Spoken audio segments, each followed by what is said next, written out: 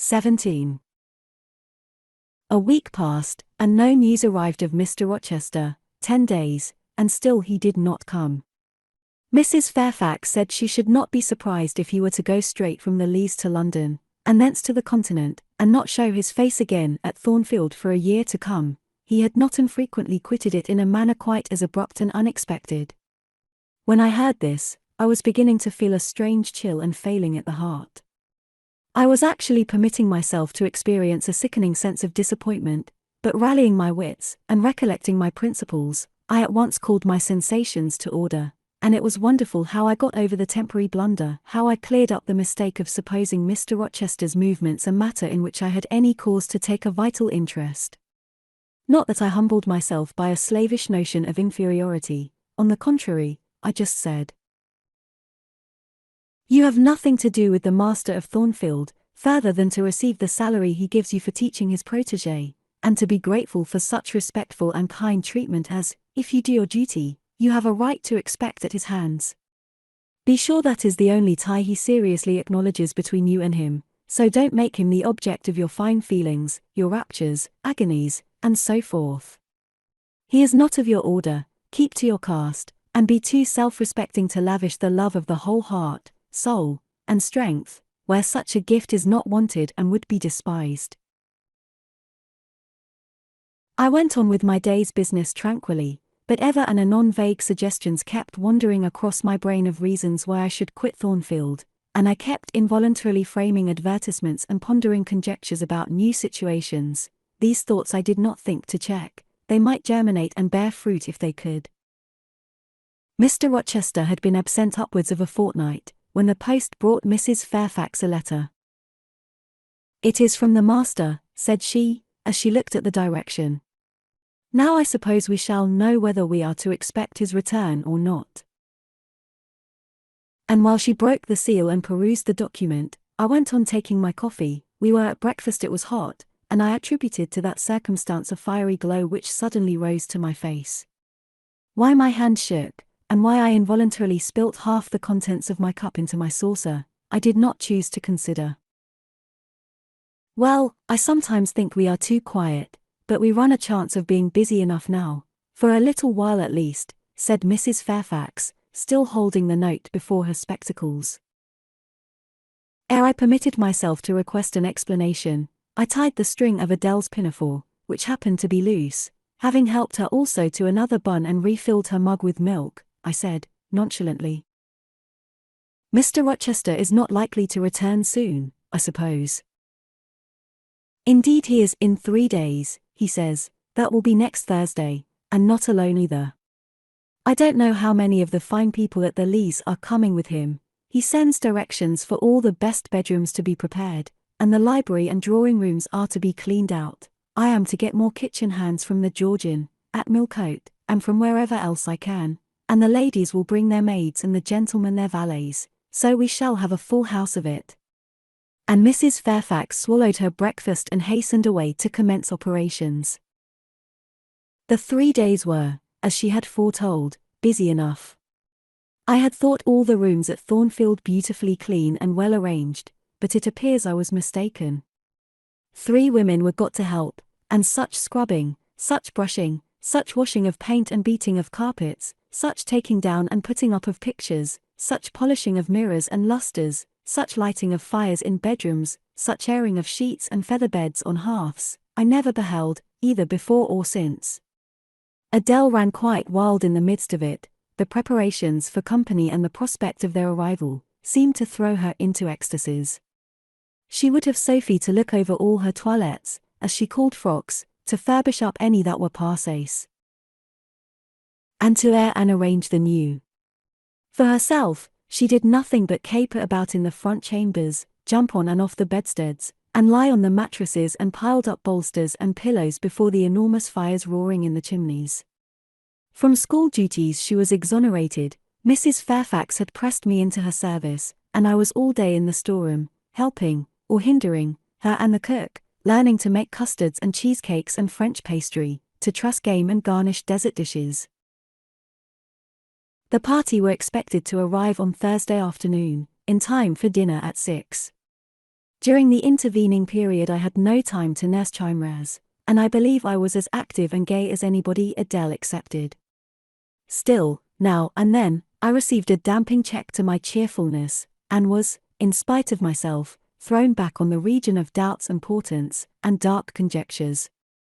This was when I chanced to see the third-story staircase door, which of late had always been kept locked, open slowly, and give passage to the form of Grace Poole, in prim cap, white apron, and handkerchief, when I watched her glide along the gallery, her quiet tread muffled in a list slipper, when I saw her look into the bustling, topsy-turvy bedrooms, just say a word, perhaps, to the charwoman about the proper way to polish a grate, or clean a marble mantelpiece, or take stains from papered walls, and then pass on. She would thus descend to the kitchen once a day, eat her dinner, smoke a moderate pipe on the hearth, and go back, carrying her pot of porter with her, for her private solace, in her own gloomy, upper haunt. Only 1 hour in the 24 did she pass with her fellow servants below, all the rest of her time was spent in some low-ceiled, oaken chamber of the second story. There she sat and sewed, and probably laughed drearily to herself, as companionless as a prisoner in his dungeon. The strangest thing of all was, that not a soul in the house, except me, noticed her habits, or seemed to marvel at them. No one discussed her position or employment, no one pitied her solitude or isolation. I once, indeed, overheard part of a dialogue between Leah and one of the charwomen, of which Grace formed the subject. Leah had been saying something I had not caught, and the charwoman remarked, "She gets good wages, I guess." "Yes," said Leah, "I wish I had as good, not that mine are to complain of. There's no stinginess at Thornfield, but they're not 1/5 of the sum Mrs. Poole receives. And she is laying by, she goes every quarter to the bank at Millcote. I should not wonder but she has saved enough to keep her independent if she liked to leave, but I suppose she's got used to the place, and then she's not 40 yet, and strong and able for anything. It is too soon for her to give up business." "She is a good hand, I dare say," said the charwoman. "Ah, she understands what she has to do, nobody better," rejoined Leah significantly, "and it is not every one could fill her shoes, not for all the money she gets." "That it is not," was the reply. "I wonder whether the master—" The charwoman was going on, but here Leah turned and perceived me, and she instantly gave her companion a nudge. "Doesn't she know?" I heard the woman whisper. Leah shook her head, and the conversation was of course dropped. All I had gathered from it amounted to this, that there was a mystery at Thornfield, and that from participation in that mystery I was purposely excluded. Thursday came, all work had been completed the previous evening, carpets were laid down, bed hangings festooned, radiant white counterpanes spread, toilet tables arranged, furniture rubbed, flowers piled in vases. Both chambers and saloons looked as fresh and bright as hands could make them. The hall, too, was scoured, and the great carved clock, as well as the steps and banisters of the staircase, were polished to the brightness of glass. In the dining room, the sideboard flashed resplendent with plate. In the drawing room and boudoir, vases of exotics bloomed on all sides. Afternoon arrived. Mrs. Fairfax assumed her best black satin gown, her gloves, and her gold watch, for it was her part to receive the company, to conduct the ladies to their rooms, and see Adele, too, would be dressed, though I thought she had little chance of being introduced to the party that day at least. However, to please her, I allowed Sophie to apparel her in one of her short, full muslin frocks. For myself, I had no need to make any change. I should not be called upon to quit my sanctum of the schoolroom, for a sanctum it was now become to me, a very pleasant refuge in time of trouble. It had been a mild, serene spring day, one of those days which, towards the end of March or the beginning of April, rise shining over the earth as heralds of summer. It was drawing to an end now, but the evening was even warm, and I sat at work in the schoolroom with the window open. "It gets late," said Mrs. Fairfax, entering in rustling state. "I am glad I ordered dinner an hour after the time Mr. Rochester mentioned, for it is past 6 now." I have sent John down to the gates to see if there is anything on the road. One can see a long way from thence in the direction of Millcote. She went to the window. Here he is, said she. Well, John, leaning out, any news? They're coming, was the answer. They'll be here in 10 minutes. Adele flew to the window. I followed, taking care to stand on one side, so that, screened by the curtain, I could see without being seen. The 10 minutes John had given seemed very long, but at last wheels were heard, for equestrians galloped up the drive, and after them came 2 open carriages.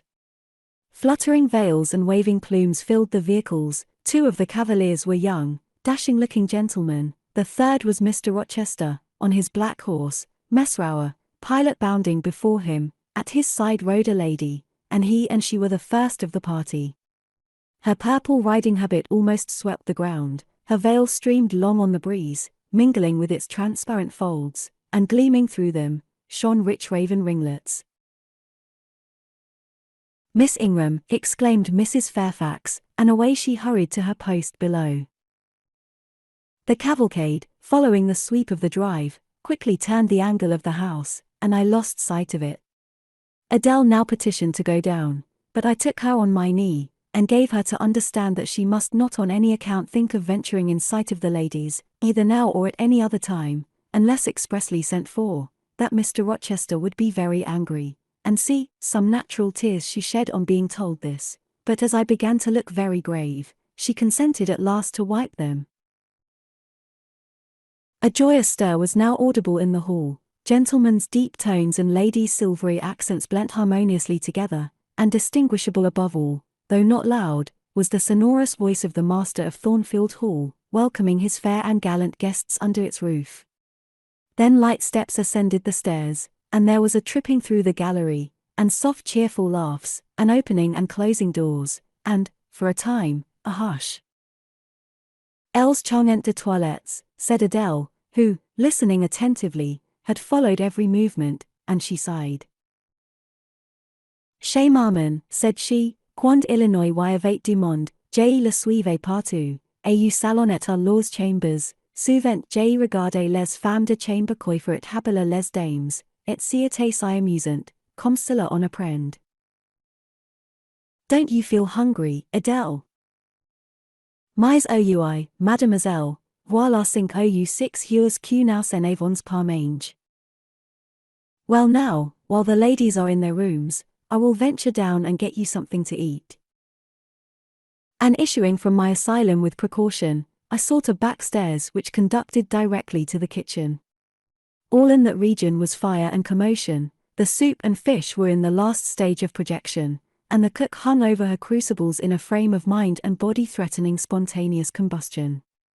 In the servants' hall 2 coachmen and 3 gentlemen stood or sat round the fire. The Abigails, I suppose, were upstairs with their mistresses. The new servants, that had been hired from Millcote, were bustling about everywhere. Threading this chaos, I at last reached the larder. There I took possession of a cold chicken, a roll of bread, some tarts, a plate or 2 and a knife and fork. With this booty I made a hasty retreat. I had regained the gallery, and was just shutting the back door behind me, when an accelerated hum warned me that the ladies were about to issue from their chambers. I could not proceed to the schoolroom without passing some of their doors, and running the risk of being surprised with my cargo of victuallage, so I stood still at this end, which, being windowless, was dark, quite dark now, for the sun was set and twilight gathering. Presently the chambers gave up their fair tenants one after another. Each came out gaily and airily, with dress that gleamed lustrous through the dusk. For a moment they stood grouped together at the other extremity of the gallery, conversing in a key of sweet subdued vivacity. They then descended the staircase almost as noiselessly as a bright mist rolls down a hill. Their collective appearance had left on me an impression of high-born elegance, such as I had never before received. I found Adele peeping through the schoolroom door, which she held ajar. "What beautiful ladies," cried she in English. "Oh, I wish I might go to them. Do you think Mr. Rochester will send for us by and by, after dinner?" "No, Indeed, I don't. Mr. Rochester has something else to think about. Never mind the ladies tonight, perhaps you will see them tomorrow. Here is your dinner. She was really hungry, so the chicken and tarts served to divert her attention for a time. It was well I secured this forage, or both she, I, and Sophie, to whom I conveyed a share of our repast, would have run a chance of getting no dinner at all. Everyone downstairs was too much engaged to think of us. The dessert was not carried out till after 9, and at 10 footmen were still running to and fro with trays and coffee cups.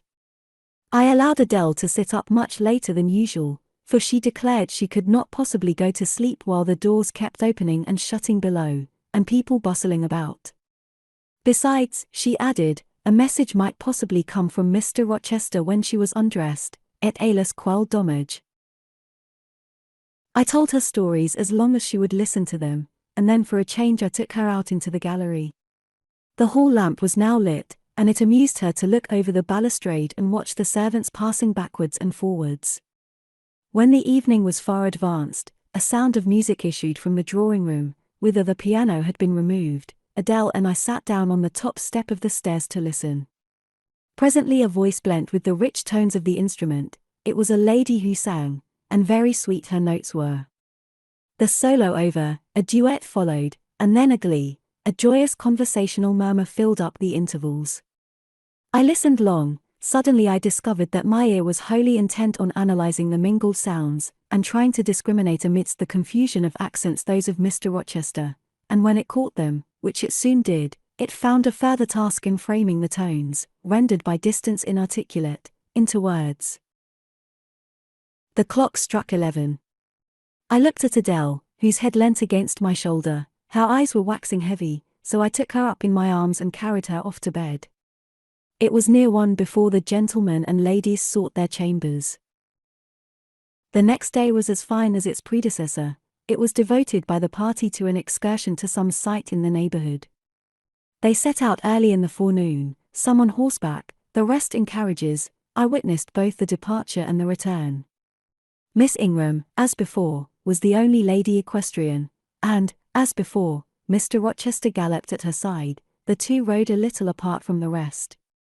I pointed out this circumstance to Mrs. Fairfax, who was standing at the window with me. You said it was not likely they should think of being married, said I, but you see Mr. Rochester evidently prefers her to any of the other ladies. Yes, I dare say, no doubt he admires her. And she him, I added. Look how she leans her head towards him as if she were conversing confidentially. I wish I could see her face. I have never had a glimpse of it yet. You will see her this evening, answered Mrs. Fairfax. I happened to remark to Mr. Rochester how much Adele wished to be introduced to the ladies, and he said, oh, let her come into the drawing-room after dinner, and request Miss Eyre to accompany her. Yes, he said that from mere politeness. I need not go, I am sure, I answered. Well, I observed to him that as you were unused to company, I did not think you would like appearing before so gay a party, all strangers, and he replied, in his quick way, nonsense. If she objects, tell her it is my particular wish, and if she resists, say I shall come and fetch her in case of contumacy. I will not give him that trouble, I answered. I will go, if no better may be, but I don't like it. Shall you be there, Mrs. Fairfax? No, I pleaded off, and he admitted my plea. I'll tell you how to manage so as to avoid the embarrassment of making a formal entrance, which is the most disagreeable part of the business. You must go into the drawing-room while it is empty, before the ladies leave the dinner table. Choose your seat in any quiet nook you like. You need not stay long after the gentlemen come in, unless you please. Just let Mr. Rochester see you are there and then slip away. Nobody will notice you. Will these people remain long, do you think? Perhaps 2 or 3 weeks, certainly not more. After the Easter recess, Sir George Lynn, who was lately elected member for Millcote, will have to go up to town and take his seat. I dare say Mr. Rochester will accompany him. It surprises me that he has already made so protracted a stay at Thornfield. It was with some trepidation that I perceived the hour approach when I was to repair with my charge to the drawing room. Adele had been in a state of ecstasy all day, after hearing she was to be presented to the ladies in the evening, and it was not till Sophie commenced the operation of dressing her that she sobered down. Then the importance of the process quickly steadied her, and by the time she had her curls arranged in well-smoothed, drooping clusters, her pink satin frock put on, her long sash tied, and her lace mittens adjusted, she looked as grave as any judge. No need to warn her not to disarrange her attire. When she was dressed, she sat demurely down in her little chair, taking care previously to lift up the satin skirt for fear she should crease it, and assured me she would not stir thence till I was ready. This I quickly was. My best dress, the silver grey one, purchased for Miss Temple's wedding, and never worn since, was soon put on. My hair was soon smoothed, my sole ornament, the pearl brooch, soon assumed. We descended. Fortunately there was another entrance to the drawing room than that through the saloon where they were all seated at dinner. We found the apartment vacant, a large fire burning silently on the marble hearth, and wax candles shining in bright solitude, amid the exquisite flowers with which the tables were adorned. The crimson curtain hung before the arch. Slight as was the separation this drapery formed from the party in the adjoining saloon, they spoke in so low a key that nothing of their conversation could be distinguished beyond a soothing murmur.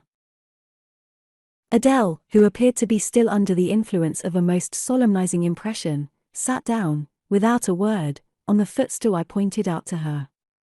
I retired to a window seat, and taking a book from a table near, endeavored to read. Adele brought her stool to my feet. Ere long she touched my knee. "What is it, Adele?" "Ist ceqjene puis par prendre one seul de ces fleurs magnifiques, mademoiselle. Seulement pour compléter ma toilette." "You think too much of your toilette, Adele, but you may have a flower." And I took a rose from a vase and fastened it in her sash. She sighed a sigh of ineffable satisfaction, as if her cup of happiness were now full. I turned my face away to conceal a smile I could not suppress. There was something ludicrous as well as painful in the little Parisian's earnest and innate devotion to matters of dress. A soft sound of rising now became audible. The curtain was swept back from the arch. Through it appeared the dining room, with its lit lustre pouring down light on the silver and glass of a magnificent dessert service covering a long table. A band of ladies stood in the opening. They entered, and the curtain fell behind them. There were but 8, yet, somehow, as they flocked in, they gave the impression of a much larger number. Some of them were very tall, many were dressed in white, and all had a sweeping amplitude of array that seemed to magnify their persons as a mist magnifies the moon. I rose and curtsied to them. 1 or 2 bent their heads in return, the others only stared at me. They dispersed about the room, reminding me, by the lightness and buoyancy of their movements, of a flock of white plumy birds. Some of them threw themselves in half-reclining positions on the sofas and ottomans, some bent over the tables and examined the flowers and books, the rest gathered in a group round the fire. All talked in a low but clear tone which seemed habitual to them. I knew their names afterwards, and may as well mention them now. First, there was Mrs. Eshton and 2 of her daughters. She had evidently been a handsome woman, and was well preserved still. Of her daughters, the eldest, Amy, was rather little, naive, and childlike in face and manner, and piquant in form. Her white muslin dress and blue sash became her well. The second, Louisa, was taller and more elegant in figure, with a very pretty face, of that order the French term minois chiffonné. Both sisters were fair as lilies. Lady Lynn was a large and stout personage of about 40, very erect, very haughty-looking, richly dressed in a satin robe of changeful sheen. Her dark hair shone glossily under the shade of an azure plume, and within the circlet of a band of gems. Mrs. Colonel Dent was less showy, but, I thought, more ladylike. She had a slight figure, a pale, gentle face, and fair hair. Her black satin dress, her scarf of rich foreign lace, and her pearl ornaments, pleased me better than the rainbow radiance of the titled dame. But the 3 most distinguished, partly, perhaps, because the tallest figures of the band were the Dowager Lady Ingram and her daughters, Blanche and Mary. They were all three of the loftiest stature of women. The Dowager might be between 40 and 50, her shape was still fine, her hair, by candlelight at least, still black, her teeth, too, were still apparently perfect. Most people would have termed her a splendid woman of her age, and so she was, no doubt, physically speaking, but then there was an expression of almost insupportable haughtiness in her bearing and countenance. She had Roman features and a double chin, disappearing into a throat like a pillar. These features appeared to me not only inflated and darkened, but even furrowed with pride, and the chin was sustained by the same principle, in a position of almost preternatural erectness. She had, likewise, a fierce and a hard eye. It reminded me of Mrs.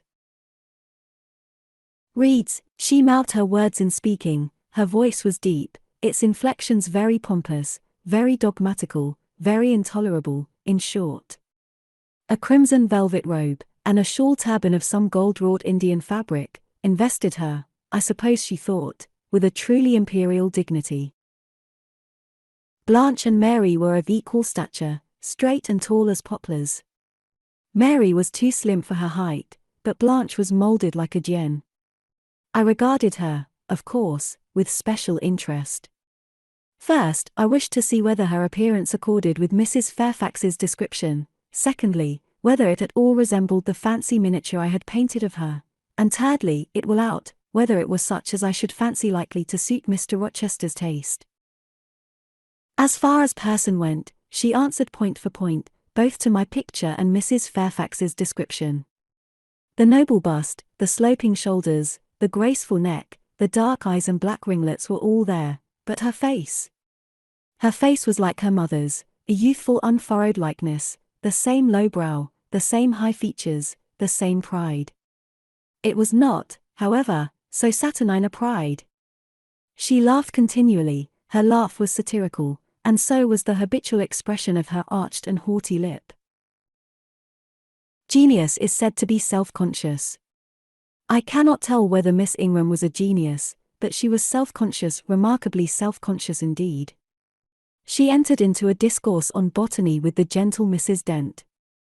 It seemed Mrs. Dent had not studied that science, though, as she said, she liked flowers, especially wild ones. Miss Ingram had, and she ran over its vocabulary with an air. I presently perceived she was, what is vernacularly termed, trailing Mrs. Dent, that is, playing on her ignorance. Her trail might be clever, but it was decidedly not good-natured. She played, her execution was brilliant, she sang, her voice was fine, she talked French apart to her mamma, and she talked it well, with fluency and with a good accent. Mary had a milder and more open countenance than Blanche, softer features too, and a skin some shades fairer. Miss Ingram was dark as a Spaniard, but Mary was deficient in life, her face lacked expression, her eye luster, she had nothing to say, and having once taken her seat, remained fixed like a statue in its niche. The sisters were both attired in spotless white. And did I now think Miss Ingram such a choice as Mr. Rochester would be likely to make? I could not tell. I did not know his taste in female beauty. If he liked the majestic, she was the very type of majesty, then she was accomplished, sprightly. Most gentlemen would admire her, I thought, and that he did admire her, I already seemed to have obtained proof. To remove the last shade of doubt, it remained but to see them together. You are not to suppose, reader, that Adele has all this time been sitting motionless on the stool at my feet. No, when the ladies entered, she rose, advanced to meet them, made a stately reverence, and said with gravity, "Bonjour, mesdames." And Miss Ingram had looked down at her with a mocking air, and exclaimed, "Oh, what a little puppet!" Lady Lynn had remarked, "It is Mr. Rochester's ward, I suppose, the little French girl he was speaking of." Mrs. Dent had kindly taken her hand, and given her a kiss. Amy and Louisa Eshton had cried out simultaneously, "What a love of a child!" And then they had called her to a sofa, where she now sat, ensconced between them, chattering alternately in French and broken English, absorbing not only the young lady's attention, but that of Mrs. Ashton and Lady Lynn, and getting spoilt to her heart's content. At last coffee is brought in, and the gentlemen are summoned. I sit in the shade, if any shade there be in this brilliantly lit apartment. The window curtain half hides me. Again the arch yawns. They come. The collective appearance of the gentlemen, like that of the ladies, is very imposing.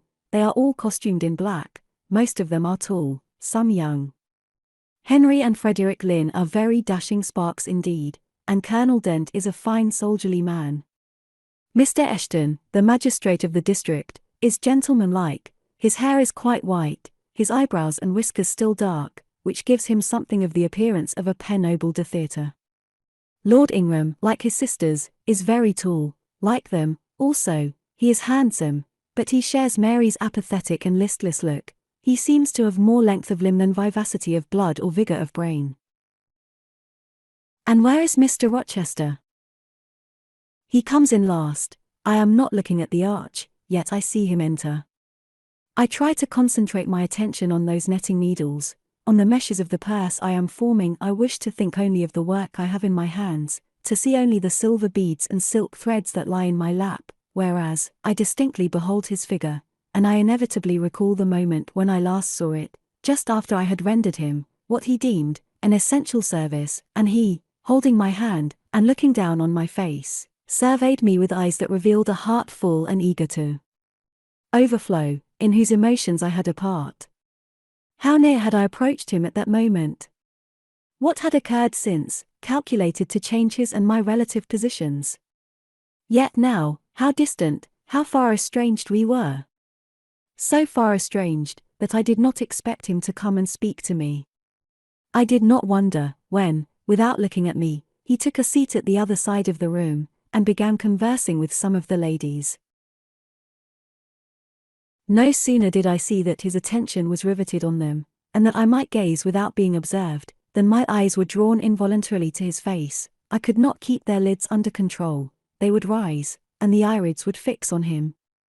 I looked, and had an acute pleasure in looking, a precious yet poignant pleasure, pure gold, with a steely point of agony, a pleasure like what the thirst-perishing man might feel who knows the well to which he has crept is poisoned, yet stoops and drinks divine draughts nevertheless.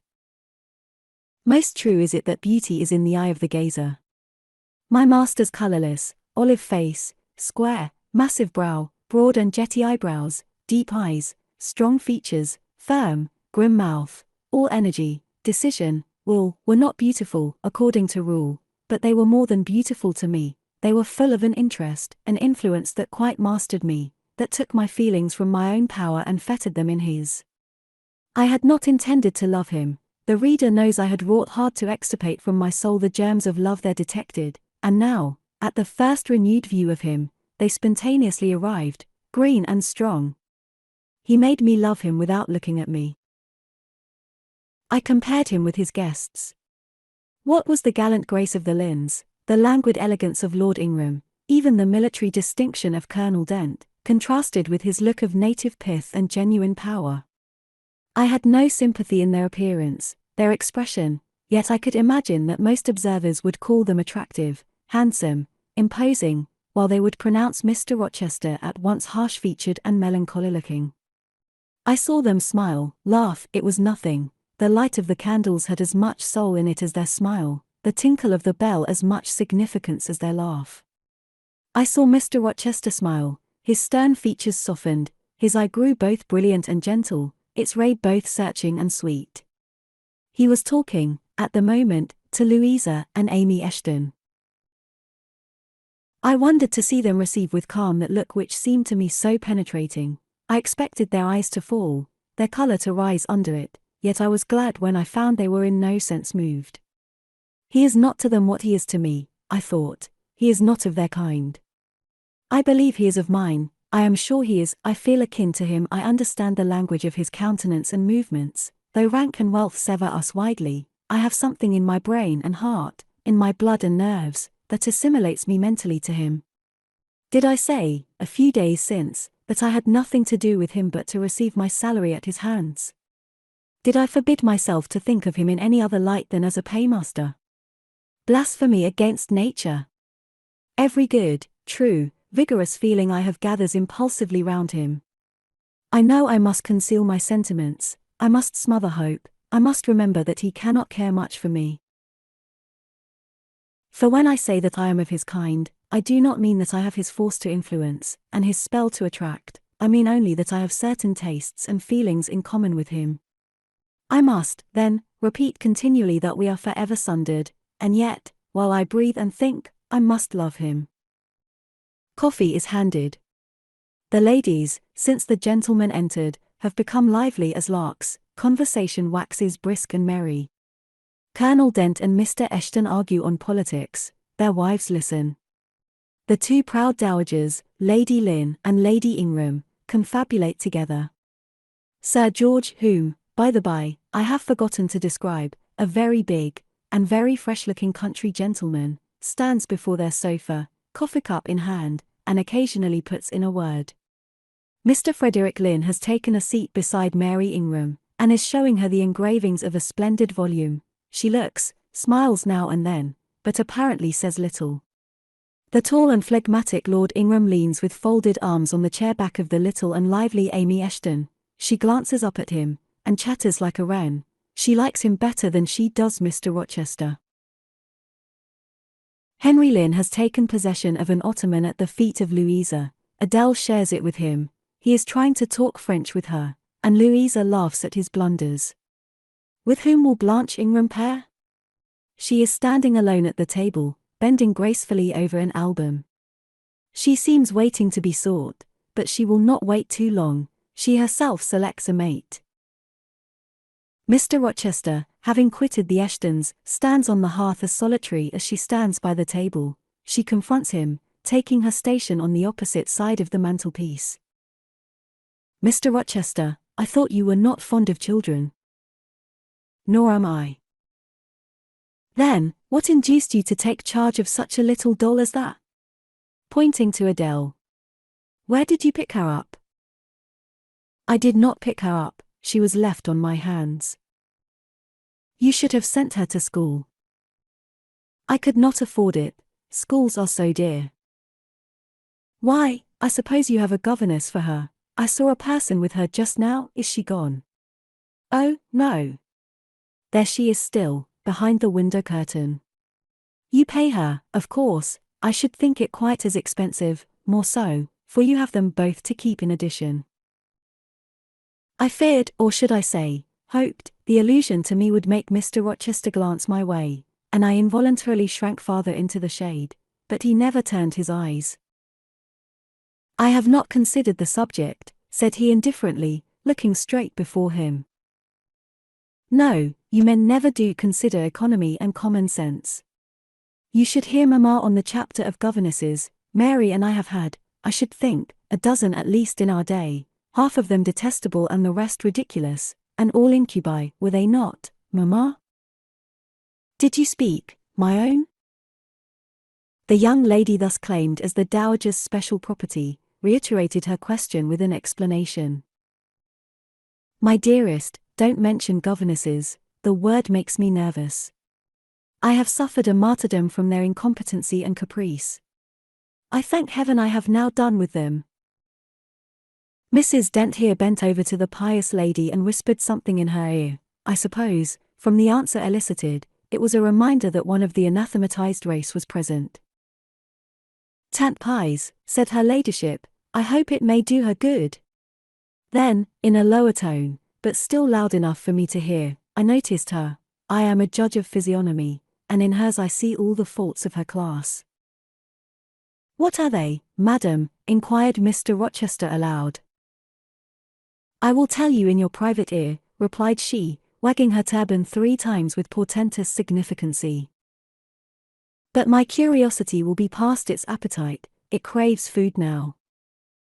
Ask Blanche, she is nearer you than I. Oh, don't refer him to me, Mamma.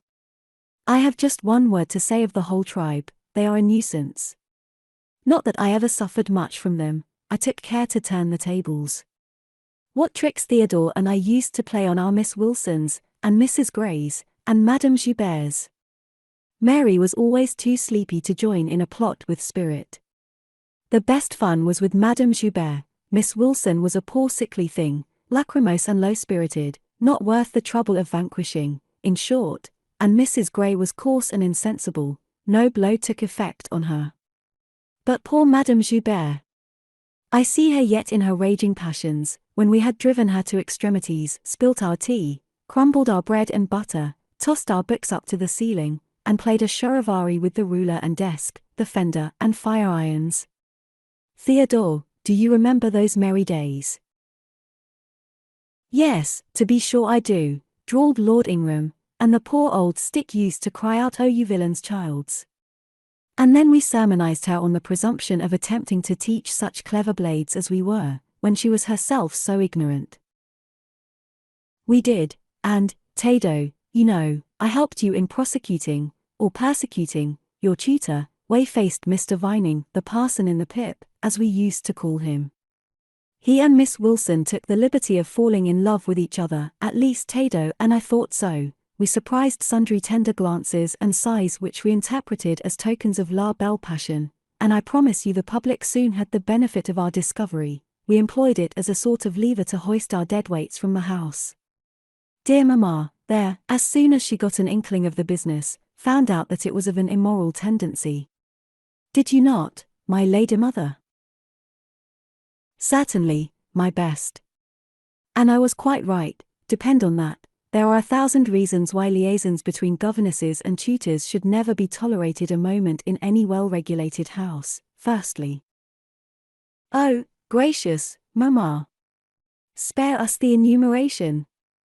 You rest, we all know them: danger of bad example to innocence of childhood, distractions and consequent neglect of duty on the part of the attached, mutual alliance and reliance, confidence thence resulting, insolence accompanying, mutiny and general blow-up. Am I right, Baroness Ingram, of Ingram Park? My lily-flower, you are right now, as always. Then no more need be said, change the subject. Amy Eshton, not hearing or not heeding this dictum, joined in with her soft, infantine tone. Louisa and I used to quiz our governess too, but she was such a good creature, she would bear anything, nothing put her out. She was never cross with us, was she, Louisa? No, never. We might do what we pleased, ransack her desk and her workbox, and turn her drawers inside out, and she was so good-natured, she would give us anything we asked for. I suppose, now, said Miss Ingram, curling her lips sarcastically, we shall have an abstract of the memoirs of all the governesses extant, in order to avert such a visitation. I again move the introduction of a new topic. Mr. Rochester, do you second my motion? Madam, I support you on this point, as on every other. Then on me be the onus of bringing it forward. Signor Eduardo, are you in voice tonight? Donna Bianca, if you command it, I will be. Then, Signor, I lay on you my sovereign behest to furbish up your lungs and other vocal organs, as they will be wanted on my royal service. Who would not be the Rizzio of so divine a Mary? A fig for Rizzio, cried she, tossing her head with all its curls, as she moved to the piano. It is my opinion the fiddler David must have been an insipid sort of fellow. I like Black Bothwell better. To my mind a man is nothing without a spice of the devil in him, and history may say what it will of James Hepburn, but I have a notion, he was just the sort of wild, fierce, bandit hero whom I could have consented to gift with my hand. Gentlemen, you hear? Now which of you most resembles Bothwell? Cried Mr. Rochester. I should say the preference lies with you, responded Colonel Dent. On my honor, I am much obliged to you, was the reply.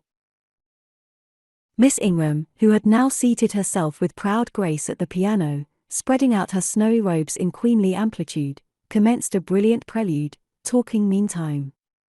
She appeared to be on her high horse tonight. Both her words and her air seemed intended to excite not only the admiration, but the amazement of her auditors. She was evidently bent on striking them as something very dashing and daring indeed. Oh, I am so sick of the young men of the present day, exclaimed she, rattling away at the instrument. Poor, Puny things, not fit to stir a step beyond Papa's park gates, nor to go even so far without Mamma's permission and guardianship. Creatures so absorbed in care about their pretty faces, and their white hands, and their small feet, as if a man had anything to do with beauty. As if loveliness were not the special prerogative of woman, her legitimate appanage and heritage. I grant an ugly woman is a blot on the fair face of creation, but as to the gentlemen, let them be solicitous to possess only strength and valor, let their motto be, hunt, shoot, and fight, the rest is not worth a fillip. Such should be my device, were I a man. Whenever I marry, she continued after a pause which none interrupted, I am resolved my husband shall not be a rival, but a foil to me. I will suffer no competitor near the throne, I shall exact an undivided homage, his devotions shall not be shared between me and the shape he sees in his mirror. Mr. Rochester, now sing, and I will play for you. I am all obedience, was the response. Here then is a corsair song. Know that I dote on corsairs, and for that reason, sing it con spirito. Commands from Miss Ingram's lips would put spirit into a mug of milk and water. Take care, then, if you don't please me, I will shame you by showing how such things should be done. That is offering a premium on incapacity, I shall now endeavor to fail. Gardes vos en bien. If you err wilfully, I shall devise a proportionate punishment. Miss Ingram ought to be clement, for she has it in her power to inflict a chastisement beyond mortal endurance. Ha! Explain, commanded the lady. Pardon me, madam, no need of explanation, your own fine sense must inform you that one of your frowns would be a sufficient substitute for capital punishment. Sing, said she, and again touching the piano, she commenced an accompaniment in spirited style. Now is my time to slip away, thought I, but the tones that then severed the air arrested me. Mrs. Fairfax had said Mr. Rochester possessed a fine voice, he did, a mellow, powerful bass, into which he threw his own feeling, his own force, finding a way through the ear to the heart, and there waking sensations strangely. I waited till the last deep and full vibration had expired, till the tide of talk, checked an instant, had resumed its flow. I then quitted my sheltered corner and made my exit by the side door, which was fortunately near. Thence a narrow passage led into the hall. In crossing it, I perceived my sandal was loose. I stopped to tie it, kneeling down for that purpose on the mat at the foot of the staircase. I heard the dining-room door unclose. A gentleman came out, rising hastily. I stood face to face with him. It was Mr. Rochester. "How do you do?" he asked. "I am very well, sir." "Why did you not come and speak to me in the room?" I thought I might have retorted the question on him who put it, but I would not take that freedom. I answered, "I did not wish to disturb you, as you seemed engaged, sir." "What have you been doing during my absence?" "Nothing particular, teaching Adele as usual." "And getting a good deal paler than you were, as I saw at first sight. What is the matter?" "Nothing at all, sir." "Did you take any cold that night you half drowned me?" "Not the least." "Return to the drawing-room, you are deserting too early." "I am tired, sir." He looked at me for a minute. "And a little depressed," he said. "What about? Tell me." Nothing, sir.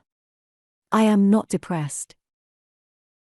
"But I affirm that you are, so much depressed that a few more words would bring tears to your eyes. Indeed, they are there now, shining and swimming, and a bead has slipped from the lash and fallen onto the flag.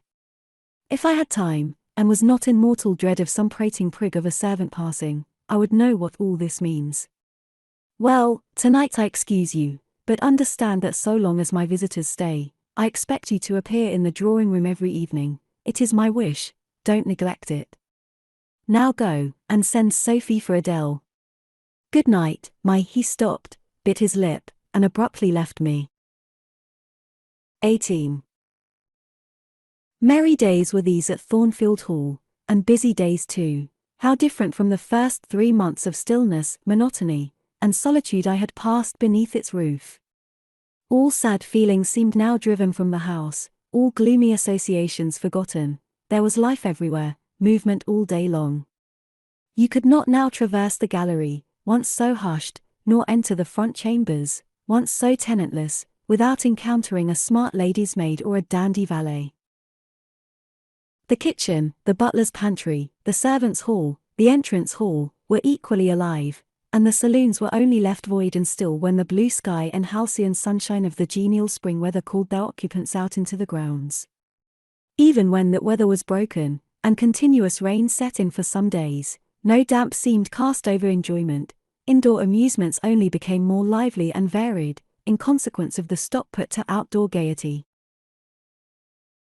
I wondered what they were going to do the first evening a change of entertainment was proposed. They spoke of playing charades, but in my ignorance I did not understand the term.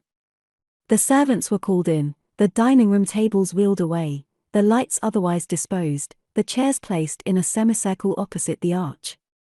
While Mr. Rochester and the other gentlemen directed these alterations, the ladies were running up and downstairs ringing for their maids.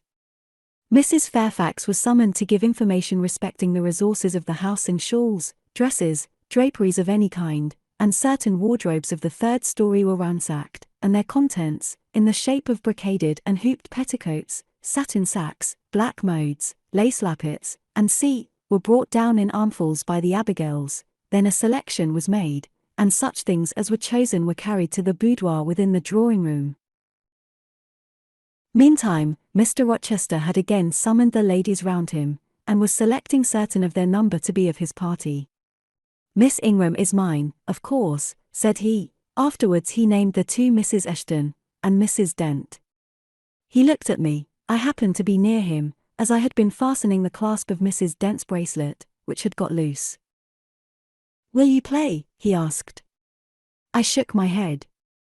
He did not insist, which I rather feared he would have done. He allowed me to return quietly to my usual seat. He and his aides now withdrew behind the curtain. The other party, which was headed by Colonel Dent, sat down on the crescent of chairs. One of the gentlemen, Mr. Eshton, observing me, seemed to propose that I should be asked to join them, but Lady Ingram instantly negatived the notion. "No," I heard her say, "she looks too stupid for any game of the sort." Ere long a bell tinkled, and the curtain drew up. Within the arch, the bulky figure of Sir George Lynn, whom Mr. Rochester had likewise chosen, was seen enveloped in a white sheet. Before him, on a table, lay open a large book, and at his side stood Amy Eshton, draped in Mr. Rochester's cloak, and holding a book in her hand. Somebody, unseen, rang the bell merrily. Then Adele, who had insisted on being one of her guardian's party, bounded forward, scattering round her the contents of a basket of flowers she carried on her arm. Then appeared the magnificent figure of Miss Ingram, clad in white, a long veil on her head, and a wreath of roses round her brow. By her side walked Mr. Rochester, and together they drew near the table. They knelt, while Mrs. Dent and Louisa Eshton, dressed also in white, took up their stations behind them. A ceremony followed, in dumb show, in which it was easy to recognize the pantomime of a marriage. At its termination, Colonel Dent and his party consulted in whispers for 2 minutes, then the colonel called out, "Bride!" Mr. Rochester bowed, and the curtain fell. A considerable interval elapsed before it again rose. Its second rising displayed a more elaborately prepared scene than the last. The drawing-room, as I have before observed, was raised 2 steps above the dining-room, and on the top of the upper step, placed a yard or 2 back within the room, appeared a large marble basin, which I recognized as an ornament of the conservatory where it usually stood, surrounded by exotics, and tenanted by goldfish, and whence it must have been transported with some trouble, on account of its size and weight. Seated on the carpet, by the side of this basin, was seen Mr. Rochester, costumed in shawls, with a turban on his head. His dark eyes and swarthy skin and Paynim features suited the costume exactly. He looked the very model of an Eastern emir, an agent or a victim of the bowstring. Presently advanced into view Miss Ingram. She, too, was attired in Oriental fashion, a crimson scarf tied sash-like round the waist, an embroidered handkerchief knotted about her temples, her beautifully molded arms bare, one of them upraised in the act of supporting a pitcher, poised gracefully on her head. Both her cast of form and feature, her complexion and her general air, suggested the idea of some Israelitish princess of the patriarchal days, and such was doubtless the character she intended to represent. She approached the basin, and bent over it as if to fill her pitcher. She again lifted it to her head. The personage on the well brink now seemed to accost her, to make some request. She let down her pitcher on her hand, and gave him to drink. From the bosom of his robe he then produced a casket, opened it and showed magnificent bracelets and earrings. She acted astonishment and admiration. Kneeling, he laid the treasure at her feet. Incredulity and delight were expressed by her looks and gestures. The stranger fastened the bracelets on her arms and the rings in her ears. It was Eleazar and Rebecca, the camels only were wanting. The divining party again laid their heads together. Apparently they could not agree about the word or syllable the scene illustrated. Colonel Dent, their spokesman, demanded the tableau of the whole, whereupon the curtain again descended.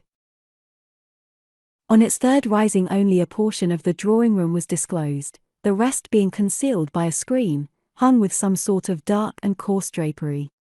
The marble basin was removed. In its place stood a deal table and a kitchen chair. These objects were visible by a very dim light proceeding from a horn lantern, the wax candles being all extinguished.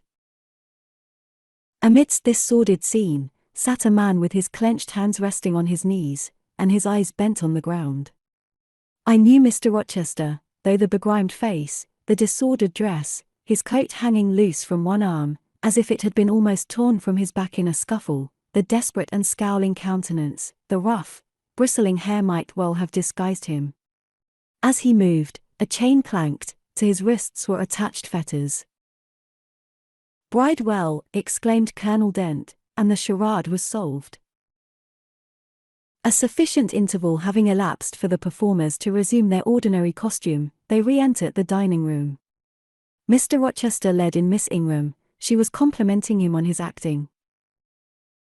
"Do you know," said she, "that, of the three characters, I liked you in the last best. Oh, had you but lived a few years earlier, what a gallant gentleman highwayman you would have made." "Is all the soot washed from my face?" he asked, turning it towards her.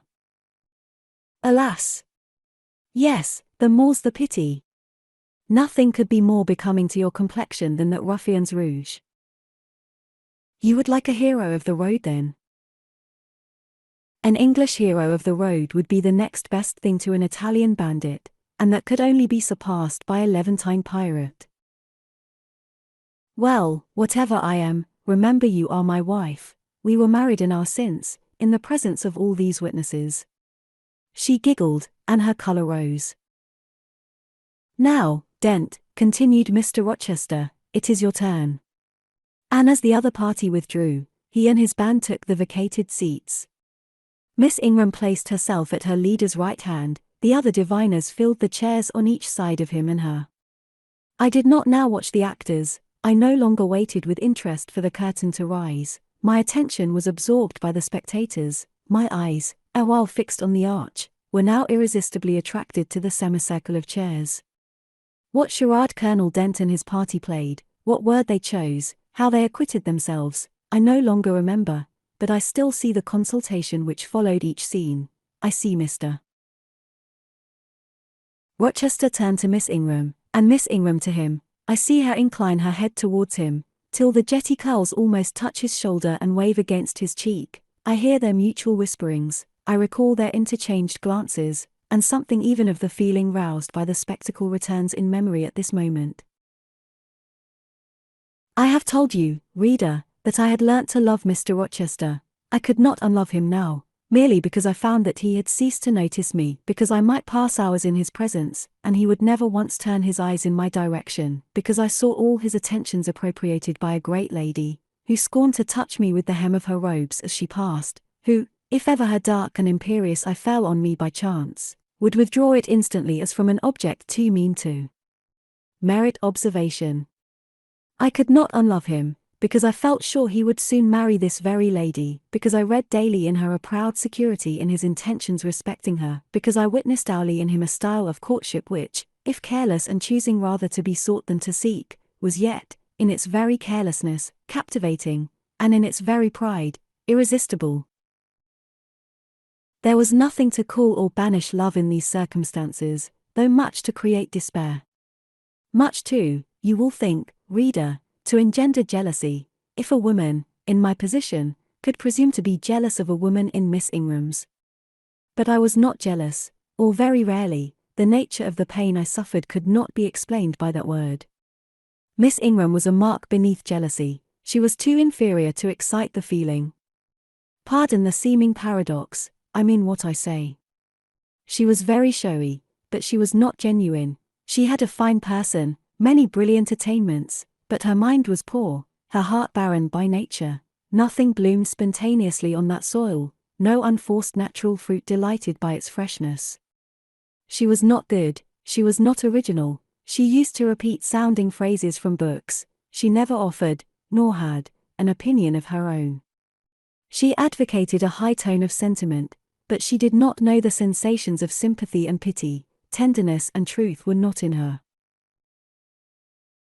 Too often she betrayed this, by the undue vent she gave to a spiteful antipathy she had conceived against little Adele, pushing her away with some contumelious epithet if she happened to approach her, sometimes ordering her from the room, and always treating her with coldness and acrimony. Other eyes besides mine watched these manifestations of character, watched them closely, keenly, shrewdly. Yes, the future bridegroom, Mr. Rochester himself, exercised over his intended a ceaseless surveillance, and it was from this sagacity, this guardedness of his, this perfect, clear consciousness of his fair one's defects, this obvious absence of passion in his sentiments towards her, that my ever-torturing pain arose. I saw he was going to marry her, for family, perhaps political reasons, because her rank and connections suited him. I felt he had not given her his love, and that her qualifications were ill-adapted to win from him that treasure. This was the point, this was where the nerve was touched and teased, this was where the fever was sustained and fed. She could not charm him. If she had managed the victory at once, and he had yielded and sincerely laid his heart at her feet, I should have covered my face, turned to the wall, and, figuratively, have died to them. If Miss Ingram had been a good and noble woman, endowed with force, fervor, kindness, sense, I should have had one vital struggle with two tigers, jealousy and despair. Then, my heart torn out and devoured, I should have admired her, acknowledged her excellence, and been quiet for the rest of my days. And the more absolute her superiority, the deeper would have been my admiration, the more truly tranquil my quiescence. But as matters really stood, to watch Miss Ingram's efforts at fascinating Mr. Rochester, to witness their repeated failure, herself unconscious that they did fail, vainly fancying that each shaft launched hit the mark, and infatuatedly pluming herself on success, when her pride and self-complacency repelled further and further what she wished to allure, to witness this was to be at once under ceaseless excitation and ruthless restraint. Because, when she failed, I saw how she might have succeeded. Arrows that continually glanced off from Mr. Rochester's breast and fell harmless at his feet, might, I knew, if shot by a surer hand, have quivered keen in his proud heart, have called love into his stern eye, and softness into his sardonic face, or, better still, without weapons a silent conquest might have been won. Why can she not influence him more, when she is privileged to draw so near to him? I asked myself. Surely she cannot truly like him, or not like him with true affection. If she did, she need not coin her smiles so lavishly, flash her glances so unremittingly, manufacture airs so elaborate, graces so multitudinous. It seems to me that she might, by merely sitting quietly at his side, saying little and looking less, get nigher his heart. I have seen in his face a far different expression from that which hardens it now while she is so vivaciously accosting him, but then it came of itself, it was not elicited by meretricious arts and calculated maneuvers, and one had but to accept it, to answer what he asked without pretension, to address him when needful without grimace, and it increased and grew kinder and more genial, and warmed one like a fostering sunbeam. How will she manage to please him when they are married? I do not think she will manage it, and yet it might be managed, and his wife might, I verily believe, be the very happiest woman the sun shines on. I have not yet said anything condemnatory of Mr. Rochester's project of marrying for interest and connections. It surprised me when I first discovered that such was his intention. I had thought him a man unlikely to be influenced by motives so commonplace in his choice of a wife, but the longer I considered the position, education, and of the parties, the less I felt justified in judging and blaming either him or Miss Ingram for acting in conformity to ideas and principles instilled into them, doubtless, from their childhood. All their class held these principles, I supposed, then, they had reasons for holding them such as I could not fathom. It seemed to me that, were I a gentleman like him, I would take to my bosom only such a wife as I could love, but the very obviousness of the advantages to the husband's own happiness offered by this plan convinced me that there must be arguments against its general adoption of which I was quite ignorant, otherwise I felt sure all the world would act as I wished to act. But in other points, as well as this, I was growing very lenient to my master. I was forgetting all his faults, for which I had once kept a sharp lookout. It had formerly been my endeavor to study all sides of his character, to take the bad with the good, and from the just weighing of both, to form an equitable judgment. Now I saw no bad. The sarcasm that had repelled, the harshness that had startled me once, were only like keen condiments in a choice dish. Their presence was pungent, but their absence would be felt as comparatively insipid. And as for the vague something, was it a sinister or a sorrowful, a designing or a desponding expression, that opened upon a careful observer, now and then, in his eye, and closed again before one could fathom the strange depth partially disclosed, that something which used to make me fear and shrink, as if I had been wandering amongst volcanic-looking hills, and had suddenly felt the ground quiver and seen it gape, that something, I, at intervals, beheld still, and with throbbing heart, but not with palsied nerves. Instead of wishing to shun, I longed only to dare to divine it, and I thought Miss Ingram happy, because one day she might look into the abyss at her leisure, explore its secrets and analyze their nature. Meantime, while I thought only of my master and his future bride, saw only them, heard only their discourse, and considered only their movements of importance, the rest of the party were occupied with their own separate interests and pleasures.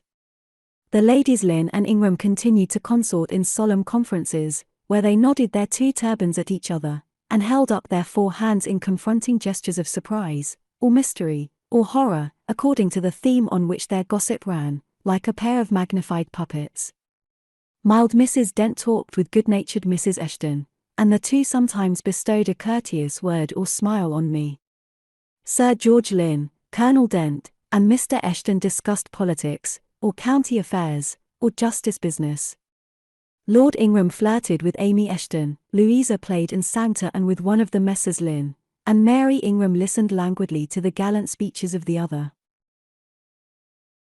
Sometimes all, as with one consent, suspended their byplay to observe and listen to the principal actors, for, after all, Mr. Rochester and, because closely connected with him, Miss Ingram were the life and soul of the party. If he was absent from the room an hour, a perceptible dullness seemed to steal over the spirits of his guests, and his re-entrance was sure to give a fresh impulse to the vivacity of conversation. The want of his animating influence appeared to be peculiarly felt one day that he had been summoned to Millcote on business, and was not likely to return till late.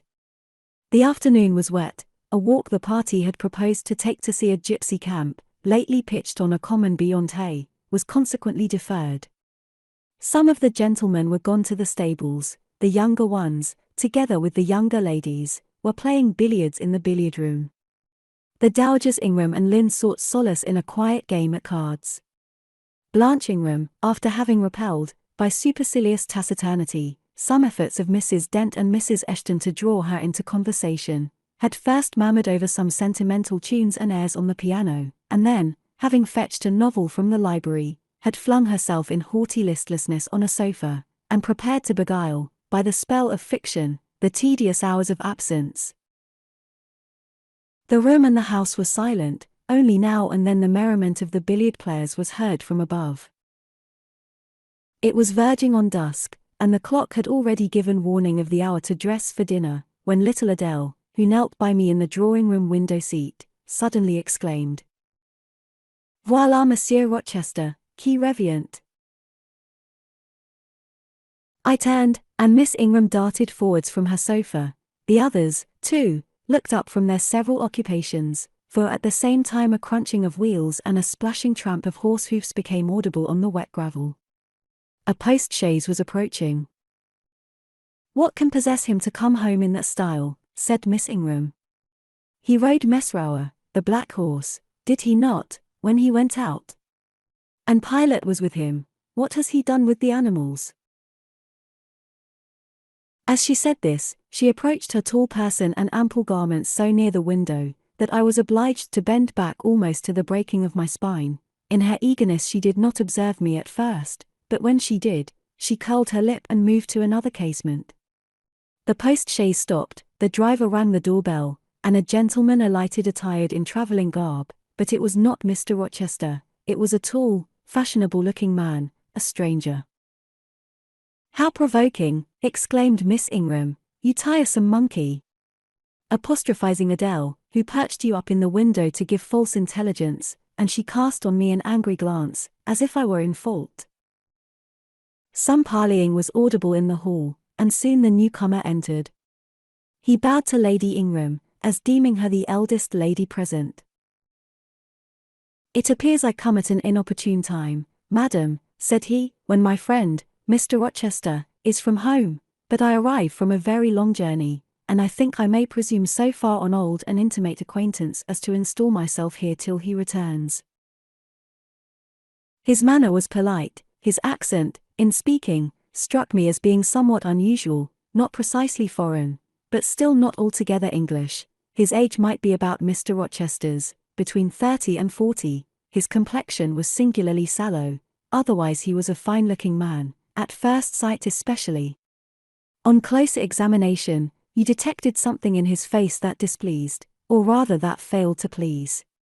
His features were regular, but too relaxed, his eye was large and well cut, but the life looking out of it was a tame, vacant life, at least so I thought.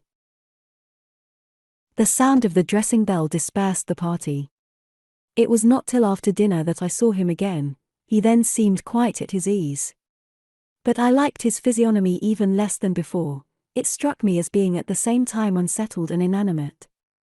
His eye wandered, and had no meaning in its wandering. This gave him an odd look, such as I never remembered to have seen. For a handsome and not an unamiable-looking man, he repelled me exceedingly. There was no power in that smooth-skinned face of a full oval shape, no firmness in that aquiline nose and small cherry mouth. There was no thought on the low, even forehead, no command in that blank, brown eye. As I sat in my usual nook, and looked at him with the light of the girandoles on the mantelpiece beaming full over him, for he occupied an armchair drawn close to the fire, and kept shrinking still nearer, as if he were cold, I compared him with Mr. Rochester. I think, with deference be it spoken, the contrast could not be much greater between a sleek gander and a fierce falcon, between a meek sheep and the rough-coated keen-eyed dog, its guardian. He had spoken of Mr. Rochester as an old friend. A curious friendship theirs must have been, a pointed illustration, indeed, of the old adage that extremes meet. 2 or 3 of the gentlemen sat near him, and I caught at times scraps of their conversation across the room. At first I could not make much sense of what I heard, for the discourse of Louisa Eshton and Mary Ingram, who sat nearer to me, confused the fragmentary sentences that reached me at intervals. These last were discussing the stranger. They both called him a beautiful man. Louisa said he was a love of a creature, and she adored him, and Mary instanced his pretty little mouth and nice nose as her ideal of the charming. "And what a sweet-tempered forehead he has," cried Louisa, "so smooth, none of those frowning irregularities I dislike so much, and such a placid eye and smile." And then, to my great relief, Mr. Henry Lind summoned them to the other side of the room, to settle some point about the deferred excursion to Hay Common.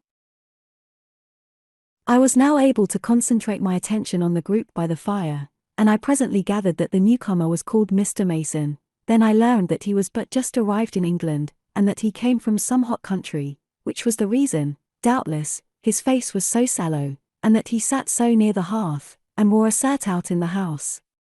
Presently the words Jamaica, Kingston, Spanish Town, indicated the West Indies as his residence, and it was with no little surprise I gathered, ere long, that he had there first seen and become acquainted with Mr. Rochester. He spoke of his friend's dislike of the burning heats, the hurricanes, and rainy seasons of that region. I knew Mr. Rochester had been a traveller, Mrs. Fairfax had said so, but I thought the continent of Europe had bounded his wanderings, till now I had never heard a hint given of visits to more distant shores. I was pondering these things, when an incident, and a somewhat unexpected one, broke the thread of my musings.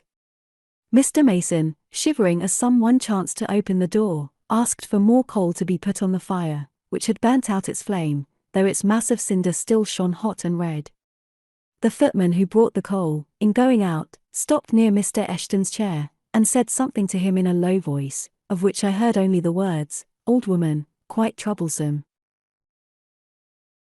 "Tell her she shall be put in the stocks if she does not take herself off," replied the magistrate. "No, stop," interrupted Colonel Dent.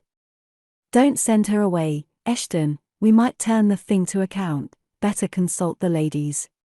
And speaking aloud, he continued, "Ladies, you talked of going to Hay Common to visit the gypsy camp. Sam here says that one of the old Mother Bunches is in the servants' hall at this moment, and insists upon being brought in before the quality, to tell them their fortunes. Would you like to see her?" "Surely, Colonel," cried Lady Ingram, "you would not encourage such a low impostor. Dismiss her, by all means, at once." "But I cannot persuade her to go away, my lady," said the footman, "nor can any of the servants. Mrs. Fairfax is with her just now, entreating her to be gone, but she has taken a chair in the chimney corner, and says nothing shall stir her from it till she gets leave to come in here." "What does she want?" asked Mrs. Eshton. "To tell the gentry their fortunes, she says, and she swears she must and will do it." "What is she like?" inquired the Mrs. Eshton, in a breath. "A shockingly ugly old creature, miss, almost as black as a crock." "Why, she's a real sorceress," cried Frederick Lynn. "Let us have her in, of course." "To be sure," rejoined his brother, "it would be 1,000 pities to throw away such a chance of fun." "My dear boys, what are you thinking about?" exclaimed Mrs. Lynn. "I cannot possibly countenance any such inconsistent proceeding," chimed in the Dowager Ingram. "Indeed, mamma, but you can and will," pronounced the haughty voice of Blanche, as she turned round on the piano stool, where till now she had sat silent, apparently examining sundry sheets of music. "I have a curiosity to hear my fortune told, therefore, Sam, order the beldam forward." "My darling Blanche! Recollect." I recollect all you can suggest, and I must have my will, quick, Sam." "Yes, yes, yes," cried all the juveniles, both ladies and gentlemen. "Let her come, it will be excellent sport." The footman still lingered. "She looks such a rough one," said he. "Go," ejaculated Miss Ingram, and the man went. Excitement instantly seized the whole party. A running fire of raillery and jests was proceeding when Sam returned. "She won't come now," said he. "She says it's not her mission to appear before the vulgar herd, them's her words. I must show her into a room by herself, and then those who wish to consult her must go to her one by one." "You see now, my queenly Blanche," began Lady Ingram, "she encroaches. Be advised, my angel girl Anne." "Show her into the library, of course," cut in the angel girl. "It is not my mission to listen to her before the vulgar herd either. I mean to have her all to myself. Is there a fire in the library?" "Yes, but she looks such a tinkler." "Cease that chatter, blockhead, and do my bidding." Again Sam vanished, and mystery, animation, expectation rose to full flow once more. "She's ready now," said the footman, as he reappeared. "She wishes to know who will be her first visitor." "I think I had better just look in upon her before any of the ladies go," said Colonel Dent. "Tell her, Sam, a gentleman is coming." Sam went and returned. "She says, sir, that she'll have no gentlemen, they need not trouble themselves to come near her, nor," he added, with difficulty suppressing a titter, "any ladies either, except the young and single." "By Jove, she has taste," exclaimed Henry Lynn.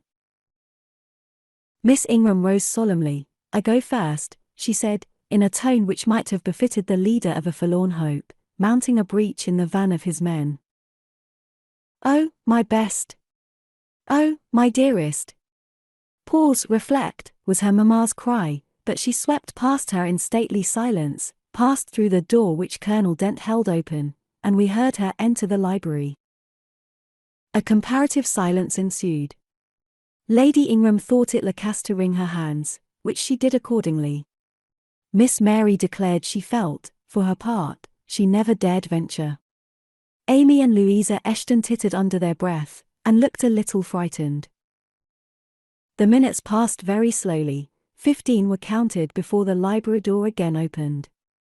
Miss Ingram returned to us through the arch. Would she laugh? Would she take it as a joke? All eyes met her with a glance of eager curiosity, and she met all eyes with one of rebuff and coldness. She looked neither florid nor merry. She walked stiffly to her seat, and took it in silence. "Well, Blanche," said Lord Ingram. "What did she say, sister?" asked Mary. "What did you think? How do you feel? Is she a real fortune-teller?" demanded the Mrs. Eshton. Now, good people," returned Miss Ingram, "don't press upon me. Really your organs of wonder and credulity are easily excited. You seem, by the importance of you all, my good mamma included, ascribed to this matter, absolutely to believe we have a genuine witch in the house, who is in close alliance with the old gentleman. I have seen a gypsy vagabond. She has practiced in hackneyed fashion the science of palmistry and told me what such people usually tell. My whim is gratified, and now I think Mr. Eshton will do well to put the hag in the stocks tomorrow morning, as he threatened." Miss Ingram took a book, leant back in her chair, and so declined further conversation. I watched her for nearly half an hour. During all that time she never turned a page, and her face grew momently darker, more dissatisfied, and more sourly expressive of disappointment. She had obviously not heard anything to her advantage, and it seemed to me, from her prolonged fit of gloom and taciturnity, that she herself, notwithstanding her professed indifference, attached undue importance to whatever revelations had been made her. Meantime, Mary Ingram, Amy, and Louisa Eshton declared they dared not go alone, and yet they all wished to go. A negotiation was opened through the medium of the ambassador, Sam, and after much pacing to and fro, till, I think, the said Sam's calves must have ached with the exercise, permission was at last, with great difficulty, extorted from the rigorous Sibyl, for the three to wait upon her in a body. Their visit was not so still as Miss Ingram's had been. We heard hysterical giggling and little shrieks proceeding from the library, and at the end of about 20 minutes they burst the door open, and came running across the hall, as if they were half scared out of their wits. "I am sure she is something not right," they cried, one and all. "She told us such things. She knows all about us," and they sank breathless into the various seats the gentleman hastened to bring them. Pressed for further explanation, they declared she had told them of things they had said and done when they were mere children, described books and ornaments they had in their boudoirs at home, keepsakes that different relations had presented to them. They affirmed that she had even divined their thoughts, and had whispered in the ear of each the name of the person she liked best in the world, and informed them of what they most wished for. Here the gentleman interposed with earnest petitions to be further enlightened on these two last-named points, but they got only blushes, ejaculations, tremors, and titters, in return for their importunity. The matrons, meantime, offered vinaigrettes and wielded fans, and again reiterated the expression of their concern that their warning had not been taken in time, and the elder gentlemen laughed, and the younger urged their services on the agitated fair ones. In the midst of the tumult, and while my eyes and ears were fully engaged in the scene before me, I heard a hem close at my elbow. I turned, and saw Sam. "If you please, miss, the gypsy declares that there is another young single lady in the room who has not been to her yet, and she swears she will not go till she has seen all. I thought it must be you, there is no one else for it. What shall I tell her?" "Oh, I will go by all means," I answered, and I was glad of the unexpected opportunity to gratify my much excited curiosity. I slipped out of the room, unobserved by any eye, for the company were gathered in one mass about the trembling trio just returned, and I closed the door quietly behind me. "If you like, miss," said Sam, "I'll wait in the hall for you, and if she frightens you, just call and I'll come in." "No, Sam, return to the kitchen. I am not in the least afraid." Nor was I, but I was a good deal interested and excited. 19. The library looked tranquil enough as I entered it, and the Sybil, if Sybil she were, was seated snugly enough in an easy-chair at the chimney corner. She had on a red cloak and a black bonnet, or rather, a broad-brimmed gypsy hat, tied down with a striped handkerchief under her chin. An extinguished candle stood on the table. She was bending over the fire, and seemed reading in a little black book, like a prayer book. By the light of the blaze, she muttered the words to herself, as most old women do, while she read. She did not desist immediately on my entrance. It appeared she wished to finish a paragraph. I stood on the rug and warmed my hands, which were rather cold with sitting at a distance from the drawing-room fire. I felt now as composed as ever I did in my life. There was nothing indeed in the gypsy's appearance to trouble one's calm.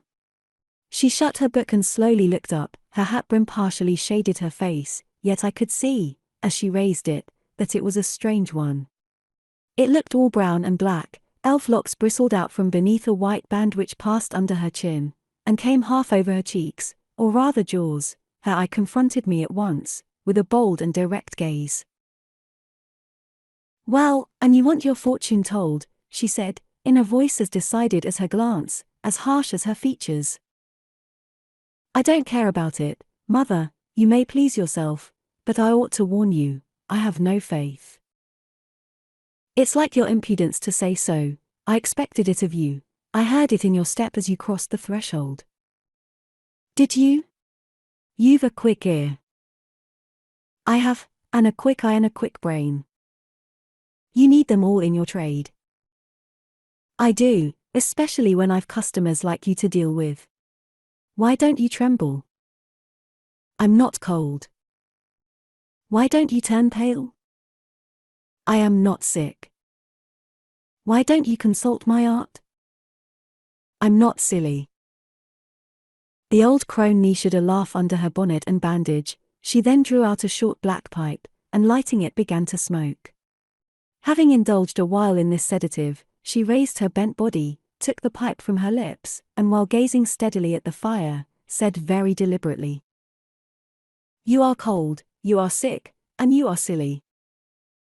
"Prove it," I rejoined. "I will, in few words. You are cold, because you are alone, no contact strikes the fire from you that is in you. You are sick, because the best of feelings, the highest and the sweetest given to man, keeps far away from you. You are silly, because, suffer as you may, you will not beckon it to approach, nor will you stir one step to meet it where it waits you." She again put her short black pipe to her lips, and renewed her smoking with vigor.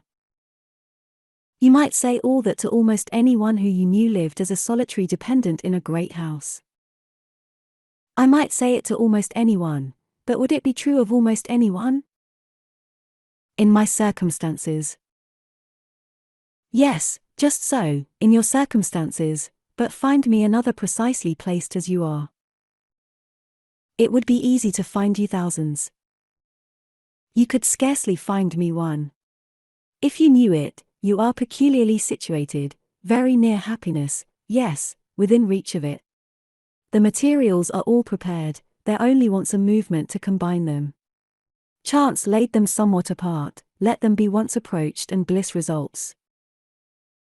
I don't understand enigmas. I never could guess a riddle in my life.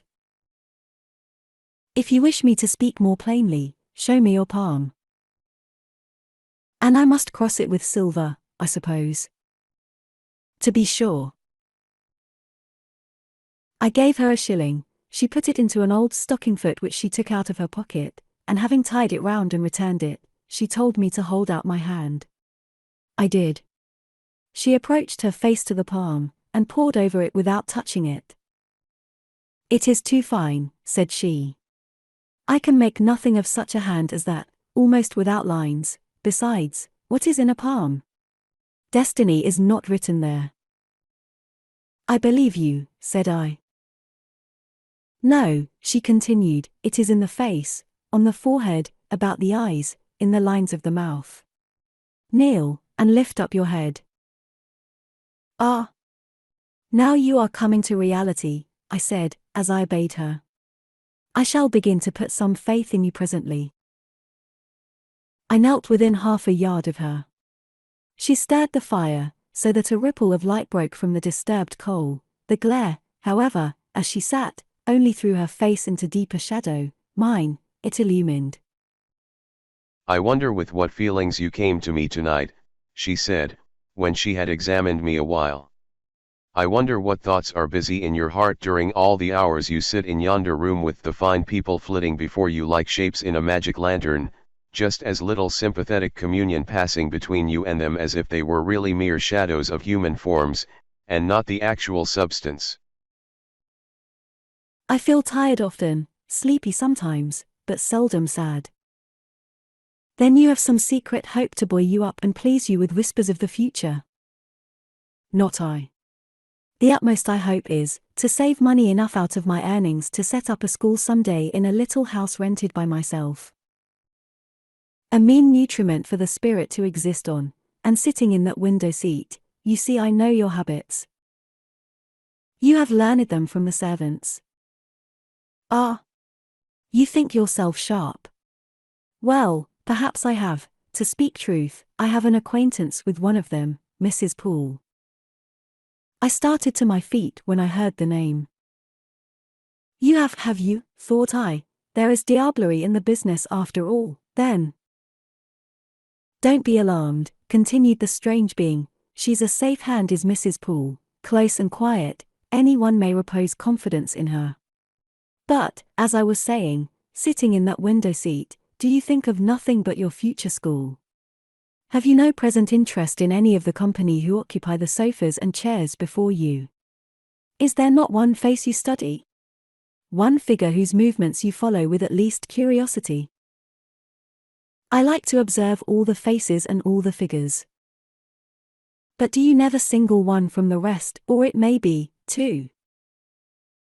I do frequently, when the gestures or looks of a pair seem telling a tale. It amuses me to watch them." "What tale do you like best to hear?" "Oh, I have not much choice. They generally run on the same theme, courtship, and promise to end in the same catastrophe, marriage." "And do you like that monotonous theme?" "Positively, I don't care about it. It is nothing to me." "Nothing to you?" "When a lady, young and full of life and health, charming with beauty and endowed with the gifts of rank and fortune, sits and smiles in the eyes of a gentleman you—" "I what?" "You know and perhaps think well of." "I don't know the gentleman here. I have scarcely interchanged a syllable with one of them, and as to thinking well of them, I consider some respectable, and stately, and middle-aged, and others young, dashing, handsome, and lively, but certainly they are all at liberty to be the recipients of whose smiles they please, without my feeling disposed to consider the transaction of any moment to me." "You don't know the gentleman here? You have not exchanged a syllable with one of them? Will you say that of the master of the house?" "He is not at home." A profound remark. A most ingenious quibble. "He went to Millcote this morning, and will be back here tonight or tomorrow. Does that circumstance exclude him from the list of your acquaintance, blot him, as it were, out of existence? No, but I can scarcely see what Mr. Rochester has to do with the theme you had introduced. I was talking of ladies smiling in the eyes of gentlemen, and of late so many smiles have been shed into Mr. Rochester's eyes that they overflow like 2 cups filled above the brim. Have you never remarked that? Mr. Rochester has a right to enjoy the society of his guests. No question about his right, but have you never observed that, of all the tales told here about matrimony, Mr. Rochester has been favoured with the most lively and the most continuous? The eagerness of a listener quickens the tongue of a narrator. I said this rather to myself than to the gypsy, whose strange talk, voice, manner, had by this time wrapped me in a kind of dream. One unexpected sentence came from her lips after another, till I got involved in a web of mystification, and wondered what unseen spirit had been sitting for weeks by my heart watching its workings and taking record of every pulse. Eagerness of a listener, repeated she. Yes, Mr. Rochester has sat by the hour, his ear inclined to the fascinating lips that took such delight in their task of communicating, and Mr. Rochester was so willing to receive and looked so grateful for the pastime given him. You have noticed this? Grateful? I cannot remember detecting gratitude in his face. Detecting? You have analyzed, then. And what did you detect, if not gratitude? I said nothing. You have seen love, have you not, and, looking forward, you have seen him married, and beheld his bride happy. Humph! Not exactly. Your witch's skill is rather at fault sometimes. What the devil have you seen, then? Never mind, I came here to inquire, not to confess. Is it known that Mr. Rochester is to be married? Yes, and to the beautiful Miss Ingram. Shortly? Appearances would warrant that conclusion, and, no doubt, though, with an audacity that wants chastising out of you, you seem to question it, they will be a superlatively happy pair. He must love such a handsome, noble, witty, accomplished lady, and probably she loves him, or, if not his person, at least his purse. I know she considers the Rochester estate eligible to the last degree, though, God pardon me. I told her something on that point about an hour ago which made her look wondrous grave. The corners of her mouth fell half an inch. I would advise her blackavist suitor to look out, if another comes, with a longer or clearer rent roll, he's dished. But, mother, I did not come to hear Mr. Rochester's fortune, I came to hear my own, and you have told me nothing of it. Your fortune is yet doubtful. When I examined your face, one trait contradicted another. Chance has mitted you a measure of happiness, that I know. I knew it before I came here this evening. She has laid it carefully on one side for you. I saw her do it. It depends on yourself to stretch out your hand, and take it up, but whether you will do so, is the problem I study. Kneel again on the rug. Don't keep me long, the fire scorches me. I knelt. She did not stoop towards me, but only gazed, leaning back in her chair. She began muttering. The flame flickers in the eye shines like dew, it looks soft and full of feeling, it smiles at my jargon, it is susceptible, impression follows impression through its clear sphere, where it ceases to smile, it is sad, an unconscious lassitude weighs on the lid, that signifies melancholy resulting from loneliness. It turns from me, it will not suffer further scrutiny, it seems to deny, by a mocking glance, the truth of the discoveries I have already made, to disown the charge both of sensibility and chagrin. Its pride and reserve only confirm me in my opinion. The eye is favourable. As to the mouth, it delights at times in laughter, it is disposed to impart all that the brain conceives, though I dare say it would be silent on much the heart experiences. Mobile and flexible, it was never intended to be compressed in the eternal silence of solitude. It is a mouth which should speak much and smile often, and have human affection for its interlocutor. That feature too is propitious. I see no enemy to a fortunate issue but in the brow, and that brow professes to say, I can live alone, if self-respect and circumstances require me so to do. I need not sell my soul to buy bliss. I have an inward treasure born with me, which can keep me alive if all extraneous delights should be withheld, or offered only at a price I cannot afford to give. The forehead declares, reason sits firm and holds the reins, and she will not let the feelings burst away and hurry her to wild chasms. The passions may rage furiously, like true heathens, as they are, and the desires may imagine all sorts of vain things, but judgment shall still have the last word in every argument, and the casting vote in every decision. Strong wind, earthquake shock, and fire may pass by, but I shall follow the guiding of that still small voice which interprets the dictates of conscience. Well said, forehead, your declaration shall be respected. I have formed my plans, right plans I deem them, and in them I have attended to the claims of conscience, the counsels of reason. I know how soon youth would fade and bloom perish, if, in the cup of bliss offered, but one dreg of shame, or one flavor of remorse were detected, and I do not want sacrifice, sorrow, dissolution, such is not my taste. I wish to foster, not to blight, to earn gratitude, not to wring tears of blood, no, nor of brine. My harvest must be in smiles, in endearments, in sweet, that will do. I think I rave in a kind of exquisite delirium. I should wish now to protract this moment ad infinitum, but I dare not. So far I have governed myself thoroughly. I have acted as I inwardly swore I would act, but further might try me beyond my strength. Rise, Miss Eyre, leave me, the play is played out. Where was I? Did I wake or sleep? Had I been dreaming? Did I dream still? The old woman's voice had changed, her accent, her gesture, and all were familiar to me as my own face in a glass, as the speech of my own tongue. I got up, but did not go.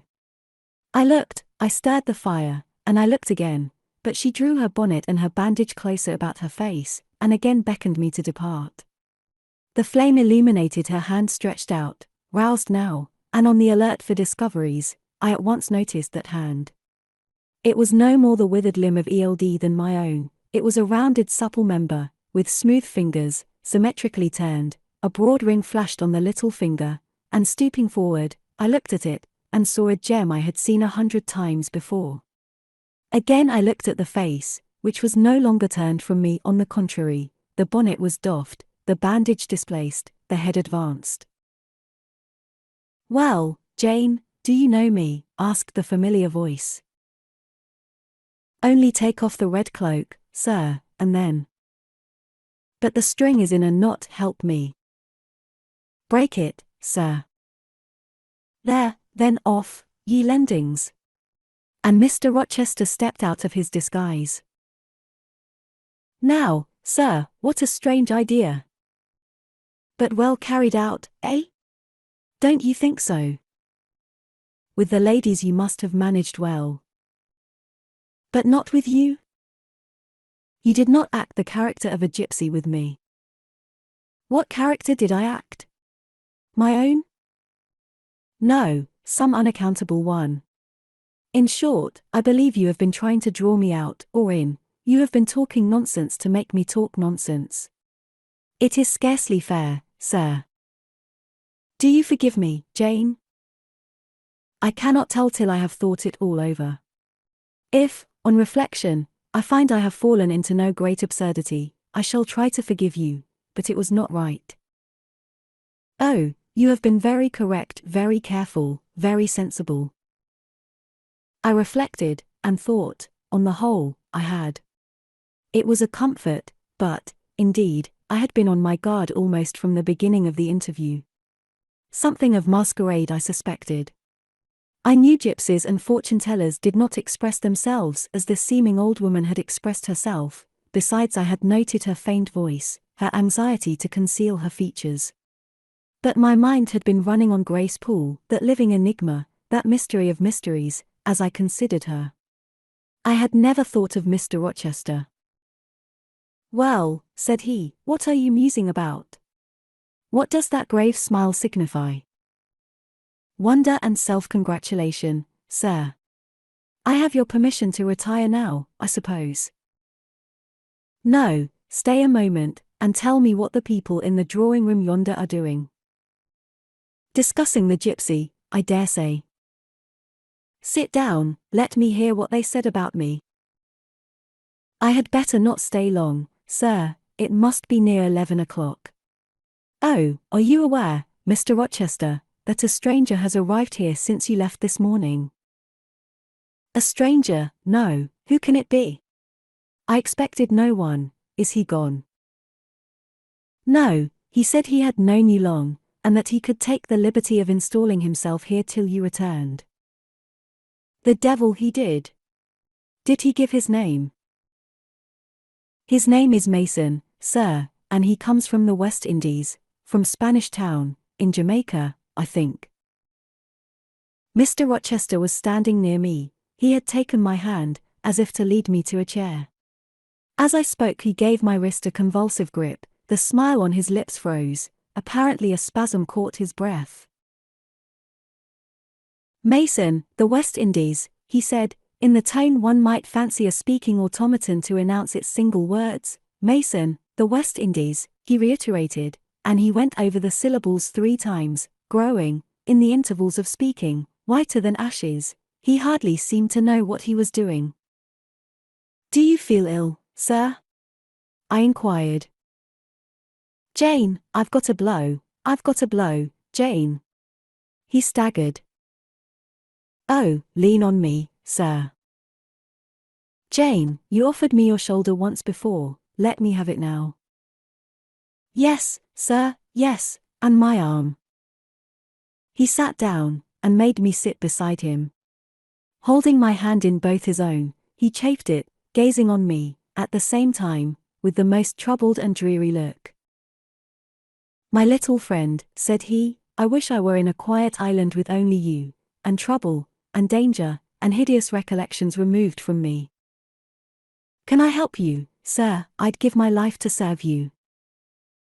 Jane, if aid is wanted, I'll seek it at your hands, I promise you that. Thank you, sir. Tell me what to do, I'll try, at least, to do it.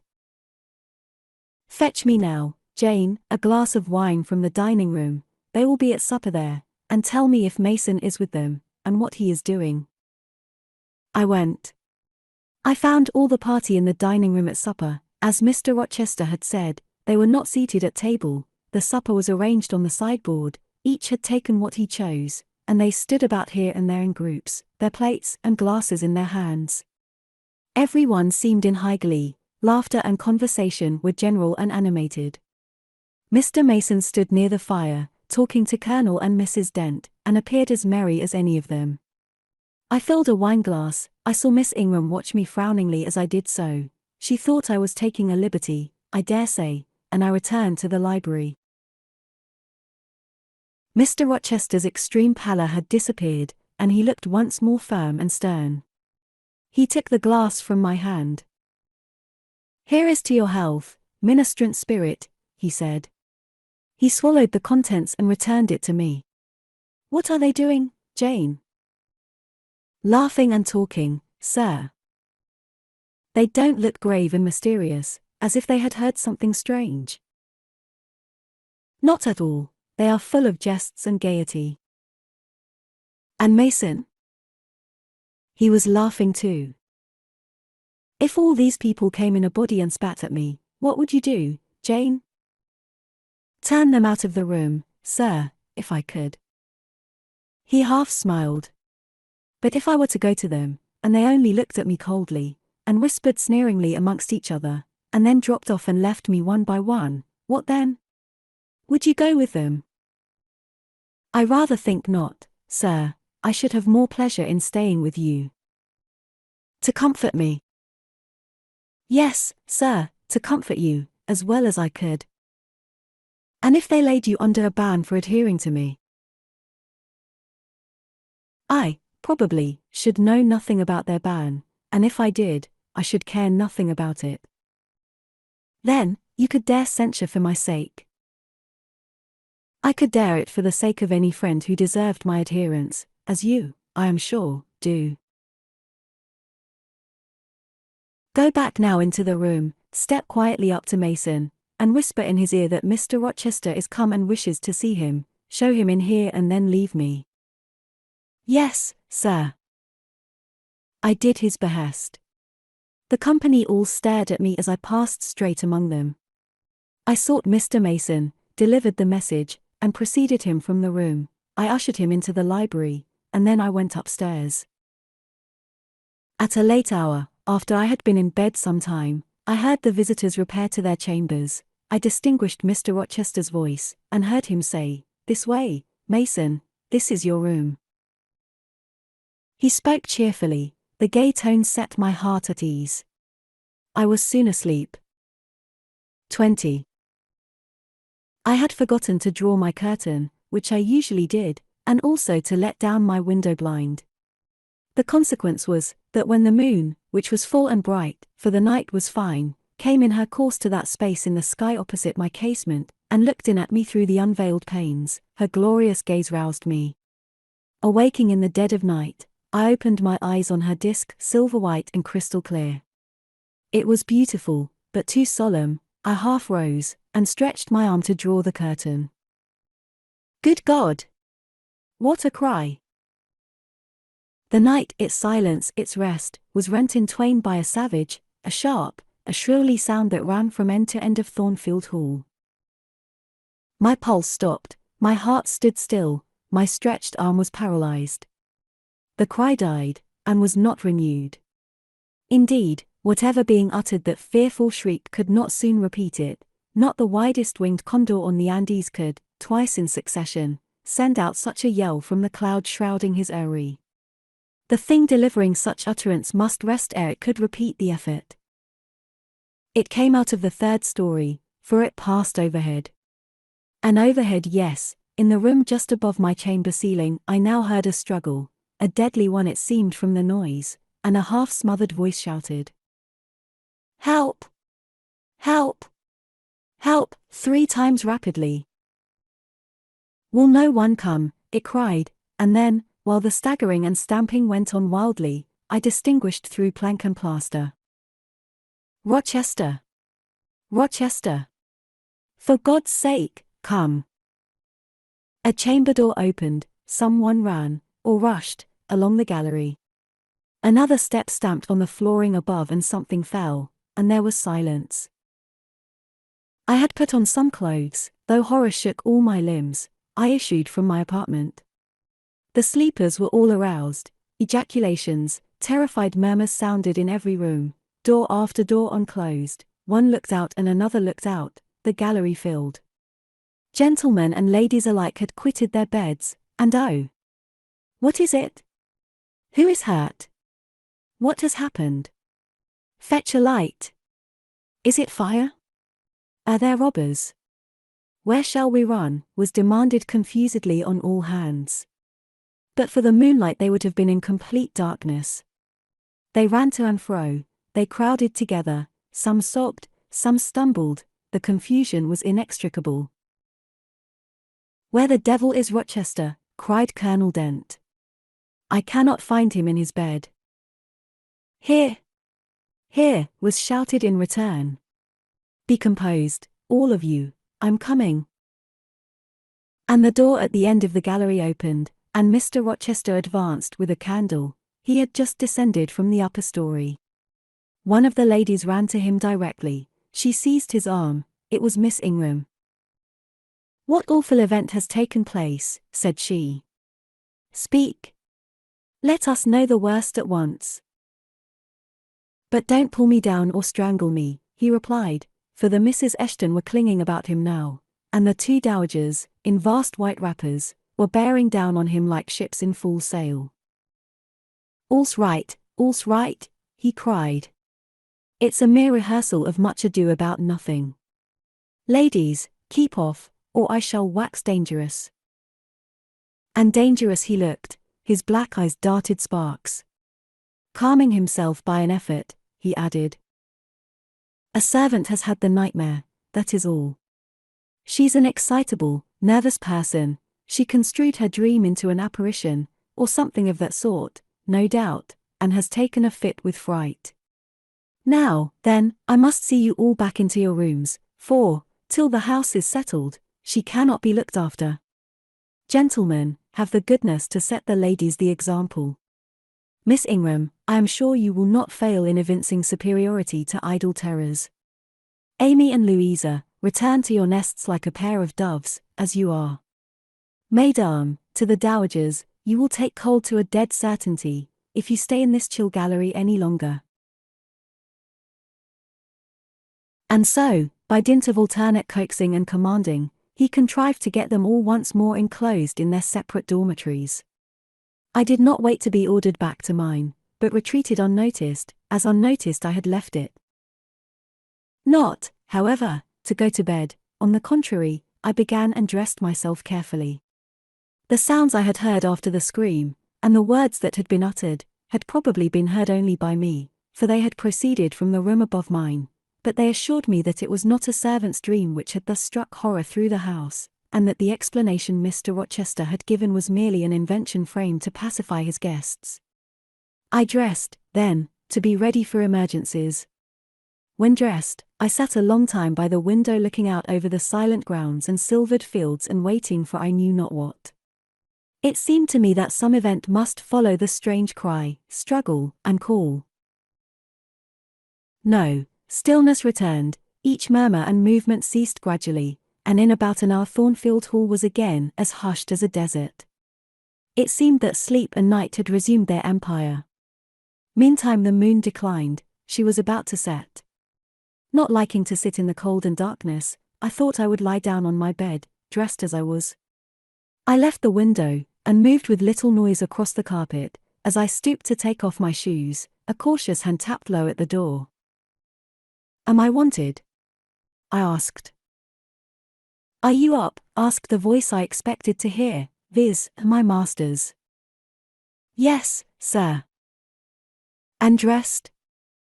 "Yes." "Come out, then, quietly." I obeyed. Mr. Rochester stood in the gallery holding a light. "I want you," he said, "come this way, take your time, and make no noise." My slippers were thin, I could walk the matted floor as softly as a cat. He glided up the gallery and up the stairs, and stopped in the dark, low corridor of the fateful third story. I had followed and stood at his side. "Have you a sponge in your room?" he asked in a whisper. "Yes, sir." "Have you any salts, volatile salts?" "Yes." "Go back and fetch both." I returned, sought the sponge on the washstand, the salts in my drawer, and once more retraced my steps. He still waited. He held a key in his hand. Approaching one of the small, black doors, he put it in the lock. He paused, and addressed me again. "You don't turn sick at the sight of blood?" "I think I shall not. I have never been tried yet." I felt a thrill while I answered him, but no coldness, and no faintness. "Just give me your hand," he said, "it will not do to risk a fainting fit." I put my fingers into his. "Warm and steady," was his remark. He turned the key and opened the door.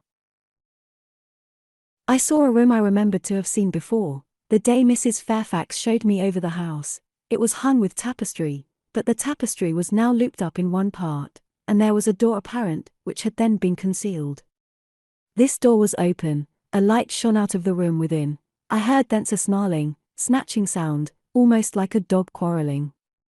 Mr. Rochester, putting down his candle, said to me, "Wait a minute," and he went forward to the inner apartment. A shout of laughter greeted his entrance, noisy at first, and terminating in Grace Poole's own goblin ha. Ha! She then was there. He made some sort of arrangement without speaking, though I heard a low voice address him. He came out and closed the door behind him. "Here, Jane," he said, and I walked round to the other side of a large bed, which with its drawn curtains concealed a considerable portion of the chamber. An easy-chair was near the bedhead. A man sat in it, dressed with the exception of his coat. He was still, his head leant back, his eyes were closed. Mr. Rochester held the candle over him, I recognized in his pale and seemingly lifeless face the stranger, Mason. I saw too that his linen on one side, and one arm, was almost soaked in blood. "Hold the candle," said Mr. Rochester, and I took it. He fetched a basin of water from the washstand. "Hold that," said he. I obeyed. He took the sponge, dipped it in, and moistened the corpse-like face. He asked for my smelling bottle, and applied it to the nostrils. Mr. Mason shortly unclosed his eyes. He groaned. Mr. Rochester opened the shirt of the wounded man, whose arm and shoulder were bandaged. He sponged away blood, trickling fast down. "Is there immediate danger?" murmured Mr. Mason. "Pooh! No, a mere scratch. Don't be so overcome, man, bear up. I'll fetch a surgeon for you now, myself. You'll be able to be removed by morning, I hope. Jane," he continued. "Sir? I shall have to leave you in this room with this gentleman, for an hour, or perhaps 2 hours. You will sponge the blood as I do when it returns. If he feels faint, you will put the glass of water on that stand to his lips, and your salts to his nose. You will not speak to him on any pretext, and Richard, it will be at the peril of your life if you speak to her. Open your lips, agitate yourself, and I'll not answer for the consequences." Again the poor man groaned. He looked as if he dared not move. Fear, either of death or of something else, appeared almost to paralyze him. Mr. Rochester put the now bloody sponge into my hand, and I proceeded to use it as he had done. He watched me a second, then saying, "Remember, no conversation," he left the room. I experienced a strange feeling as the key grated in the lock, and the sound of his retreating steps ceased to be heard. Here then I was in the 3rd story, fastened into one of its mystic cells, night around me, a pale and bloody spectacle under my eyes and hands, a murderess hardly separated from me by a single door. Yes, that was appalling, the rest I could bear, but I shuddered at the thought of Grace Poole bursting out upon me. I must keep to my post, however. I must watch this ghastly countenance, these blue, still lips forbidden to unclose, these eyes now shut, now opening, now wandering through the room, now fixing on me, and ever glazed with the dullness of horror. I must dip my hand again and again in the basin of blood and water, and wipe away the trickling gore. I must see the light of the unsnuffed candle wane on my employment, the shadows darken on the wrought, antique tapestry round me, and grow black under the hangings of the vast old bed, and quiver strangely over the doors of a great cabinet opposite, whose front, divided into 12 panels, bore, in grim design, the heads of the 12 apostles, each enclosed in its separate panel as in a frame, while above them at the top rose an ebon crucifix and a dying Christ. According as the shifting obscurity and flickering gleam hovered here or glanced there, it was now the bearded physician, Luke, that bent his brow, now St. John's long hair that waved, and anon the devilish face of Judas, that grew out of the panel, and seemed gathering life and threatening a revelation of the arch-traitor, of Satan himself in his subordinate's form.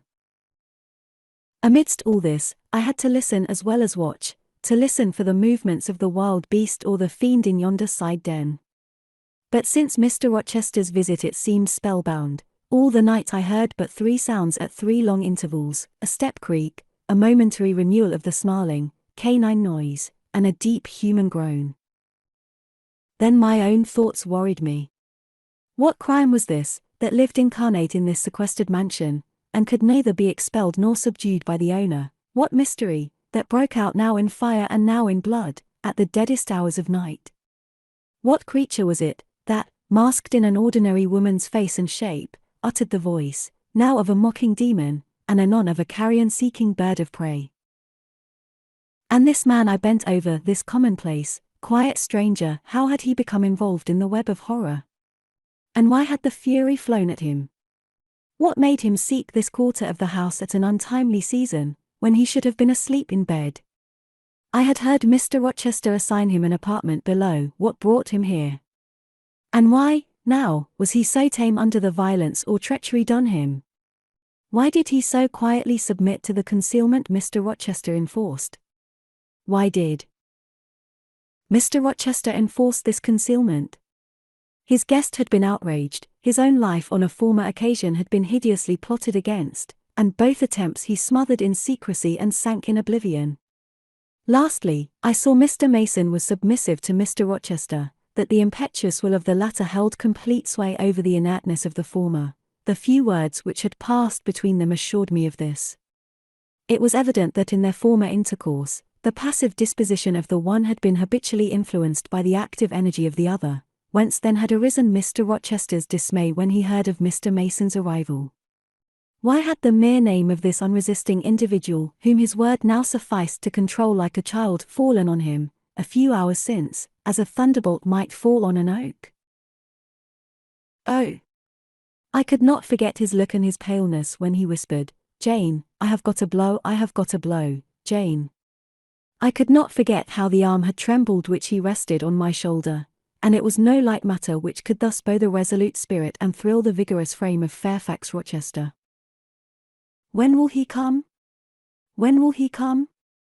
I cried inwardly, as the night lingered and lingered, as my bleeding patient drooped, moaned, sickened, and neither day nor aid arrived.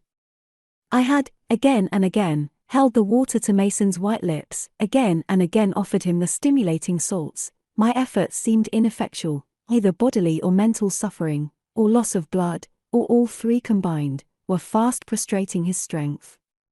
He moaned so, and looked so weak, wild, and lost, I feared he was dying, and I might not even speak to him. The candle, wasted at last, went out. As it expired, I perceived streaks of grey light edging the window curtains. Dawn was then approaching. Presently I heard Pilot bark far below, out of his distant kennel in the courtyard. Hope revived. Nor was it unwarranted. In 5 minutes more the grating key, the yielding lock, warned me my watch was relieved. It could not have lasted more than 2 hours. Many a week has seemed shorter. Mr. Rochester entered, and with him the surgeon he had been to fetch. "Now, Carter, be on the alert," he said to this last. "I give you but half an hour for dressing the wound, fastening the bandages, getting the patient downstairs and all." "But is he fit to move, sir?" "No doubt of it. It is nothing serious. He is nervous, his spirits must be kept up. Come, set to work." Mr. Rochester drew back the thick curtain, drew up the Holland blind, let in all the daylight he could, and I was surprised and cheered to see how far dawn was advanced, what rosy streaks were beginning to brighten the east. Then he approached Mason, whom the surgeon was already handling. "Now, my good fellow, how are you?" he asked. "She's done for me, I fear," was the faint reply. "Not a whit, courage. This day fortnight you'll hardly be a pin the worse of it. You've lost a little blood, that's all. Carter, assure him there's no danger." "I can do that conscientiously," said Carter, who had now undone the bandages, "only I wish I could have got here sooner. He would not have bled so much, but how is this? The flesh on the shoulder is torn as well as cut. This wound was not done with a knife, there have been teeth here." "She bit me," he murmured. "She worried me like a tigress, when Rochester got the knife from her." "You should not have yielded, you should have grappled with her at once," said Mr. Rochester. "But under such circumstances, what could one do?" returned Mason. "Oh, it was frightful," he added, shuddering. "And I did not expect it. She looked so quiet at first." "I warned you," was his friend's answer. "I said, be on your guard when you go near her. Besides, you might have waited till tomorrow, and had me with you. It was mere folly to attempt the interview tonight, and alone. I thought I could have done some good." "You thought? You thought?" "Yes, it makes me impatient to hear you. But, however, you have suffered, and are likely to suffer enough for not taking my advice, so I'll say no more. Carter, hurry, hurry. The sun will soon rise, and I must have him off." "Directly, sir, the shoulder is just bandaged. I must look to this other wound in the arm. She has had her teeth here too, I think." She sucked the blood. She said she'd drain my heart, said Mason. I saw Mr. Rochester shudder. A singularly marked expression of disgust, horror, hatred, warped his countenance almost to distortion, but he only said, "Come, be silent, Richard, and never mind her gibberish. Don't repeat it." "I wish I could forget it," was the answer. "You will when you are out of the country. When you get back to Spanish Town, you may think of her as dead and buried, or rather, you need not think of her at all." "Impossible to forget this night." "It is not impossible. Have some energy, man. You thought you were as dead as a herring 2 hours since, and you are all alive and talking now. There, Carter has done with you, or nearly so. I'll make you decent in a trice. Jane," he turned to me for the first time since his re-entrance, "take this key, go down into my bedroom, and walk straight forward into my dressing room, open the top drawer of the wardrobe and take out a clean shirt and neck handkerchief, bring them here, and be nimble." I went, sought the repository he had mentioned, found the articles named, and returned with them. "Now," said he, "go to the other side of the bed while I order his toilet, but don't leave the room, you may be wanted again." I retired as directed. "Was anybody stirring below when you went down, Jane?" inquired Mr. Rochester presently. "No, sir, all was very still."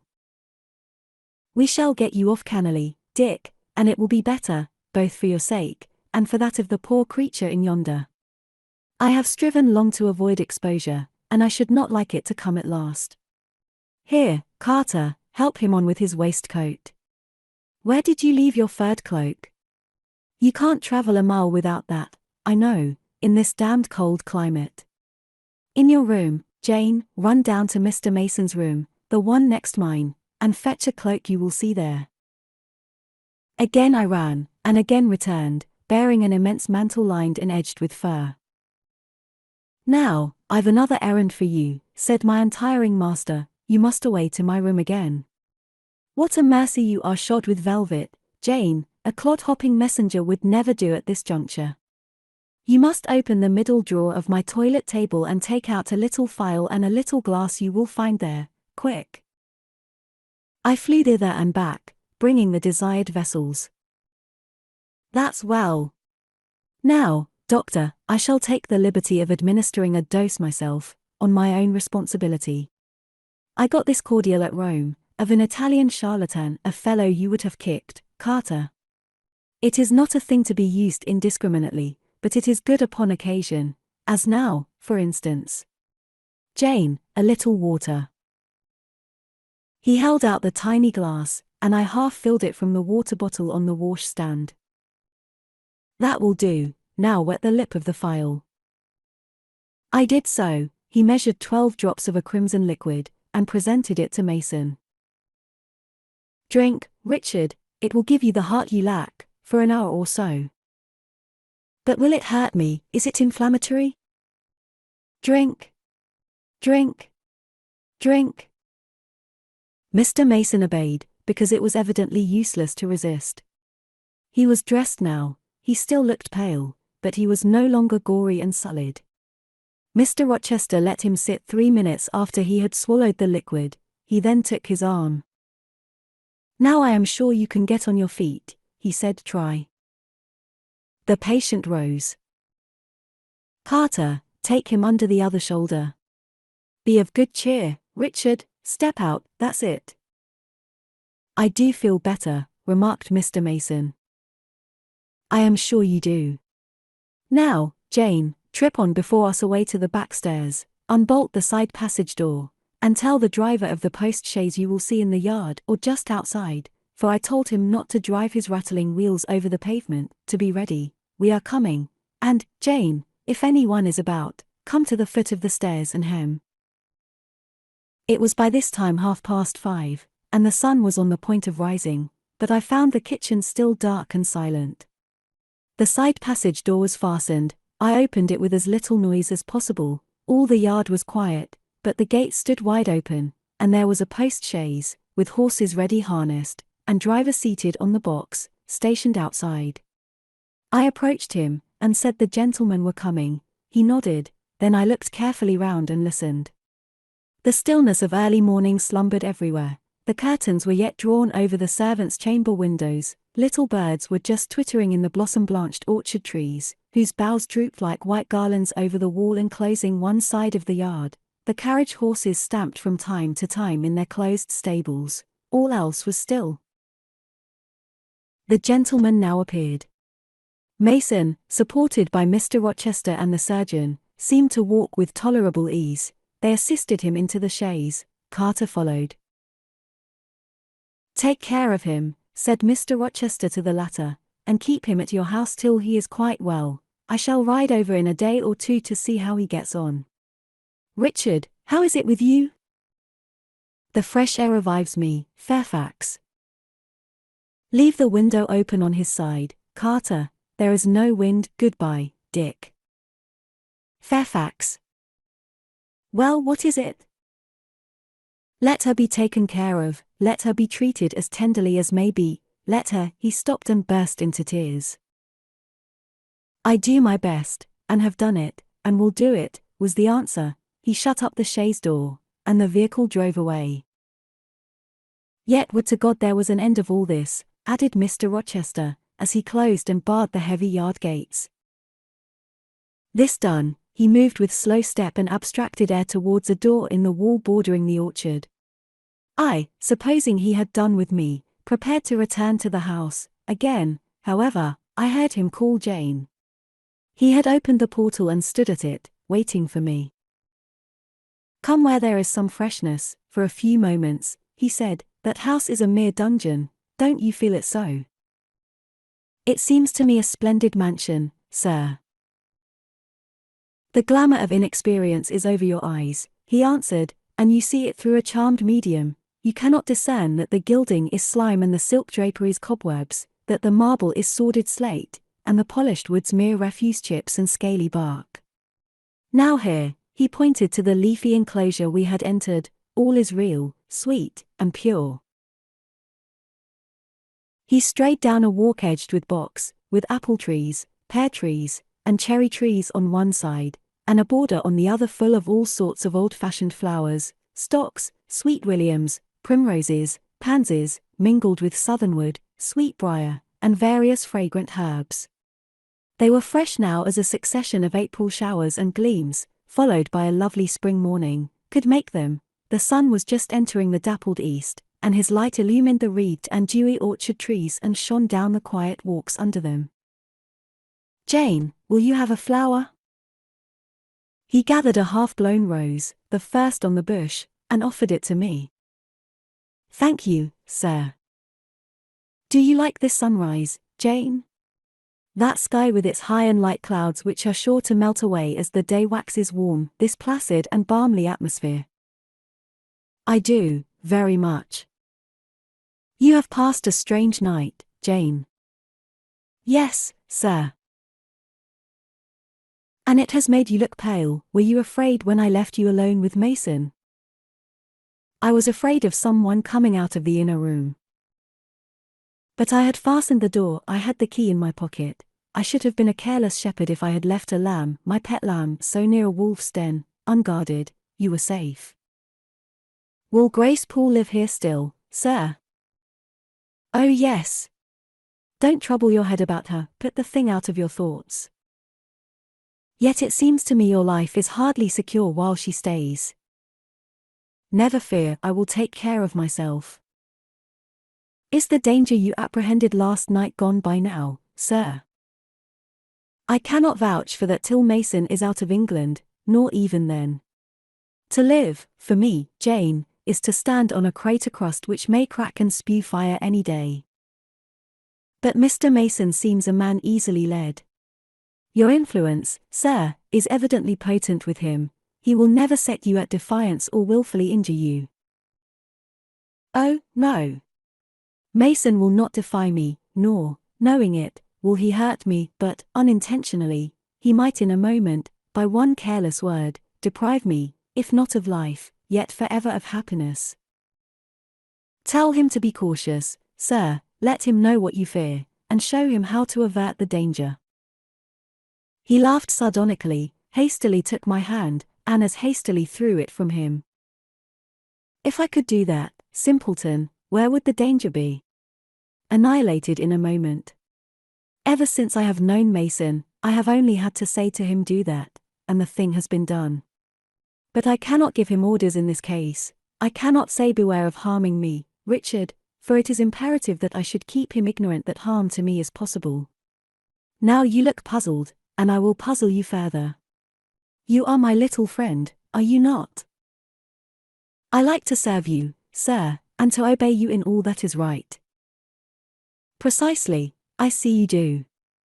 I see genuine contentment in your gait and mien, your eye and face, when you are helping me and pleasing me, working for me, and with me, in, as you characteristically say, all that is right, for if I bid you do what you thought wrong, there would be no light-footed running, no neat-handed alacrity, no lively glance and animated complexion.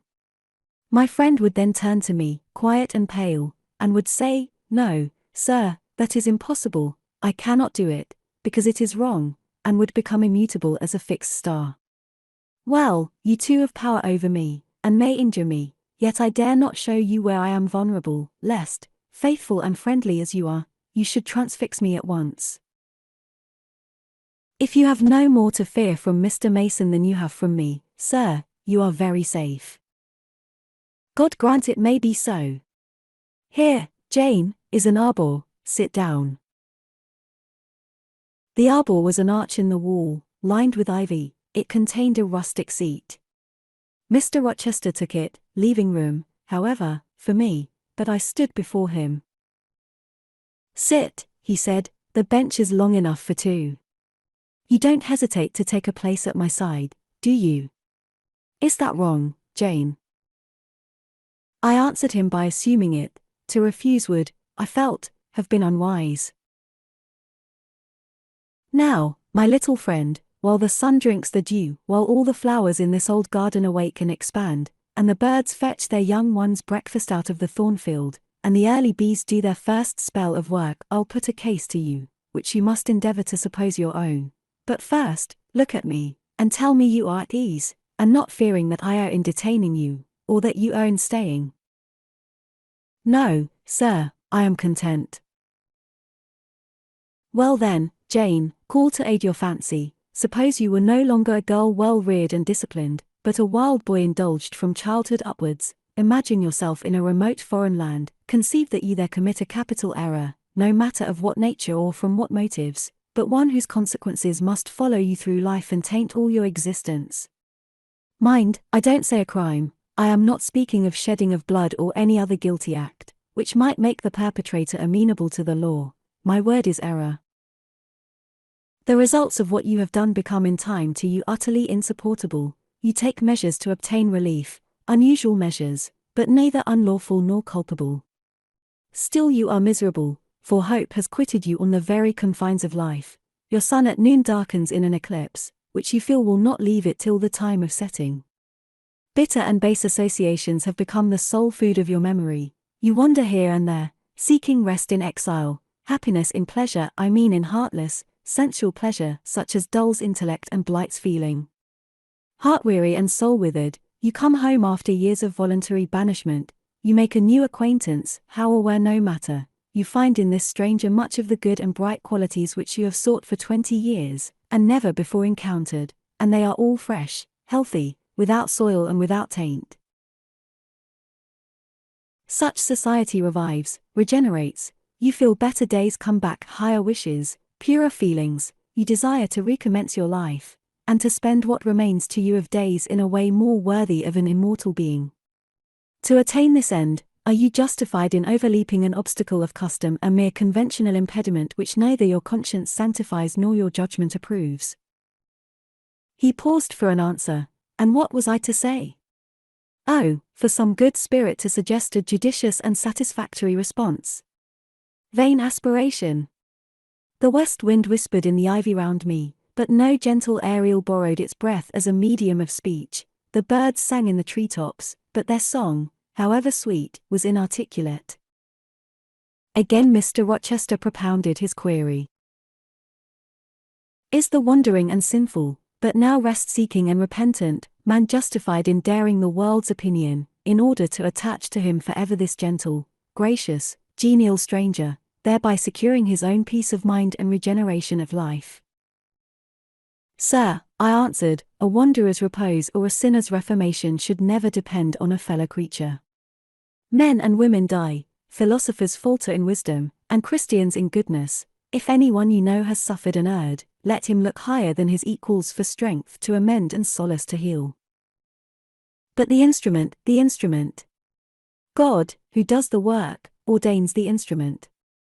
I have myself, I tell it you without parable, been a worldly, dissipated, restless man, and I believe I have found the instrument for my cure in. He paused, the birds went on caroling, the leaves lightly rustling. I almost wondered they did not check their songs and whispers to catch the suspended revelation, but they would have had to wait many minutes, so long was the silence protracted. At last I looked up at the tardy speaker. He was looking eagerly at me. "Little friend," said he, in quite a changed tone, while his face changed too, losing all its softness and gravity, and becoming harsh and sarcastic, "you have noticed my tender penchant for Miss Ingram. Don't you think if I married her she would regenerate me with a vengeance?" He got up instantly, went quite to the other end of the walk, and when he came back he was humming a tune. Jane," said he, stopping before me, "you are quite pale with your vigils. Don't you curse me for disturbing your rest." "Curse you? No, sir."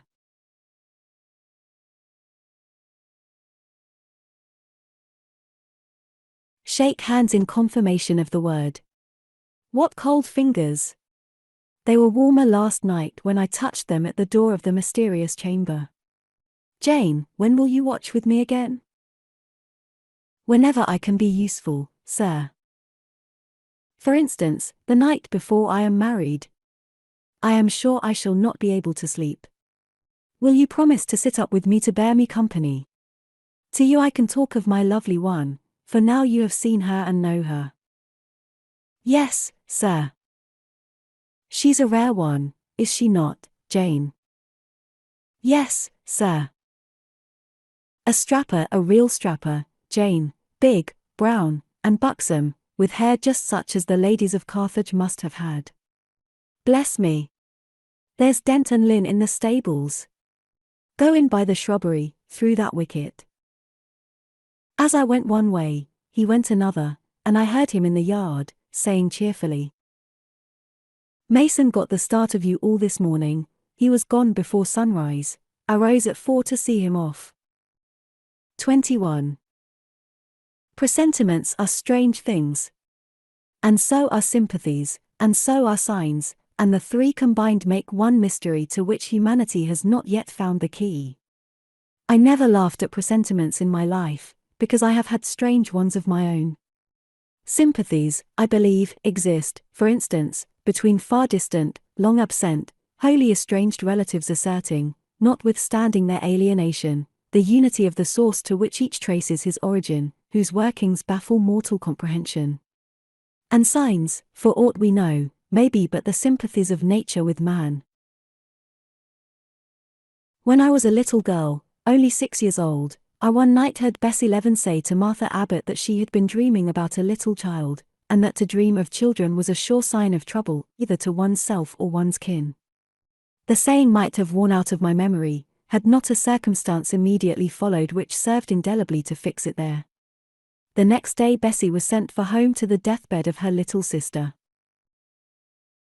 Of late I had often recalled this saying and this incident, for during the past week scarcely a night had gone over my couch that had not brought with it a dream of an infant, which I sometimes hushed in my arms, sometimes dandled on my knee, sometimes watched playing with daisies on a lawn, or again, dabbling its hands in running water. It was a wailing child this night, and a laughing one the next. Now it nestled close to me, and now it ran from me, but whatever mood the apparition evinced, whatever aspect it wore, it failed not for 7 successive nights to meet me the moment I entered the land of slumber. I did not like this iteration of one idea, this strange recurrence of one image, and I grew nervous as bedtime approached and the hour of the vision drew near. It was from companionship with this baby phantom I had been roused on that moonlight night when I heard the cry, and it was on the afternoon of the day following I was summoned downstairs by a message that someone wanted me in Mrs. Fairfax's room. On repairing thither, I found a man waiting for me, having the appearance of a gentleman's servant. He was dressed in deep mourning, and the hat he held in his hand was surrounded with a crape band. "I dare say you hardly remember me, miss," he said, rising as I entered, "but my name is Levin. I lived coachman with Mrs. Reed when you were at Gateshead, 8 or 9 years since, and I live there still." "Oh, Robert. How do you do? I remember you very well. You used to give me a ride sometimes on Miss Georgiana's bay pony. And how is Bessie? You are married to Bessie?" "Yes, miss. My wife is very hearty, thank you. She brought me another little one about 2 months since. We have 3 now, and both mother and child are thriving." "And are the family well at the house, Robert?" "I am sorry I can't give you better news of them, miss. They are very badly at present in great trouble." "I hope no one is dead," I said, glancing at his black dress. He too looked down at the crape round his hat and replied, "Mr. John died yesterday was a week, at his chambers in London." "Mr. John?" "Yes." "And how does his mother bear it?" "Why, you see, Miss Eyre, it is not a common mishap. His life has been very wild. These last 3 years he gave himself up to strange ways, and his death was shocking. I heard from Bessie he was not doing well." "Doing well?" "He could not do worse. He ruined his health and his estate amongst the worst men and the worst women. He got into debt and into jail. His mother helped him out twice, but as soon as he was free he returned to his old companions and habits. His head was not strong. The knaves he lived amongst fooled him beyond anything I ever heard. He came down to Gateshead about 3 weeks ago and wanted Mrs. to give up all to him. Mrs. refused. Her means have long been much reduced by his extravagance, so he went back again, and the next news was that he was dead. How he died, God knows. They say he killed himself." I was silent. The tidings were frightful. Robert Levin resumed. "Mrs. had been out of health herself for some time. She had got very stout, but was not strong with it, and the loss of money and fear of poverty were quite breaking her down. The information about Mr. John's death and the manner of it came too suddenly. It brought on a stroke. She was 3 days without speaking, but last Tuesday she seemed rather better. She appeared as if she wanted to say something, and kept making signs to my wife and mumbling. It was only yesterday morning, however, that Bessie understood she was pronouncing your name, and at last she made out the words, 'Bring Jane, fetch Jane Eyre. I want to speak to her.' Bessie is not sure whether she is in her right mind, or means anything by the words, but she told Miss Reed and Miss Georgiana, and advised them to send for you. The young ladies put it off at first, but their mother grew so restless, and said, 'Jane, Jane,' so many times, that at last they consented. I left Gateshead yesterday, and if you can get ready, miss, I should like to take you back with me early tomorrow morning." "Yes, Robert, I shall be ready. It seems to me that I ought to go." "I think so too. Miss Bessie said she was sure you would not refuse, but I suppose you will have to ask leave before you can get off." "Yes, and I will do it now," and having directed him to the servants' hall, and recommended him to the care of John's wife, and the attentions of John himself, I went in search of Mr. Rochester. He was not in any of the lower rooms. He was not in the yard, the stables, or the grounds. I asked Mrs. Fairfax if she had seen him. Yes, she believed he was playing billiards with Miss Ingram. To the billiard room I hastened. The click of balls and the hum of voices resounded thence. Mr. Rochester, Miss Ingram, the 2 Misses Ashton, and their admirers, were all busied in the game. It required some courage to disturb so interesting a party. My errand, however, was one I could not defer, so I approached the master where he stood at Miss Ingram's side. She turned as I drew near, and looked at me haughtily. Her eyes seemed to demand, "What can the creeping creature want now?" And when I said, in a low voice, Mr. Rochester." She made a movement as if tempted to order me away. I remember her appearance at the moment. It was very graceful and very striking. She wore a morning robe of sky blue crepe, a gauzy azure scarf was twisted in her hair. She had been all animation with the game, and irritated pride did not lower the expression of her haughty lineaments. "Does that person want you?" she inquired of Mr. Rochester, and Mr. Rochester turned to see who the person was. He made a curious grimace, one of his strange and equivocal demonstrations, threw down his cue and followed me from the room.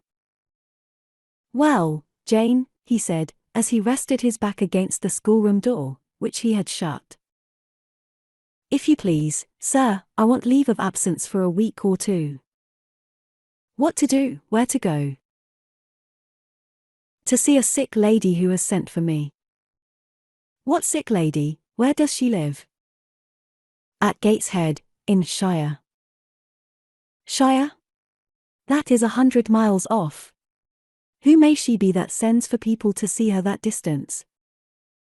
"Her name is Reed, sir, Mrs. Reed." "Reed of Gateshead?" "There was a Reed of Gateshead, a magistrate." "It is his widow, sir." "And what have you to do with her? How do you know her?" "Mr. Reed was my uncle, my mother's brother." "The deuce he was. You never told me that before. You always said you had no relations." "None that would own me, sir. Mr. Reed is dead, and his wife cast me off." "Why?" "Because I was poor, and burdensome, and she disliked me." "But Reed left children. You must have cousins." "Sir George Lynn was talking of a Reed of Gateshead yesterday, who, he said, was one of the veriest rascals on town, and Ingram was mentioning a Georgiana Reed of the same place, who was much admired for her beauty a season or two ago in London." "John Reed is dead, too, sir. He ruined himself and half-ruined his family, and is supposed to have committed suicide. The news so shocked his mother that it brought on an apoplectic attack." "And what good can you do her?" "Nonsense, Jane. I would never think of running 100 miles to see an old lady who will, perhaps, be dead before you reach her. Besides, you say she cast you off." "Yes, sir, but that is long ago, and when her circumstances were very different. I could not be easy to neglect her wishes now." "How long will you stay?" "As short a time as possible, sir." "Promise me only to stay a week." "I had better not pass my word. I might be obliged to break it." "At all events you will come back. You will not be induced under any pretext to take up a permanent residence with her." "Oh, no. I shall certainly return if all be well." "And who goes with you? You don't travel 100 miles alone." "No, sir, she has sent her coachman." "A person to be trusted?" "Yes, sir, he has lived 10 years in the family." Mr. Rochester meditated. "When do you wish to go?" "Early tomorrow morning, sir." "Well, you must have some money. You can't travel without money, and I dare say you have not much. I have given you no salary yet." "How much have you in the world, Jane?" he asked, smiling. I drew out my purse. A meagre thing it was. 5 shillings, sir." He took the purse, poured the hoard into his palm, and chuckled over it as if its scantiness amused him. Soon he produced his pocketbook. "Here," said he, offering me a note. It was £50, and he owed me but 15. I told him I had no change. "I don't want change, you know that." "Take your wages." I declined accepting more than was my due. He scowled at first, then, as if recollecting something, he said, Right. Better not give you all now. You would, perhaps, stay away 3 months if you had £50. There are 10, is it not plenty?" "Yes, sir, but now you owe me 5. "Come back for it, then. I am your banker for £40. "Mr. Rochester, I may as well mention another matter of business to you while I have the opportunity. Matter of business. I am curious to hear it. You have as good as informed me, sir, that you are going shortly to be married. Yes, what then? In that case, sir, Adele ought to go to school. I am sure you will perceive the necessity of it. To get her out of my bride's way, who might otherwise walk over her rather too emphatically. There's sense in the suggestion, not a doubt of it. Adele, as you say, must go to school, and you, of course, must march straight to the devil. I hope not, sir, but I must seek another situation somewhere. In course, he exclaimed, with a twang of voice and a distortion of features equally fantastic and ludicrous. He looked at me some minutes. An old Madam Reed, or the misses, her daughters, will be solicited by you to seek a place, I suppose. No, sir, I am not on such terms with my relatives as would justify me in asking favors of them, but I shall advertise. You shall walk up the pyramids of Egypt, he growled. At your peril you advertise. I wish I had only offered you a sovereign instead of £10. Give me back £9, Jane, I've a use for it. And so have I, sir, I returned, putting my hands and my purse behind me. I could not spare the money on any account. Little niggard, said he, refusing me a pecuniary request. Give me £5, Jane. Not 5 shillings, sir, nor 5 pence. Just let me look at the cash. No, sir, you are not to be trusted. Jane. Sir? Promise me one thing. I'll promise you anything, sir, that I think I am likely to perform. Not to advertise, and to trust this quest of a situation to me. I'll find you one in time. I shall be glad so to do, sir, if you, in your turn, will promise that I and Adele shall be both safe out of the house before your bride enters it. Very well. Very well. I'll pledge my word on it. You go tomorrow, then? Yes, sir, early. Shall you come down to the drawing-room after dinner? No, sir, I must prepare for the journey. Then you and I must bid goodbye for a little while? I suppose so, sir. And how do people perform that ceremony of parting, Jane? Teach me, I'm not quite up to it. They say, farewell, or any other form they prefer. Then say it. Farewell, Mr. Rochester, for the present. What must I say? The same, if you like, sir. Farewell, Miss Eyre, for the present, is that all? Yes. It seems stingy, to my notions, and dry and unfriendly. I should like something else, a little addition to the rite. If one shook hands, for instance, but no, that would not content me either. So you'll do no more than say farewell, Jane? It is enough, sir, as much goodwill may be conveyed in one hearty word as in many. Very likely, but it is blank and cool, farewell. How long is he going to stand with his back against that door? I asked myself. I want to commence my packing.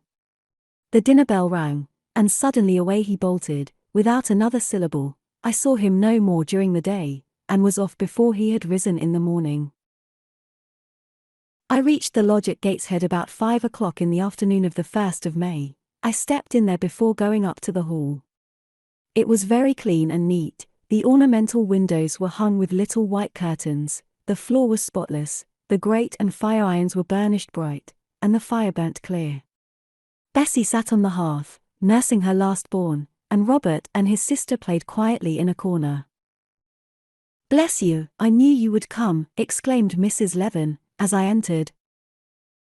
"Yes, Bessie," said I, after I had kissed her, "and I trust one am not too late. How is Mrs. Reed, alive still, I hope?" "Yes, she is alive, and more sensible and collected than she was. The doctor says she may linger a week or two yet, but he hardly thinks she will finally recover. Has she mentioned me lately? She was talking of you only this morning, and wishing you would come, but she is sleeping now, or was 10 minutes ago, when I was up at the house. She generally lies in a kind of lethargy all the afternoon, and wakes up about 6 or 7. Will you rest yourself here an hour, miss, and then I will go up with you? Robert here entered, and Bessie laid her sleeping child in the cradle and went to welcome him. Afterwards she insisted on my taking off my bonnet and having some tea, for she said I looked pale and tired. I was glad to accept her hospitality, and I submitted to be relieved of my travelling garb just as passively as I used to let her undress me when a child. Old times crowded fast back on me as I watched her bustling about, setting out the tea tray with her best china, cutting bread and butter, toasting a tea cake, and, between whiles, giving little Robert or Jane an occasional tap or push, just as she used to give me in former days. Bessie had retained her quick temper as well as her light foot and good looks. Tea ready, I was going to approach the table, but she desired me to sit still, quite in her old peremptory tones.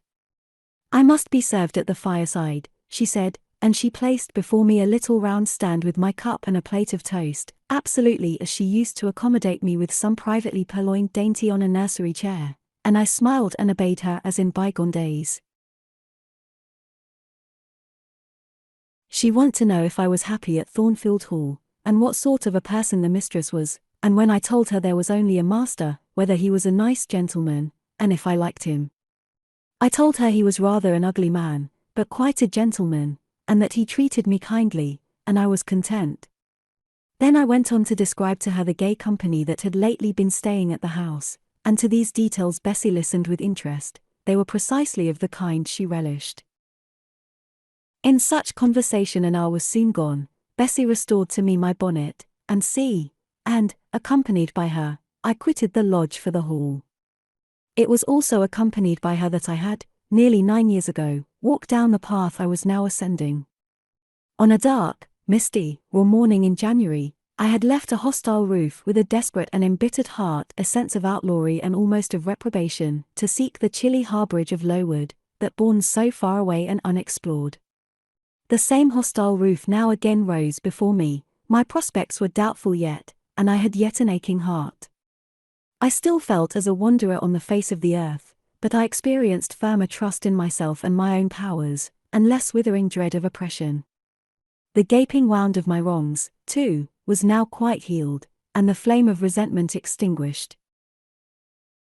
"You shall go into the breakfast-room first," said Bessie, as she preceded me through the hall. "The young ladies will be there." In another moment I was within that apartment. There was every article of furniture looking just as it did on the morning I was first introduced to Mr. Brocklehurst. The very rug he had stood upon still covered the hearth. Glancing at the bookcases, I thought I could distinguish the 2 volumes of Bewick's British Birds occupying their old place on the 3rd shelf, and Gulliver's Travels and the Arabian Nights ranged just above. The inanimate objects were not changed, but the living things had altered past recognition. 2 young ladies appeared before me, one very tall, almost as tall as Miss Ingram, very thin too, with a sallow face and severe mien. There was something ascetic in her look, which was augmented by the extreme plainness of a straight-skirted, black, stuff dress, a starched linen collar, hair combed away from the temples, and the nun-like ornament of a string of ebony beads and a crucifix. This I felt sure was Eliza, though I could trace little resemblance to her former self in that elongated and colourless visage. The other was as certainly Georgiana, but not the Georgiana I remembered, the slim and Pharaoh-like girl of 11. This was a full-blown, very plump damsel, fair as waxwork, with handsome and regular features, languishing blue eyes, and ringleted yellow hair.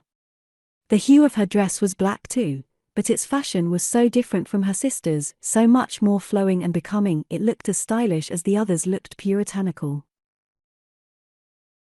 In each of the sisters there was one trait of the mother, and only one. The thin and pallid elder daughter had her parents' Cairngormai. The blooming and luxuriant younger girl had her contour of jaw and chin, perhaps a little softened, but still imparting an indescribable hardness to the countenance otherwise so voluptuous and buxom.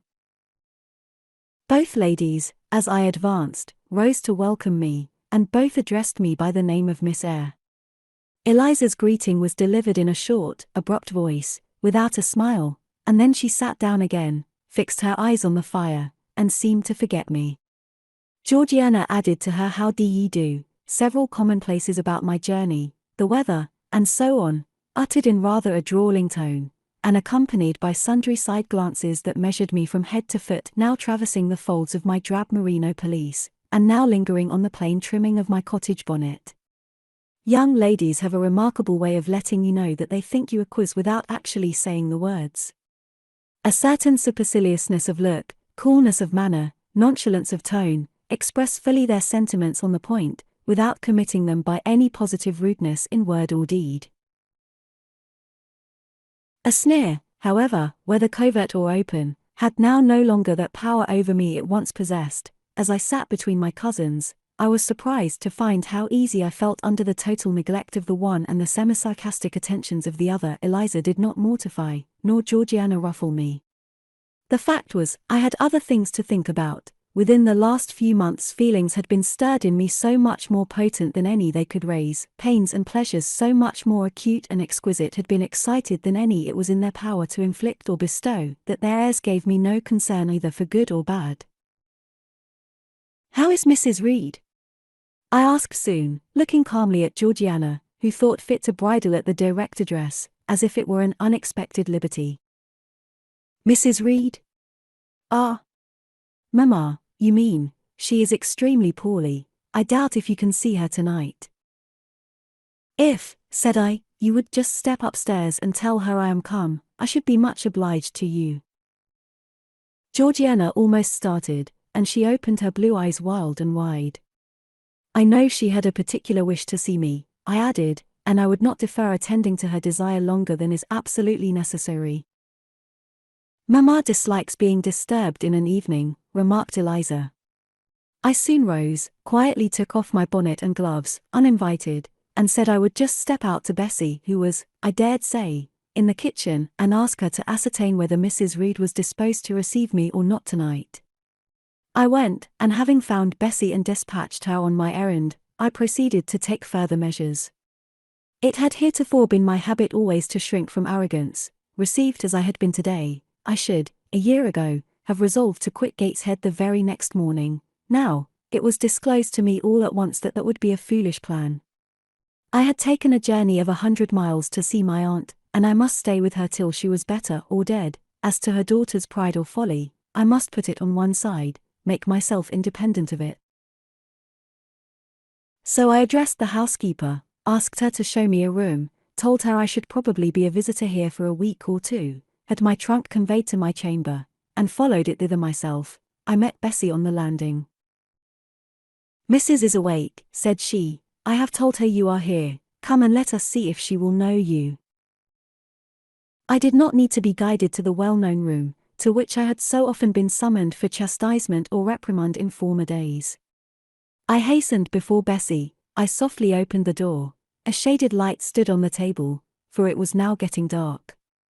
There was the great four-post bed with amber hangings as of old, there the toilet table, the armchair, and the footstool, at which I had 100 times been sentenced to kneel, to ask pardon for offences by me uncommitted.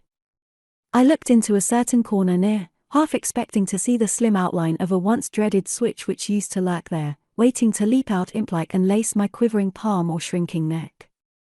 I approached the bed, I opened the curtains and leant over the high-piled pillows.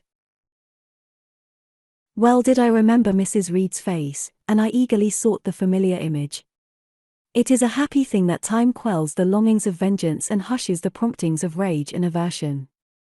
I had left this woman in bitterness and hate, and I came back to her now with no other emotion than a sort of ruth for her great sufferings, and a strong yearning to forget and forgive all injuries, to be reconciled and clasp hands in amity.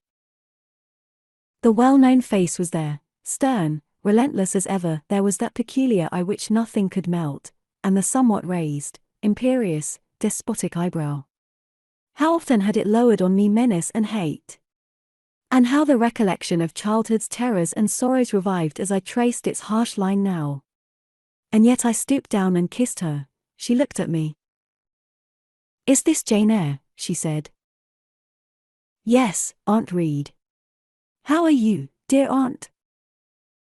I had once vowed that I would never call her aunt again. I thought it no sin to forget and break that vow now. My fingers had fastened on her hand which lay outside the sheet. Had she pressed mine kindly, I should at that moment have experienced true pleasure.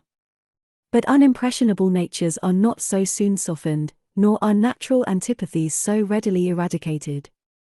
Mrs. Reed took her hand away, and, turning her face rather from me, she remarked that the night was warm. Again she regarded me so icily. I felt at once that her opinion of me, her feeling towards me, was unchanged and unchangeable.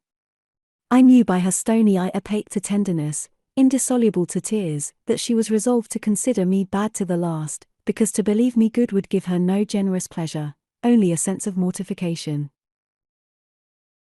I felt pain, and then I felt ire, and then I felt a determination to subdue her, to be her mistress in spite both of her nature and her will. My tears had risen, just as in childhood. I ordered them back to their source.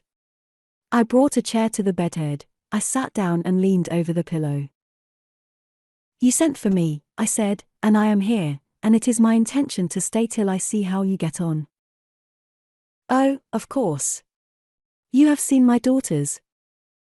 Yes. Well, you may tell them I wish you to stay till I can talk some things over with you I have on my mind. Tonight it is too late, and I have a difficulty in recalling them. But there was something I wished to say, let me see. The wandering look and changed utterance told what wreck had taken place in her once vigorous frame. Turning restlessly, she drew the bedclothes round her. My elbow, resting on a corner of the quilt, fixed it down. She was at once irritated. Sit up, said she, don't annoy me with holding the clothes fast. Are you Jane Eyre? I am Jane Eyre. I have had more trouble with that child than any one would believe. Such a burden to be left on my hands, and so much annoyance as she caused me, daily and hourly, with her incomprehensible disposition, and her sudden starts of temper, and her continual, unnatural watchings of one's movements. I declare she talked to me once like something mad, or like a fiend. No child ever spoke or looked as she did. I was glad to get her away from the house. What did they do with her at Lowood? The fever broke out there, and many of the pupils died. She, however, did not die, but I said she did. I wish she had died. A strange wish, Mrs. Reed. Why do you hate her so? I had a dislike to her mother always, for she was my husband's only sister, and a great favourite with him. He opposed the family's disowning her when she made her low marriage, and when news came of her death, he wept like a simpleton. He would send for the baby, though I entreated him rather to put it out to nurse and pay for its maintenance. I hated it the first time I set my eyes on it, a sickly, whining, pining thing. It would wail in its cradle all night long, not screaming heartily like any other child, but whimpering and moaning. Reed pitied it, and he used to nurse it and notice it as if it had been his own, more, indeed, than he ever noticed his own at that age. He would try to make my children friendly to the little beggar. The darlings could not bear it, and he was angry with them when they showed their dislike. In his last illness, he had it brought continually to his bedside, and but an hour before he died, he bound me by vow to keep the creature.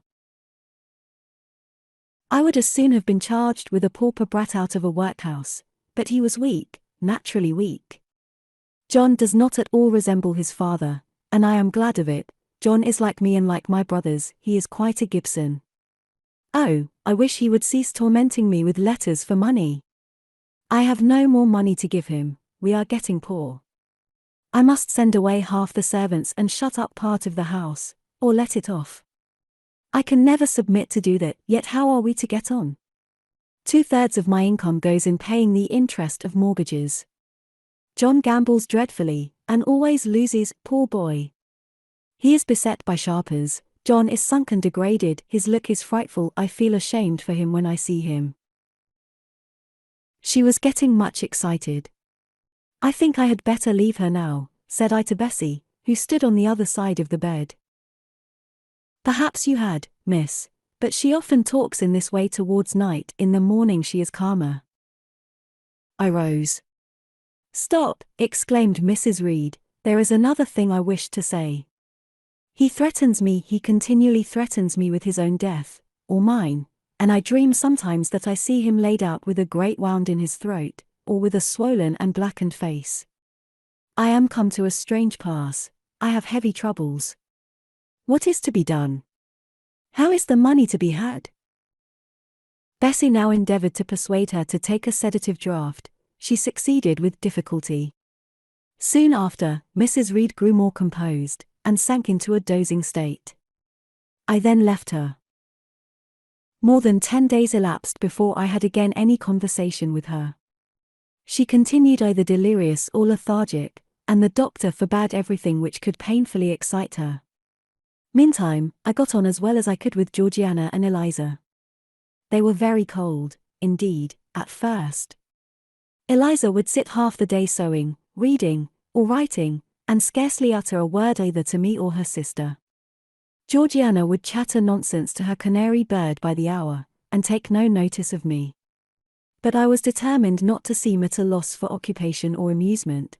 I had brought my drawing materials with me, and they served me for both. Provided with a case of pencils, and some sheets of paper, I used to take a seat apart from them, near the window, and busy myself in sketching fancy vignettes, representing any scene that happened momentarily to shape itself in the ever-shifting kaleidoscope of imagination: a glimpse of sea between two rocks, the rising moon, and a ship crossing its disk, a group of reeds and water flags, and a naiad's head, crowned with lotus flowers, rising out of them, an elf sitting in a hedge sparrow's nest, under a wreath of hawthorn bloom. One morning I fell to sketching a face. What sort of a face it was to be, I did not care or know. I took a soft black pencil, gave it a broad point, and worked away. Soon I had traced on the paper a broad and prominent forehead and a square lower outline of visage. That contour gave me pleasure. My fingers proceeded actively to fill it with features. Strongly marked horizontal eyebrows must be traced under that brow, then followed, naturally, a well-defined nose, with a straight ridge and full nostrils, then a flexible-looking mouth, by no means narrow, then a firm chin, with a decided cleft down the middle of it. Of course, some black whiskers were wanted, and some jetty hair, tufted on the temples, and waved above the forehead. Now for the eyes. I had left them to the last, because they required the most careful working. I drew them large, I shaped them well. The eyelashes I traced long and somber, the irids lustrous and large. Good. But not quite the thing, I thought, as I surveyed the effect. They want more force and spirit, and I wrought the shades blacker, that the lights might flash more brilliantly. A happy touch or two secured success. There, I had a friend's face under my gaze, and what did it signify that those young ladies turned their backs on me? I looked at it, I smiled at the speaking likeness, I was absorbed and content. "Is that a portrait of someone you know?" asked Eliza, who had approached me unnoticed. I responded that it was merely a fancy head, and hurried it beneath the other sheets. Of course, I lied. It was, in fact, a very faithful representation of Mr. Rochester. But what was that to her, or to anyone but myself? Georgiana also advanced to look. The other drawings pleased her much, but she called that an ugly man. They both seemed surprised at my skill. I offered to sketch their portraits, and each, in turn, sat for a pencil outline. Then Georgiana produced her album. I promised to contribute a watercolor drawing. This put her at once into good humor. She proposed a walk in the grounds. She passed about 5 minutes each day in her mother's sick room, and no more.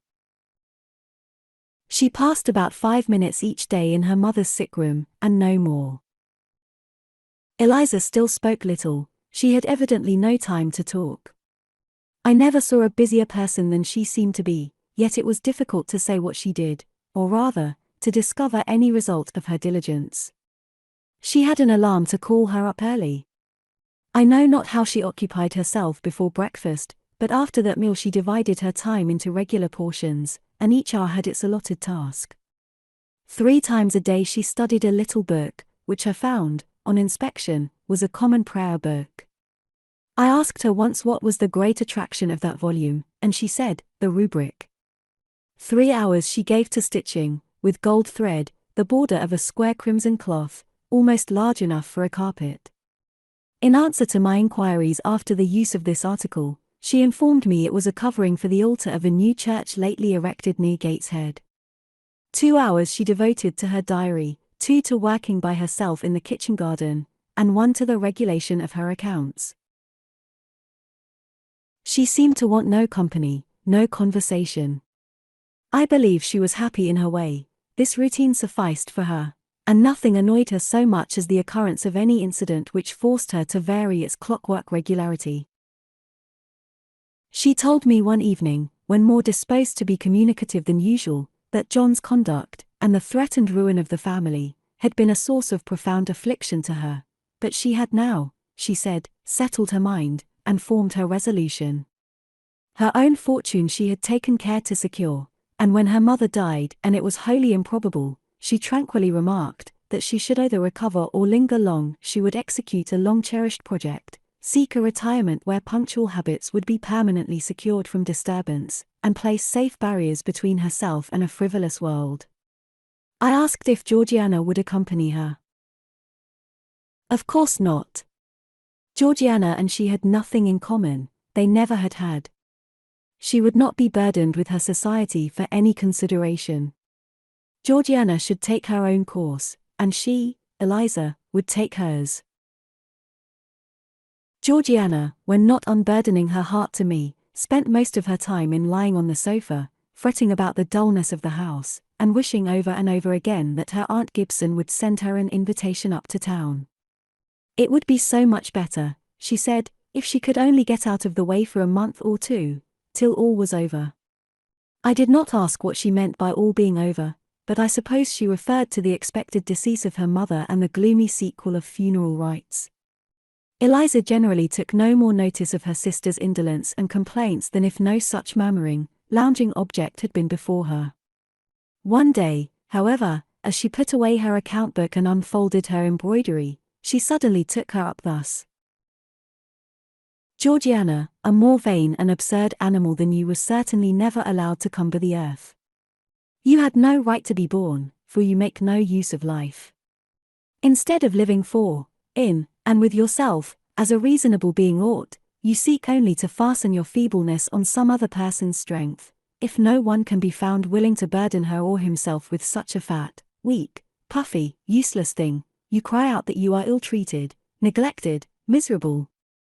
Then, too, existence for you must be a scene of continual change and excitement, or else the world is a dungeon. You must be admired, you must be courted, you must be flattered, you must have music, dancing, and society, or you languish, you die away. Have you no sense to devise a system which will make you independent of all efforts, and all wills, but your own? Take one day, share it into sections, to each section apportion its task, leave no stray unemployed quarters of an hour, 10 minutes, 5 minutes, include all, do each piece of business in its turn with method, with rigid regularity.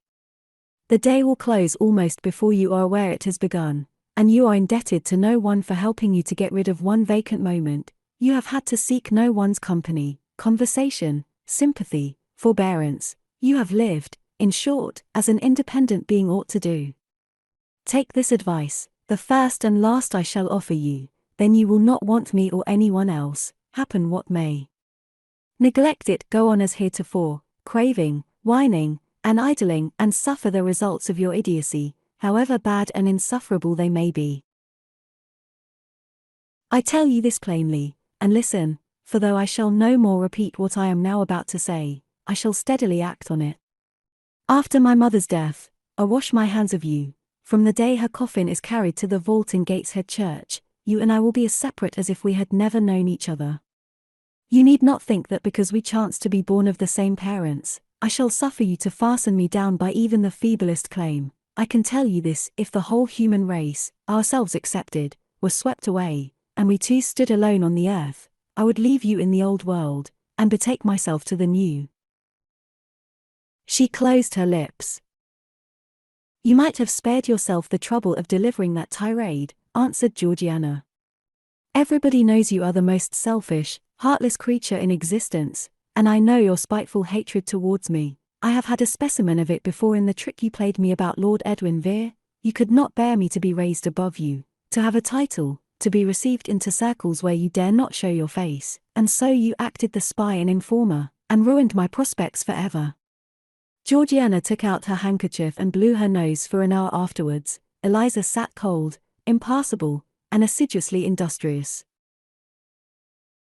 True, generous feeling is made small account of by some, but here were two natures rendered, the one intolerably acrid, the other despicably savourless for the want of it.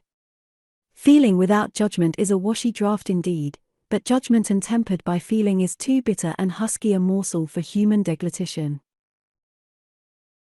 It was a wet and windy afternoon. Georgiana had fallen asleep on the sofa over the perusal of a novel. Eliza was gone to attend a Saint's Day service at the new church, for in matters of religion she was a rigid formalist. No weather ever prevented the punctual discharge of what she considered her devotional duties. Fair or foul, she went to church thrice every Sunday, and as often on weekdays as there were prayers. I bethought myself to go upstairs and see how the dying woman sped, who lay there almost unheeded. The very servants paid her but a remittent attention. The hired nurse, being little looked after, would slip out of the room whenever she could. Bessie was faithful, but she had her own family to mind, and could only come occasionally to the hall. I found the sick room unwatched, as I had expected. No nurse was there. The patient lay still, and seemingly lethargic, her livid face sunk in the pillows. The fire was dying in the grate. I renewed the fuel, rearranged the bedclothes, gazed a while on her who could not now gaze on me, and then I moved away to the window. The rain beat strongly against the panes, the wind blew tempestuously. One lies there, I thought, who will soon be beyond the war of earthly elements. Whither will that spirit, now struggling to quit its material tenement, flit when at length released? In pondering the great mystery, I thought of Helen Burns, recalled her dying words, her faith, her doctrine of the equality of disembodied souls. I was still listening in thought to her well-remembered tones, still picturing her pale and spiritual aspect, her wasted face and sublime gaze, as she lay on her placid deathbed, and whispered her longing to be restored to her divine Father's bosom, when a feeble voice murmured from the couch behind, "Who is that?" I knew Mrs. Reed had not spoken for days. Was she reviving? I went up to her. "It is I, Aunt Reed." "Who I?" was her answer. "Who are you?" looking at me with surprise and a sort of alarm, but still not wildly. "You are quite a stranger to me. Where is Bessie?" "She is at the lodge, Aunt." "Aunt," she repeated. "Who calls me aunt? You are not one of the Gibsons, and yet I know you. That face, and the eyes and forehead, are quite familiar to me. You are like, why, you are like Jane Eyre." I said nothing. I was afraid of occasioning some shock by declaring my identity. "Yet," said she, "I am afraid it is a mistake. My thoughts deceive me. I wish to see Jane Eyre, and I fancy a likeness where none exists. Besides, in 8 years she must be so changed." I now gently assured her that I was the person she supposed and desired me to be, and seeing that I was understood, and that her senses were quite collected, I explained how Bessie had sent her husband to fetch me from Thornfield. "I am very ill, I know," she said ere long. "I was trying to turn myself a few minutes since, and find I cannot move a limb. It is as well I should ease my mind before I die. What we think little of in health, burdens us at such an hour as the present is to me. Is the nurse here? Or is there no one in the room but you?" I assured her we were alone. "Well, I have twice done you a wrong which I regret now. One was in breaking the promise which I gave my husband to bring you up as my own child, the other," she stopped. "After all, it is of no great importance, perhaps," she murmured to herself, "and then I may get better, and to humble myself so to her is painful." She made an effort to alter her position, but failed. Her face changed. She seemed to experience some inward sensation, the precursor, perhaps, of the last pang. "Well, I must get it over. Eternity is before me. I had better tell her. Go to my dressing case, open it, and take out a letter you will see there. I obeyed her directions. Read the letter, she said. It was short, and thus conceived. Madam, will you have the goodness to send me the address of my niece, Jane Eyre, and to tell me how she is? It is my intention to write shortly and desire her to come to me at Madeira. Providence has blessed my endeavors to secure a competency, and as I am unmarried and childless, I wish to adopt her during my life, and bequeath her at my death whatever I may have to leave. I am, Madam, and C. John Eyre, Madeira. It was dated 3 years back. Why did I never hear of this? I asked. Because I disliked you too fixedly and thoroughly ever to lend a hand in lifting you to prosperity. I could not forget your conduct to me, Jane, the fury with which you once turned on me, the tone in which you declared you abhorred me the worst of anybody in the world, the unchildlike look and voice with which you affirmed that the very thought of me made you sick, and asserted that I had treated you with miserable cruelty. I could not forget my own sensations when you thus started up and poured out the venom of your mind. I felt fear as if an animal that I had struck or pushed had looked up at me with human eyes and cursed me in a man's voice. Bring me some water. Oh, make haste. Dear Mrs. Reed, said I, as I offered her the draught she required, think no more of all this, let it pass away from your mind. Forgive me for my passionate language. I was a child then. 9 years have passed since that day. She heeded nothing of what I said, but when she had tasted the water and drawn breath, she went on thus. I tell you I could not forget it, and I took my revenge, for you to be adopted by your uncle, and placed in a state of ease and comfort, was what I could not endure. I wrote to him. I said I was sorry for his disappointment, but Jane Eyre was dead. She had died of typhus fever at Lowood. Now act as you please, write and contradict my assertion, expose my falsehood as soon as you like. You were born, I think, to be my torment. My last hour is racked by the recollection of a deed which, but for you, I should never have been tempted to commit. If you could but be persuaded to think no more of it, aunt, and to regard me with kindness and forgiveness. You have a very bad disposition, said she, and one to this day I feel it impossible to understand, how for 9 years you could be patient and quiescent under any treatment, and in the 10th break out all fire and violence. I can never comprehend. My disposition is not so bad as you think. I am passionate, but not vindictive. Many a time, as a little child, I should have been glad to love you if you would have let me, and I long earnestly to be reconciled to you now. Kiss me, aunt. I approached my cheek to her lips. She would not touch it. She said I oppressed her by leaning over the bed, and again demanded water. As I laid her down, for I raised her and supported her on my arm while she drank, I covered her ice-cold and clammy hand with mine. The feeble fingers shrank from my touch, the glazing eyes shunned my gaze. Love me, then, or hate me, as you will, I said at last. You have my full and free forgiveness. Ask now for God's, and be at peace. Poor, suffering woman! It was too late for her to make now the effort to change her habitual frame of mind. Living, she had ever hated me. Dying, she must hate me still. The nurse now entered, and Bessie followed. I yet lingered half an hour longer, hoping to see some sign of amity, but she gave none. She was fast relapsing into stupor, nor did her mind again rally. At 12 o'clock that night she died. I was not present to close her eyes, nor were either of her daughters. They came to tell us the next morning that all was over. She was by that time laid out. Eliza and I went to look at her. Georgiana, who had burst out into loud weeping, said she dared not go. There was stretched Sarah Reed's once robust and active frame, rigid and still. Her eye of flint was covered with its cold lid. Her brow and strong traits wore yet the impress of her inexorable soul. A strange and solemn object was that corpse to me. I gazed on it with gloom and pain. Nothing soft, nothing sweet, nothing pitying, or hopeful, or subduing did it inspire, only a grating anguish for her woes, not my loss, and a sombre tearless dismay at the fearfulness of death in such a form. Eliza surveyed her parent calmly. After a silence of some minutes she observed. With her constitution she should have lived to a good old age, her life was shortened by trouble. And then a spasm constricted her mouth for an instant. As it passed away she turned and left the room, and so did I. Neither of us had dropped a tear. 22. Mr. Rochester had given me but 1 week's leave of absence, yet a month elapsed before I quitted Gateshead.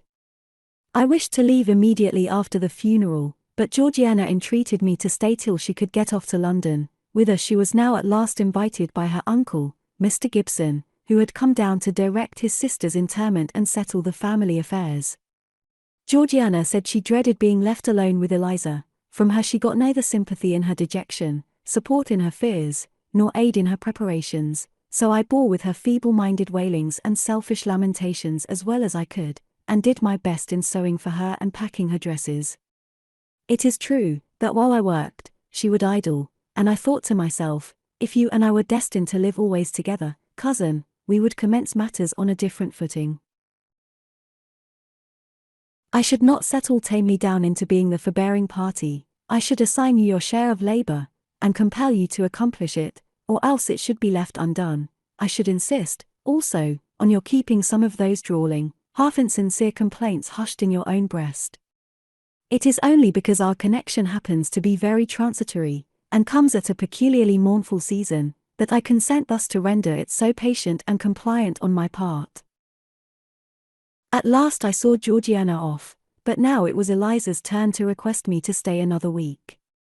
Her plans required all her time and attention. She said, she was about to depart for some unknown bourne, and all day long she stayed in her own room, her door bolted within, filling trunks, emptying drawers, burning papers, and holding no communication with anyone. She wished me to look after the house, to see callers, and answer notes of condolence. One morning she told me I was at liberty. And, she added, I am obliged to you for your valuable services and discreet conduct. There is some difference between living with such an one as you and with Georgiana. You perform your own part in life and burden no one. Tomorrow, she continued, I set out for the continent. I shall take up my abode in a religious house near Lisle, a nunnery you would call it, there I shall be quiet and unmolested. I shall devote myself for a time to the examination of the Roman Catholic dogmas, and to a careful study of the workings of their system, if I find it to be, as I half suspect it is, the one best calculated to ensure the doing of all things decently and in order, I shall embrace the tenets of Rome and probably take the veil. I neither expressed surprise at this resolution nor attempted to dissuade her from it. The vocation will fit you to a hair, I thought, much good may it do you. When we parted, she said, Goodbye, cousin Jane Eyre, I wish you well, you have some sense. I then returned, You are not without sense, cousin Eliza, but what you have, I suppose, in another year will be walled up alive in a French convent. However, it is not my business, and so it suits you, I don't much care. You are in the right, said she, and with these words we each went our separate way. As I shall not have occasion to refer either to her or her sister again, I may as well mention here, that Georgiana made an advantageous match with a wealthy worn-out man of fashion, and that Eliza actually took the veil, and is at this day superior of the convent where she passed the period of her novitiate, and which she endowed with her fortune. How people feel when they are returning home from an absence, long or short, I did not know. I had never experienced the sensation. I had known what it was to come back to Gateshead when a child after a long walk, to be scolded for looking cold or gloomy, and later, what it was to come back from church to Lowood, to long for a plenteous meal and a good fire, and to be unable to get either. Neither of these returnings was very pleasant or desirable. No magnet drew me to a given point, increasing in its strength of attraction the nearer I came. The return to Thornfield was yet to be tried. My journey seemed tedious, very tedious, 50 miles one day, a night spent at an inn, 50 miles the next day. During the first 12 hours I thought of Mrs. Reed in her last moments. I saw her disfigured and discolored face, and heard her strangely altered voice. I mused on the funeral day, the coffin, the hearse, the black train of tenants and servants, few was the number of relatives, the gaping vault, the silent church, the solemn service.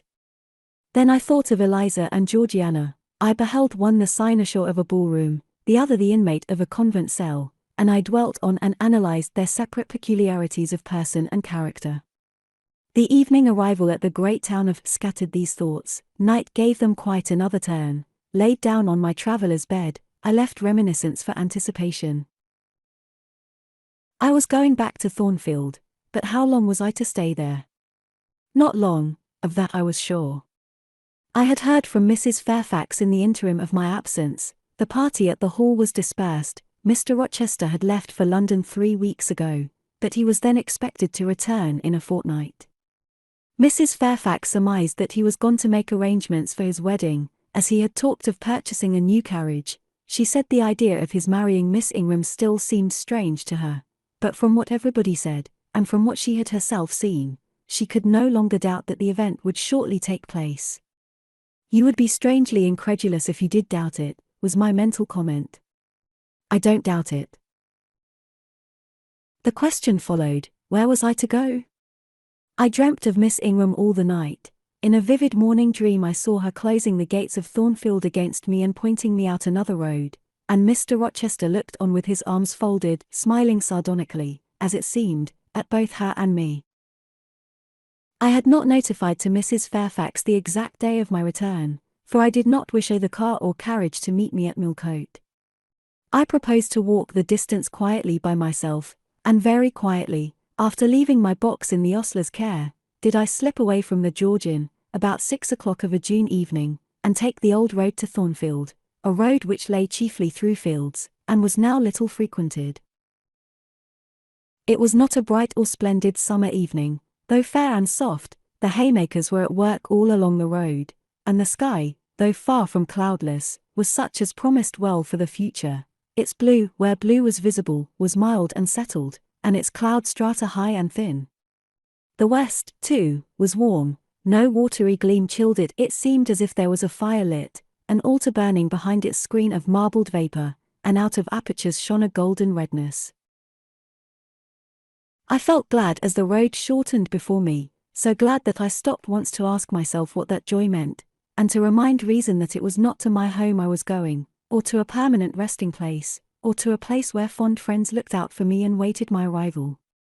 "Mrs. Fairfax will smile you a calm welcome, to be sure," said I, "and little Adele will clap her hands and jump to see you, but you know very well you are thinking of another than they, and that he is not thinking of you. But what is so headstrong as youth? What so blind as inexperience?"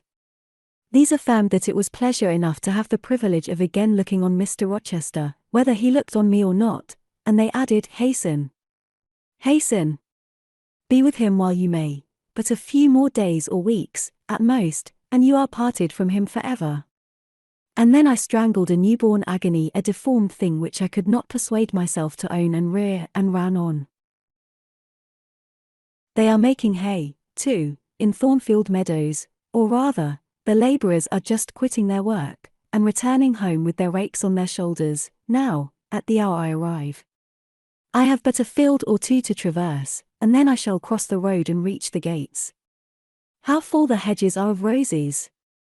But I have no time to gather any. I want to be at the house. I passed a tall briar, shooting leafy and flowery branches across the path. I see the narrow stile with stone steps, and I see Mr. Rochester sitting there, a book and a pencil in his hand. He is writing. Well, he is not a ghost, yet every nerve I have is unstrung. For a moment I am beyond my own mastery. What does it mean? I did not think I should tremble in this way when I saw him, or lose my voice or the power of motion in his presence.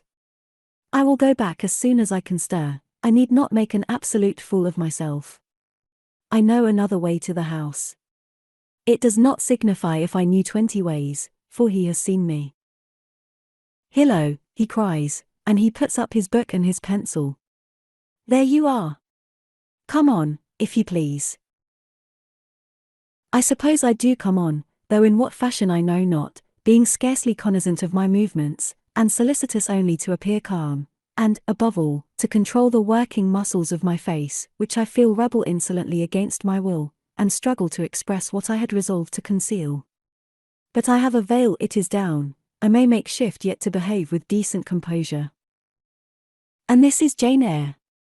Are you coming from Millcote, and on foot? Yes, just one of your tricks, not to send for a carriage, and come clattering over street and road like a common mortal, but to steal into the vicinage of your home along with twilight, just as if you were a dream or a shade. What the deuce have you done with yourself this last month? I have been with my aunt, sir, who is dead. A true Janian reply. Good angels be my guard. She comes from the other world, from the abode of people who are dead, and tells me so when she meets me alone here in the gloaming. If I dared, I'd touch you, to see if you are substance or shadow, you elf, but I'd as soon offer to take hold of a blue ignis fatuous light in a marsh. Traunt! Traunt, he added, when he had paused an instant. Absent from me a whole month, and forgetting me quite, I'll be sworn.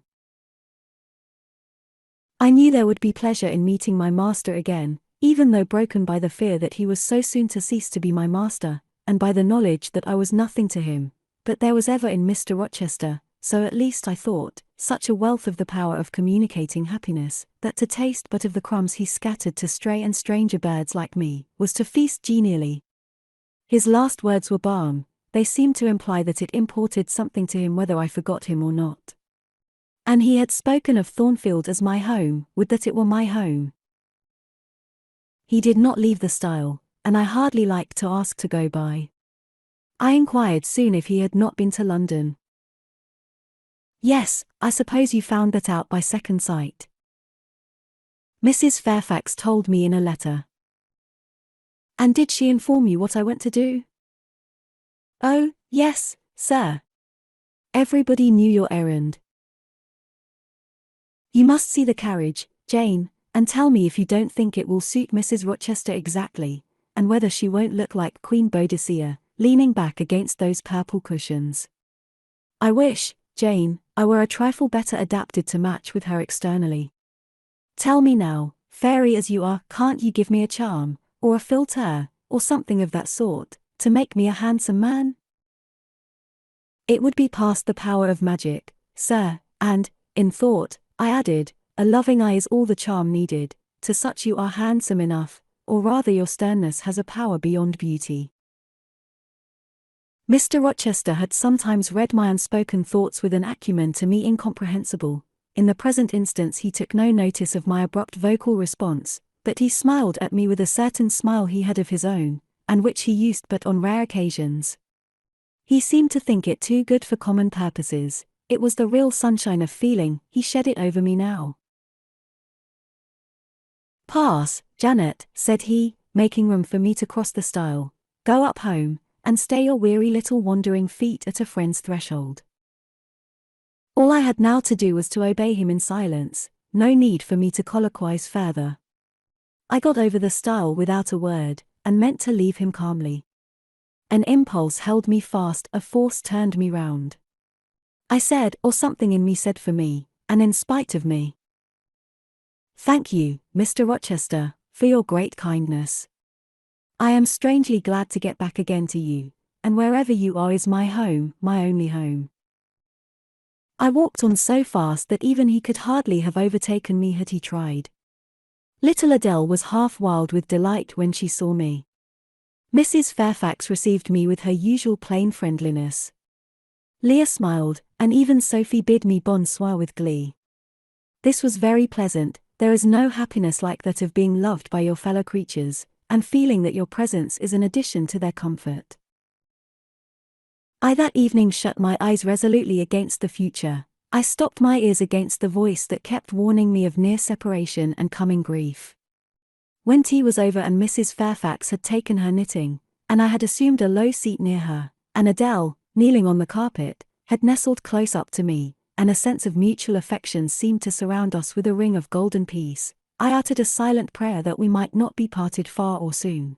But when, as we thus sat, Mr. Rochester entered, unannounced, and looking at us, seemed to take pleasure in the spectacle of a group so amicable when he said he supposed the old lady was all right now that she had got her adopted daughter back again, and added that he saw Adele was prête à croquer sa petite maman anglaise. I half ventured to hope that he would, even after his marriage, keep us together somewhere under the shelter of his protection, and not quite exiled from the sunshine of his presence. A fortnight of dubious calm succeeded my return to Thornfield Hall. Nothing was said of the master's marriage, and I saw no preparation going on for such an event. Almost every day I asked Mrs. Fairfax if she had yet heard anything decided. Her answer was always in the negative. Once she said she had actually put the question to Mr. Rochester as to when he was going to bring his bride home, but he had answered her only by a joke and one of his queer looks, and she could not tell what to make of him. One thing specially surprised me, and that was, there were no journeyings backward and forward, no visits to Ingram Park. To be sure, it was 20 miles off, on the borders of another county, but what was that distance to an ardent lover? To so practiced and indefatigable a horseman as Mr. Rochester, it would be but a morning's ride. I began to cherish hopes I had no right to conceive, that the match was broken off, that rumor had been mistaken, that one or both parties had changed their minds. I used to look at my master's face to see if it was sad or fierce, but I could not remember the time when it had been so uniformly clear of clouds or evil feelings. If, in the moments I and my pupil spent with him, I lacked spirits and sank into inevitable dejection, he became even gay. Never had he called me more frequently to his presence, never been kinder to me when there, and, alas! Never had I loved him so well. 23. A splendid midsummer shone over England, skies so pure, suns so radiant as were then seen in long succession, seldom favour even singly, our wave-girt land. It was as if a band of Italian days had come from the south, like a flock of glorious passenger birds, and lighted to rest them on the cliffs of Albion. The hay was all got in, the fields round Thornfield were green and shorn, the roads white and baked, the trees were in their dark prime, hedge and wood, full-leaved and deeply tinted, contrasted well with the sunny hue of the cleared meadows between. On Midsummer Eve, Adele, weary with gathering wild strawberries in Hay Lane half the day, had gone to bed with the sun. I watched her drop asleep, and when I left her, I sought the garden. It was now the sweetest hour of the 24-day its fervid fires had wasted, and dew fell cool on panting plain and scorched summit. Where the sun had gone down in simple state, pure of the pomp of clouds, spread a solemn purple, burning with the light of red jewel and furnace flame at one point, on one hill peak, and extending high and wide, soft and still softer, over half heaven. The east had its own charm or fine deep blue, and its own modest gem, a rising and solitary star. Soon it would boast the moon, but she was yet beneath the horizon. I walked a while on the pavement, but a subtle, well-known scent, that of a cigar, stole from some window. I saw the library casement open a handbreadth. I knew I might be watched thence, so I went apart into the orchard. No nook in the grounds more sheltered and more Eden-like. It was full of trees, it bloomed with flowers. A very high wall shut it out from the court, on one side, on the other, a beech avenue screened it from the lawn.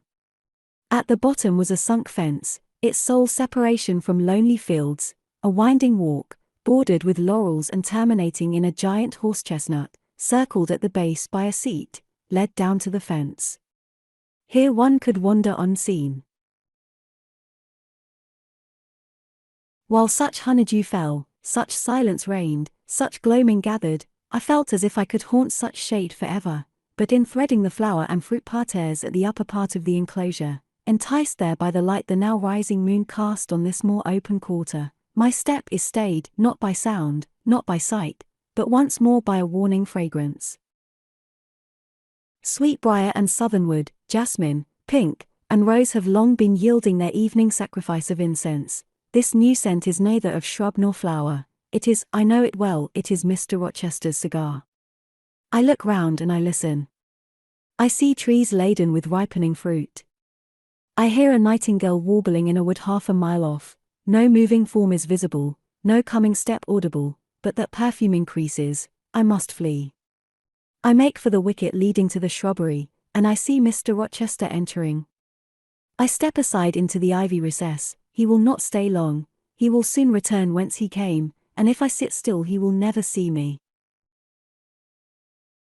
But no, eventide is as pleasant to him as to me, and this antique garden as attractive, and he strolls on, now lifting the gooseberry tree branches to look at the fruit, large as plums, with which they are laden, now taking a ripe cherry from the wall, now stooping towards a knot of flowers, either to inhale their fragrance or to admire the dew beads on their petals.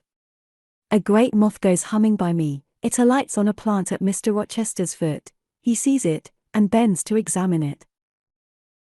Now, he has his back towards me, thought I, and he is occupied too. Perhaps, if I walk softly, I can slip away unnoticed. I trode on an edging of turf that the crackle of the pebbly gravel might not betray me. He was standing among the beds at a yard or two distant from where I had to pass. The moth apparently engaged him. I shall get by very well, I meditated. As I crossed his shadow, thrown long over the garden by the moon, not yet risen high, he said quietly, without turning, "Jane, come and look at this fellow." I had made no noise, he had not eyes behind, could his shadow feel? I started at first, and then I approached him. "Look at his wings," said he reminds me rather of a West Indian insect, one does not often see so large and gay a night rover in England. There. He is flown. The moth roamed away.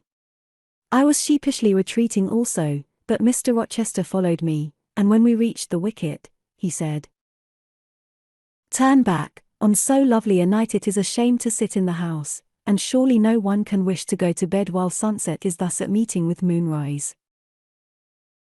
It is one of my faults, that though my tongue is sometimes prompt enough at an answer, there are times when it sadly fails me in framing an excuse, and always the lapse occurs at some crisis, when a facile word or plausible pretext is specially wanted to get me out of painful embarrassment. I did not like to walk at this hour alone with Mr. Rochester in the shadowy orchard, but I could not find a reason to allege for leaving him. I followed with lagging step, and thoughts busily bent on discovering a means of extrication, but he himself looked so composed and so grave also, I became ashamed of feeling any confusion. The evil, if evil existent or prospective there was, seemed to lie with me only. His mind was unconscious and quiet. "Jane," he recommenced, as we entered the laurel walk, and slowly strayed down in the direction of the sunk fence and the horse-chestnut, "Thornfield is a pleasant place in summer, is it not?" "Yes, sir." "You must have become in some degree attached to the house, you, who have an eye for natural beauties, and a good deal of the organ of adhesiveness." "I am attached to it, indeed. And though I don't comprehend how it is, I perceive you have acquired a degree of regard for that foolish little child Adele, too, and even for simple Dame Fairfax." "Yes, sir, in different ways, I have an affection for both. And would be sorry to part with them." "Yes." "Pity," he said, and sighed and paused. "It is always the way of events in this life," he continued presently. "No sooner have you got settled in a pleasant resting place, than a voice calls out to you to rise and move on, for the hour of repose is expired." "Must I move on, sir?" I asked. "Must I leave Thornfield?" "I believe you must, Jane." "I am sorry, Janet, but I believe indeed you must." This was a blow, but I did not let it prostrate me. "Well, sir, I shall be ready when the order to march comes." "It is come now, I must give it tonight." "Then you are going to be married, sir?" "Exactly, precisely, with your usual acuteness, you have hit the nail straight on the head." "Soon, sir?" "Very soon, that is, Miss Eyre, and you'll remember, Jane, the first time or rumour, plainly intimated to you that it was my intention to put my old bachelor's neck into the sacred noose, to enter into the holy estate of matrimony, to take Miss Ingram to my bosom. In short, she's an extensive armful, but that's not to the point. One can't have too much of such a very excellent thing as my beautiful Blanche. Well, as I was saying, listen to me. Jane? You're not turning your head to look after more moths, are you? That was only a lady clock, child, flying away home. I wish to remind you that it was you who first said to me, with that discretion I respect in you, with that foresight, prudence, and humility which befit your responsible and dependent position, that in case I married Miss Ingram, both you and little Adele had better trot forthwith. I pass over the sort of slur conveyed in this suggestion on the character of my beloved. Indeed, when you are far away, Janet, I'll try to forget it. I shall notice only its wisdom, which is such that I have made it my law of action.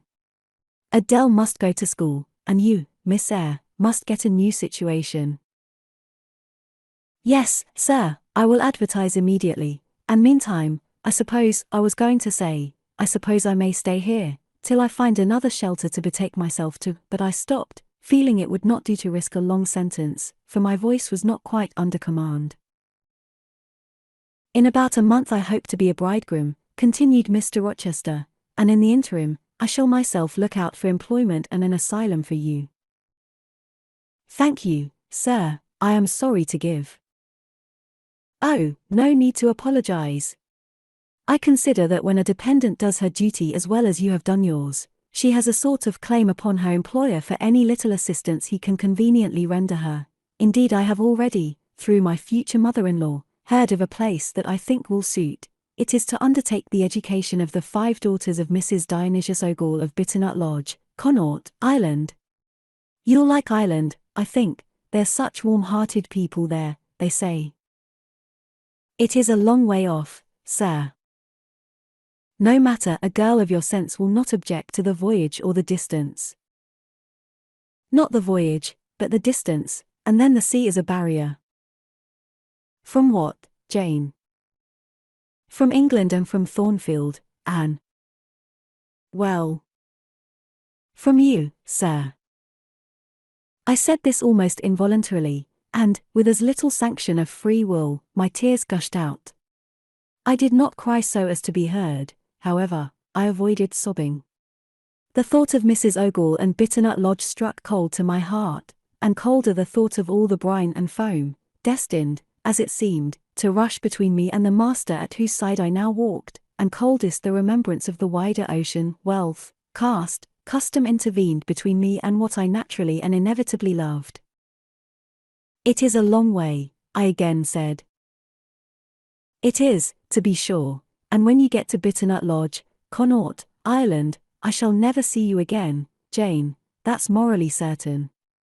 I never go over to Ireland, not having myself much of a fancy for the country. We have been good friends, Jane, have we not? Yes, sir. And when friends are on the eve of separation, they like to spend the little time that remains to them close to each other. Come. We'll talk over the voyage and the parting quietly half an hour or so, while the stars enter into their shining life up in heaven yonder. Here is the chestnut tree, here is the bench at its old roots. Come, we will sit there in peace tonight, though we should never more be destined to sit there together. He seated me and himself.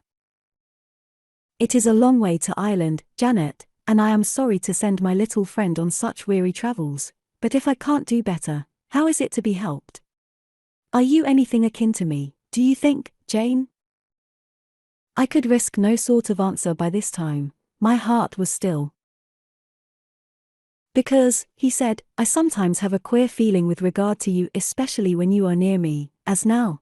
It is as if I had a string somewhere under my left ribs, tightly and inextricably knotted to a similar string situated in the corresponding quarter of your little frame.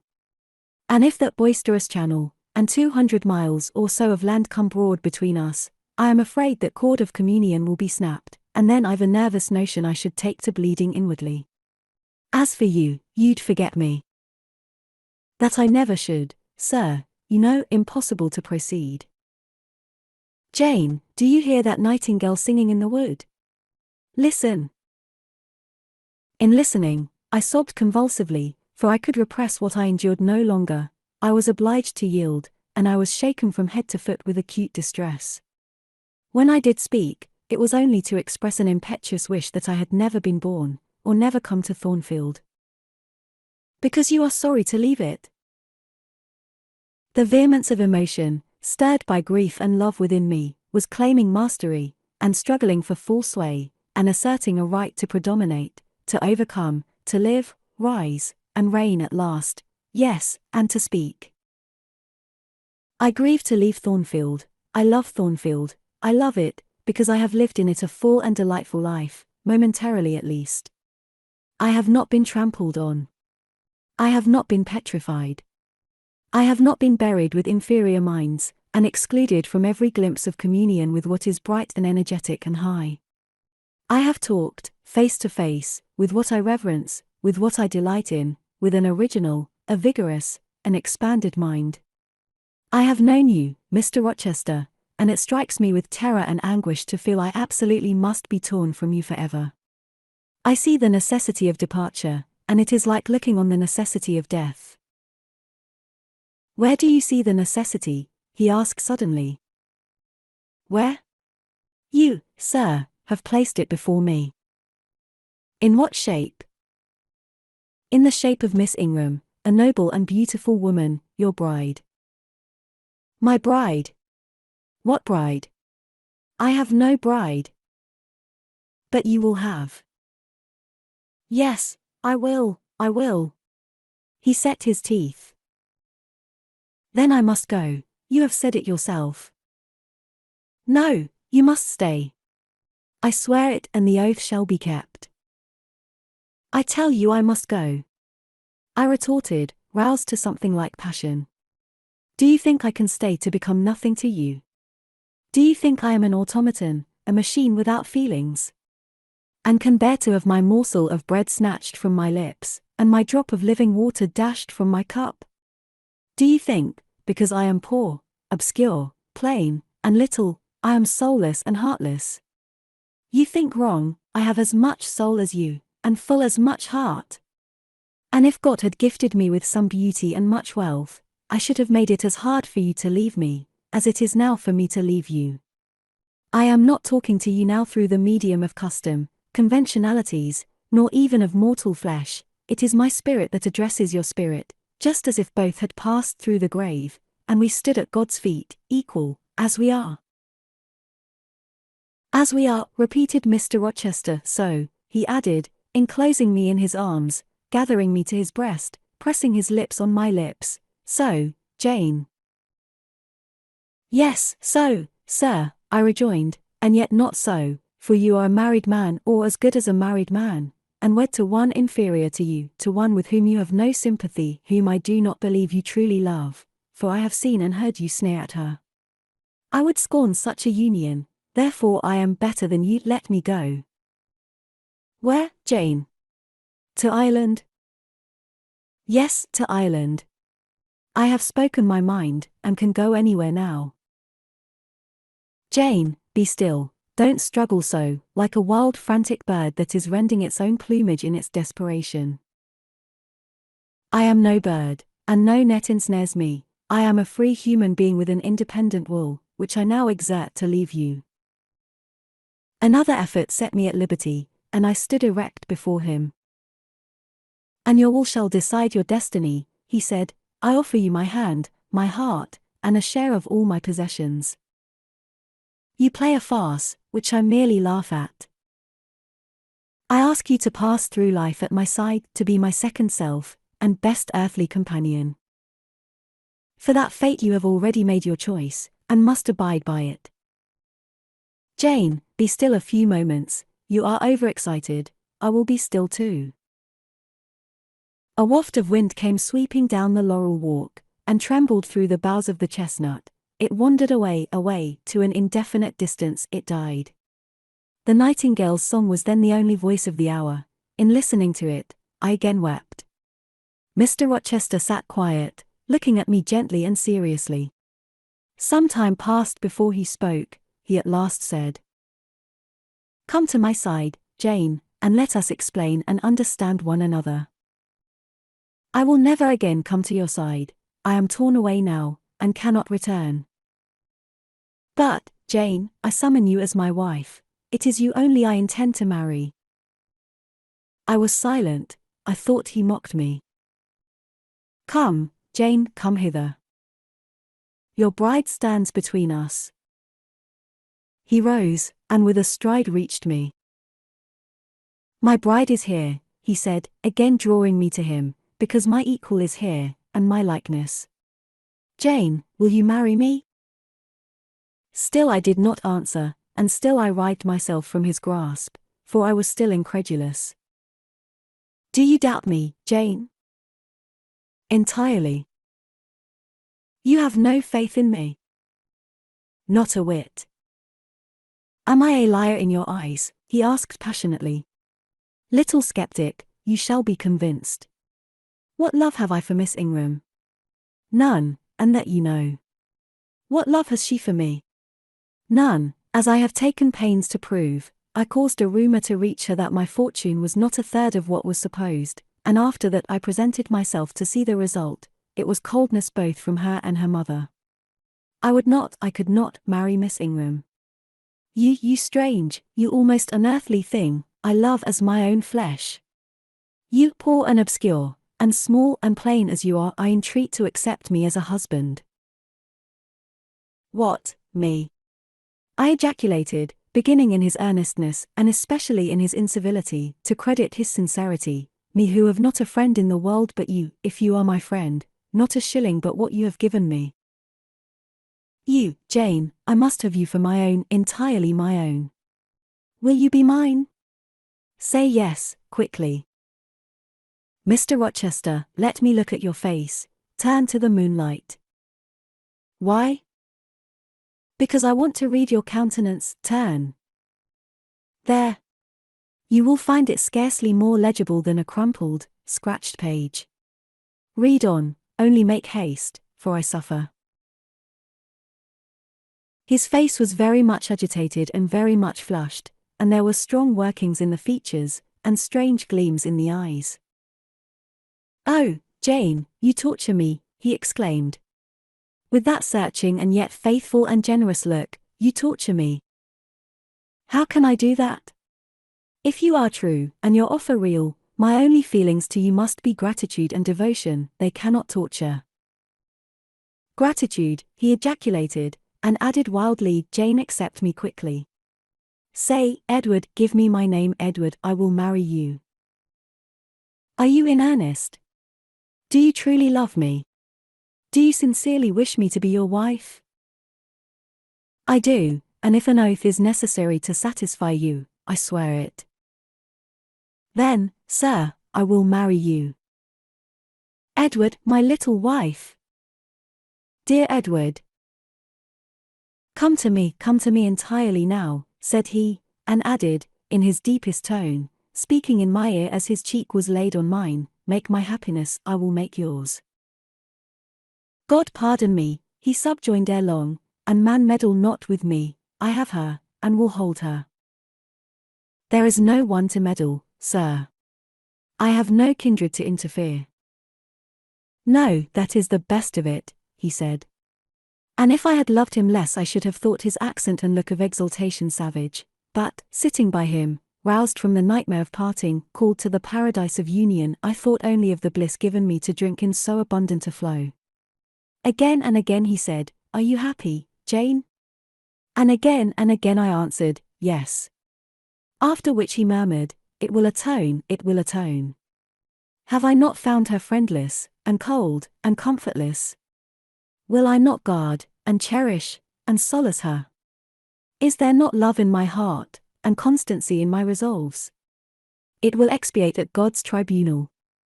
I know my Maker sanctions what I do. For the world's judgment I wash my hands thereof. For man's opinion I defy it. But what had befallen the night? The moon was not yet set, and we were all in shadow. I could scarcely see my master's face, near as I was. And what ailed the chestnut tree? It writhed and groaned, while wind roared in the laurel walk, and came sweeping over us. We must go in, said Mr. Rochester, the weather changes. I could have sat with thee till morning, Jane. And so, thought I, could I with you. I should have said so, perhaps, but a vivid spark leapt out of a cloud at which I was looking, and there was a crack, a crash, and a close rattling peal, and I thought only of hiding my dazzled eyes against Mr. Rochester's shoulder. The rain rushed down. He hurried me up the walk, through the grounds, and into the house, but we were quite wet before we could pass the threshold. He was taking off my shawl in the hall, and shaking the water out of my loosened hair, when Mrs. Fairfax emerged from her room. I did not observe her at first, nor did Mr. Rochester. The lamp was lit. The clock was on the stroke of 12. "Hasten to take off your wet things," said he, "and before you go, good night, my darling." He kissed me repeatedly. When I looked up, on leaving his arms, there stood the widow, pale, grave, and amazed. I only smiled at her, and ran upstairs. Explanation will do for another time, thought I. Still, when I reached my chamber, I felt a pang at the idea she should even temporarily misconstrue what she had seen. But joy soon effaced every other feeling, and loud as the wind blew, near and deep as the thunder crashed, fierce and frequent as the lightning gleamed, cataract-like as the rain fell during a storm of 2 hours' duration, I experienced no fear and little awe. Mr. Rochester came thrice to my door in the course of it, to ask if I was safe and tranquil, and that was comfort, that was strength for anything. Before I left my bed in the morning, little Adele came running in to tell me that the great horse-chestnut at the bottom of the orchard had been struck by lightning in the night, and half of it split away. 24. As I rose and dressed, I thought over what had happened, and wondered if it were a dream. I could not be certain of the reality till I had seen Mr. Rochester again, and heard him renew his words of love and promise. While arranging my hair, I looked at my face in the glass, and felt it was no longer plain. There was hope in its aspect and life in its color, and my eyes seemed as if they had beheld the fount of fruition, and borrowed beams from the lustrous ripple. I had often been unwilling to look at my master, because I feared he could not be pleased at my look, but I was sure I might lift my face to his now, and not call his affection by its expression. I took a plain but clean and light summer dress from my drawer and put it on. It seemed no attire had ever so well become me, because none had I ever worn in so blissful a mood. I was not surprised, when I ran down into the hall, to see that a brilliant June morning had succeeded to the tempest of the night, and to feel, through the open glass door, the breathing of a fresh and fragrant breeze. Nature must be gladsome when I was so happy. A beggar woman and her little boy, pale, ragged objects both, were coming up the walk, and I ran down and gave them all the money I happened to have in my purse, some 3 or 4 shillings, good or bad, they must partake of my jubilee. The rooks cawed, and blithe birds sang, but nothing was so merry or so musical as my own rejoicing heart. Mrs. Fairfax surprised me by looking out of the window with a sad countenance, and saying gravely, "Miss Eyre, will you come to breakfast?" During the meal she was quiet and cool, but I could not undeceive her then. I must wait for my master to give explanations, and so must she. I ate what I could, and then I hastened upstairs. I met Adele leaving the schoolroom. "Where are you going?" "It is time for lessons. Mr. Rochester has sent me away to the nursery." "Where is he?" "In there," pointing to the apartment she had left, and I went in, and there he stood. "Come and bid me good morning," said he. I gladly advanced, and it was not merely a cold word now, or even a shake of the hand that I received, but an embrace and a kiss. It seemed natural, it seemed genial to be so well loved, so caressed by him. "Jane, you look blooming, and smiling, and pretty," said he, "truly pretty this morning. Is this my pale, little elf? Is this my mustard seed?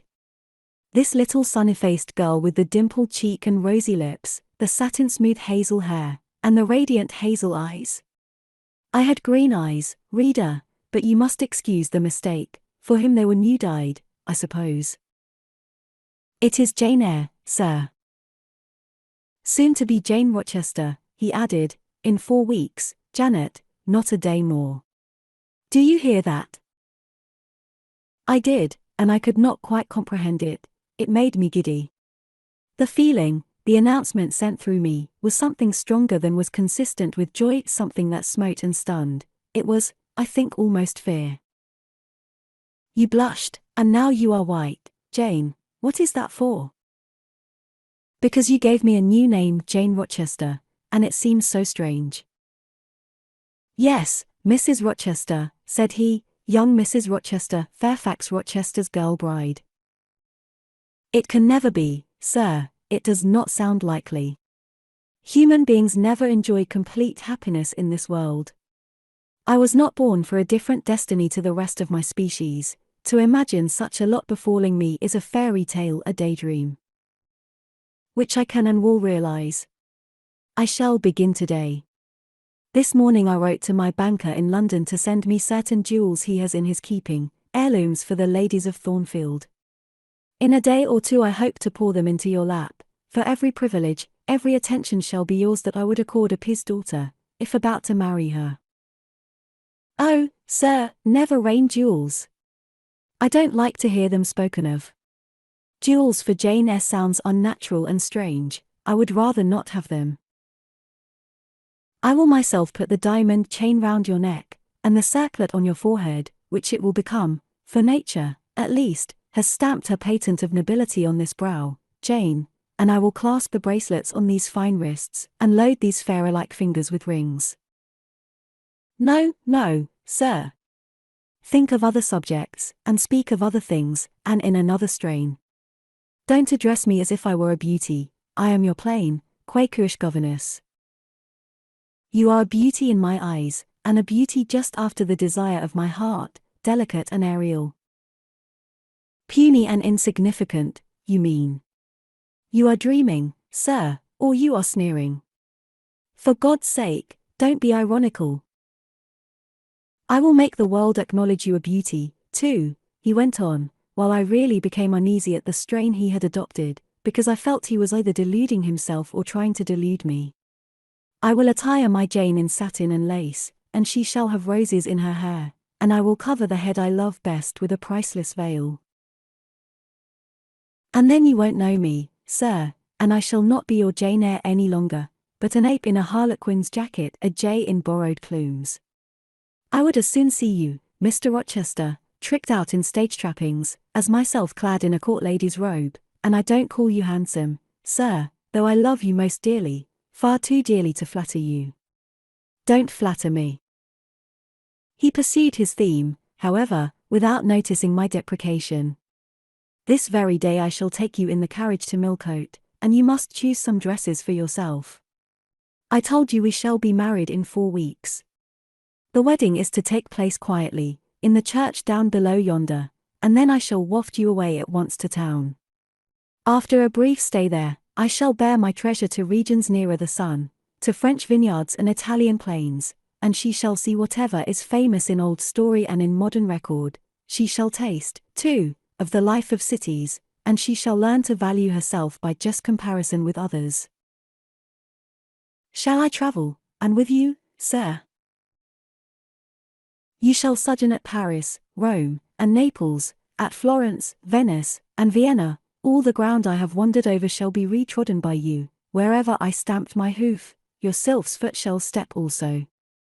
10 years since, I flew through Europe half mad, with disgust, hate, and rage as my companions. Now I shall revisit it healed and cleansed, with a very angel as my comforter. I laughed at him as he said this. I am not an angel, I asserted, and I will not be one till I die. I will be myself. Mr. Rochester, you must neither expect nor exact anything celestial of me, for you will not get it, any more than I shall get it of you, which I do not at all anticipate. What do you anticipate of me? For a little while you will perhaps be as you are now, a very little while, and then you will turn cool, and then you will be capricious, and then you will be stern, and I shall have much ado to please you, but when you get well used to me, you will perhaps like me again, like me, I say, not love me. I suppose your love will effervesce in 6 months, or less. I have observed in books written by men, that period assigned as the farthest to which a husband's ardor extends. Yet, after all, as a friend and companion, I hope never to become quite distasteful to my dear master. Distasteful. And like you again.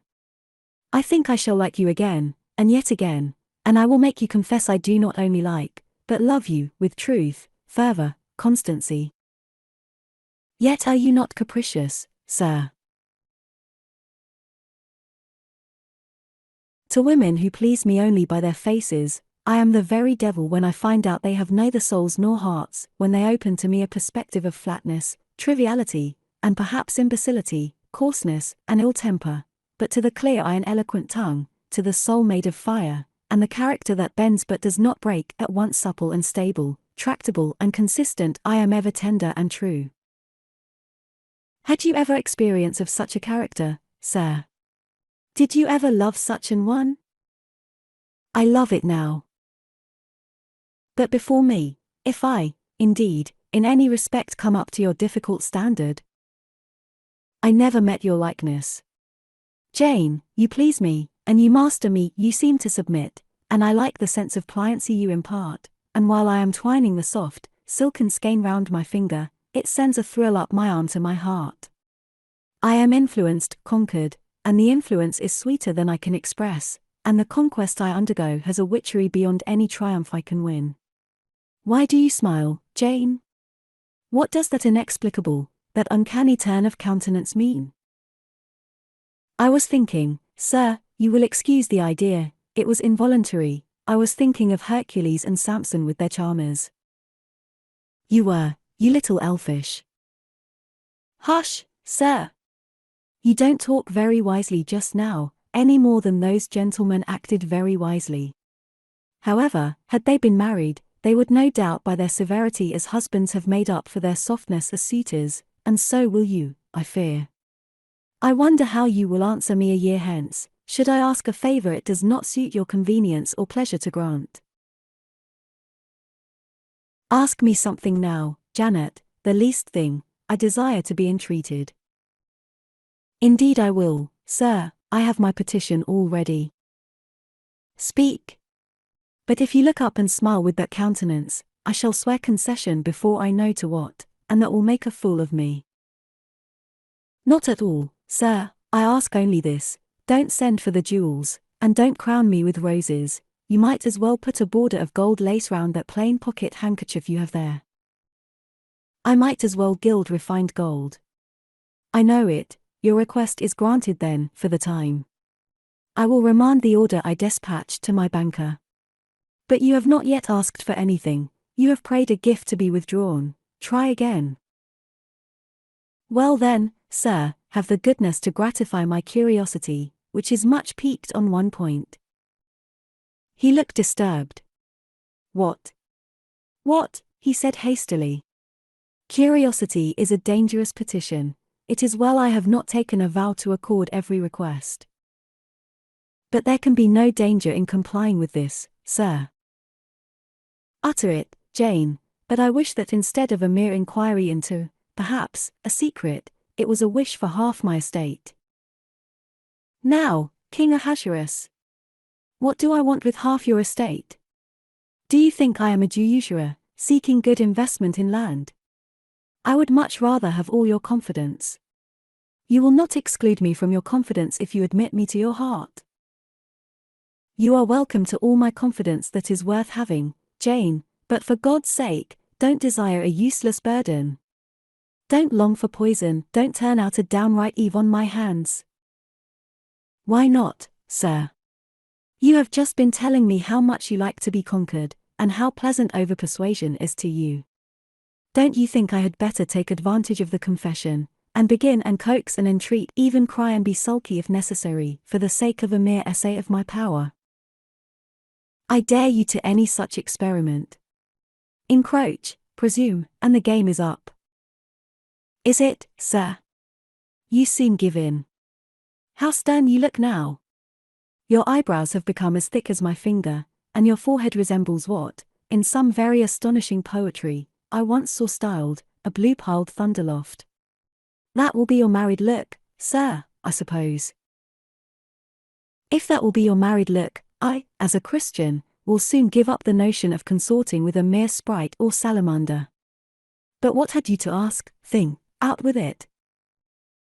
There, you are less than civil now, and I like rudeness a great deal better than flattery. I had rather be a thing than an angel. This is what I have to ask, why did you take such pains to make me believe you wished to marry Miss Ingram? Is that all?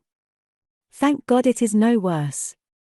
And now he unknit his black brows, looked down, smiling at me, and stroked my hair, as if well pleased at seeing a danger averted. I think I may confess, he continued, even although I should make you a little indignant, Jane, and I have seen what a fire spirit you can be when you are indignant. You glowed in the cool moonlight last night, when you mutinied against fate, and claimed your rank as my equal. Janet, by the by, it was you who made me the offer. Of course I did. But to the point if you please, Sir, Miss Ingram. Well, I feigned courtship of Miss Ingram, because I wished to render you as madly in love with me as I was with you, and I knew jealousy would be the best ally I could call in for the furtherance of that end. Excellent. Now you are small, not one whit bigger than the end of my little finger. It was a burning shame and a scandalous disgrace to act in that way. Did you think nothing of Miss Ingram's feelings, sir? Her feelings are concentrated in one, pride, and that needs humbling. Were you jealous, Jane? Never mind, Mr. Rochester, it is in no way interesting to you to know that. Answer me truly once more. Do you think Miss Ingram will not suffer from your dishonest coquetry?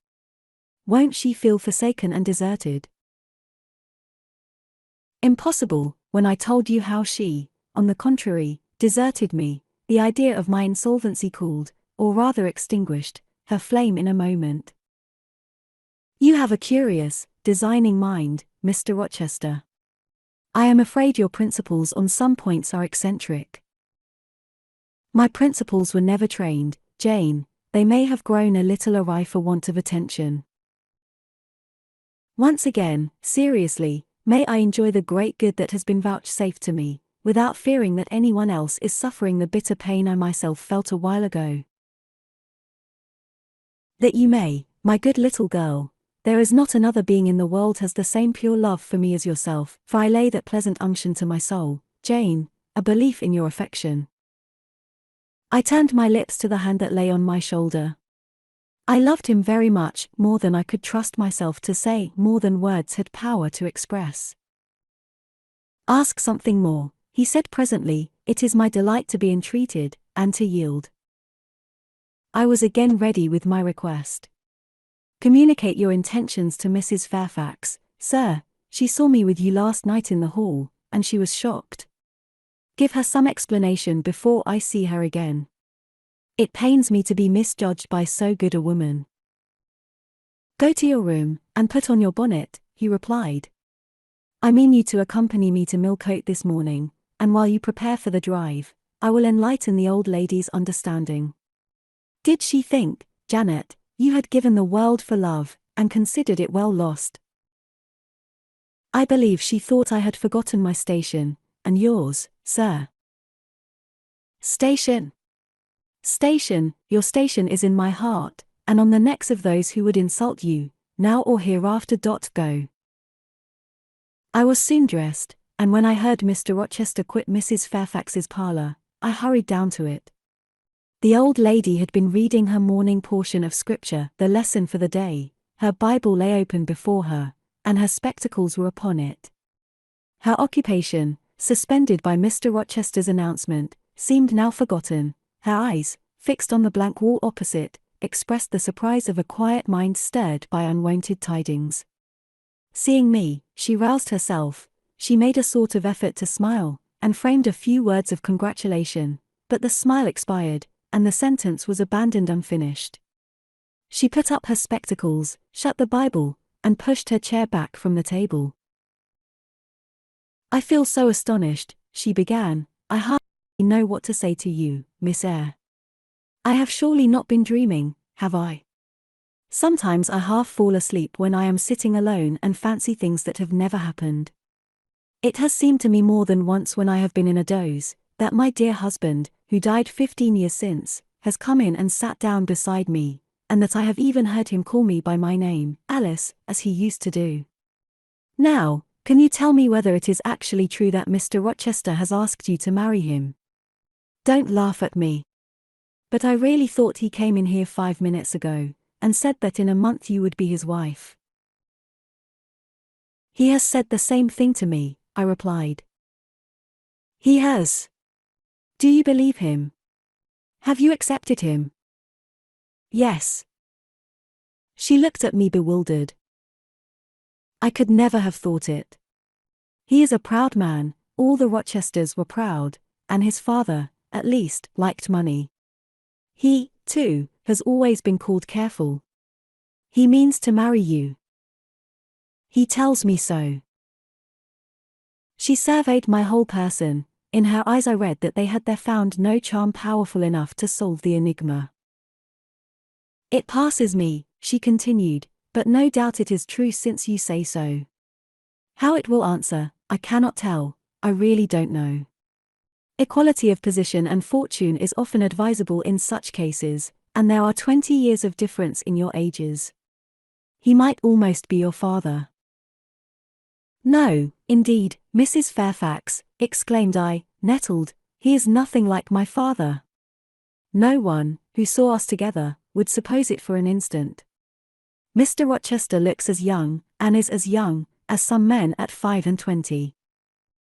Is it really for love he is going to marry you? She asked.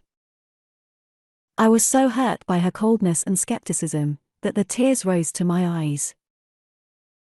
I am sorry to grieve you, pursued the widow, but you are so young, and so little acquainted with men, I wish to put you on your guard.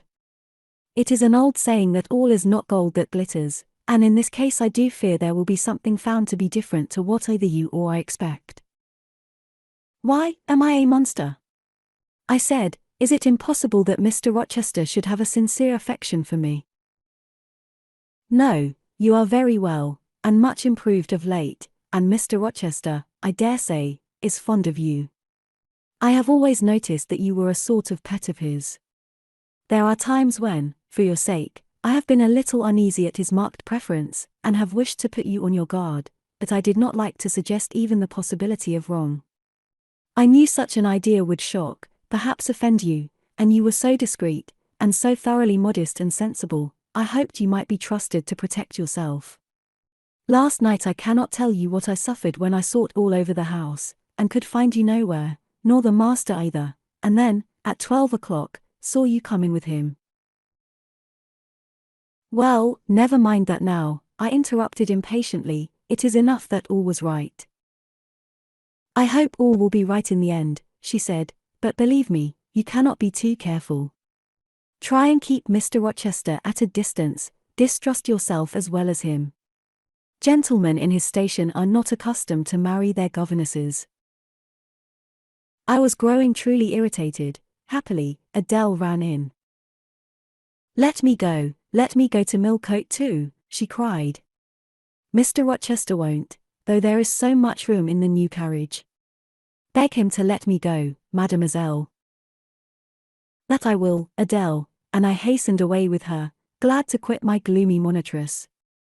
The carriage was ready, they were bringing it round to the front, and my master was pacing the pavement, Pilot following him backwards and forwards.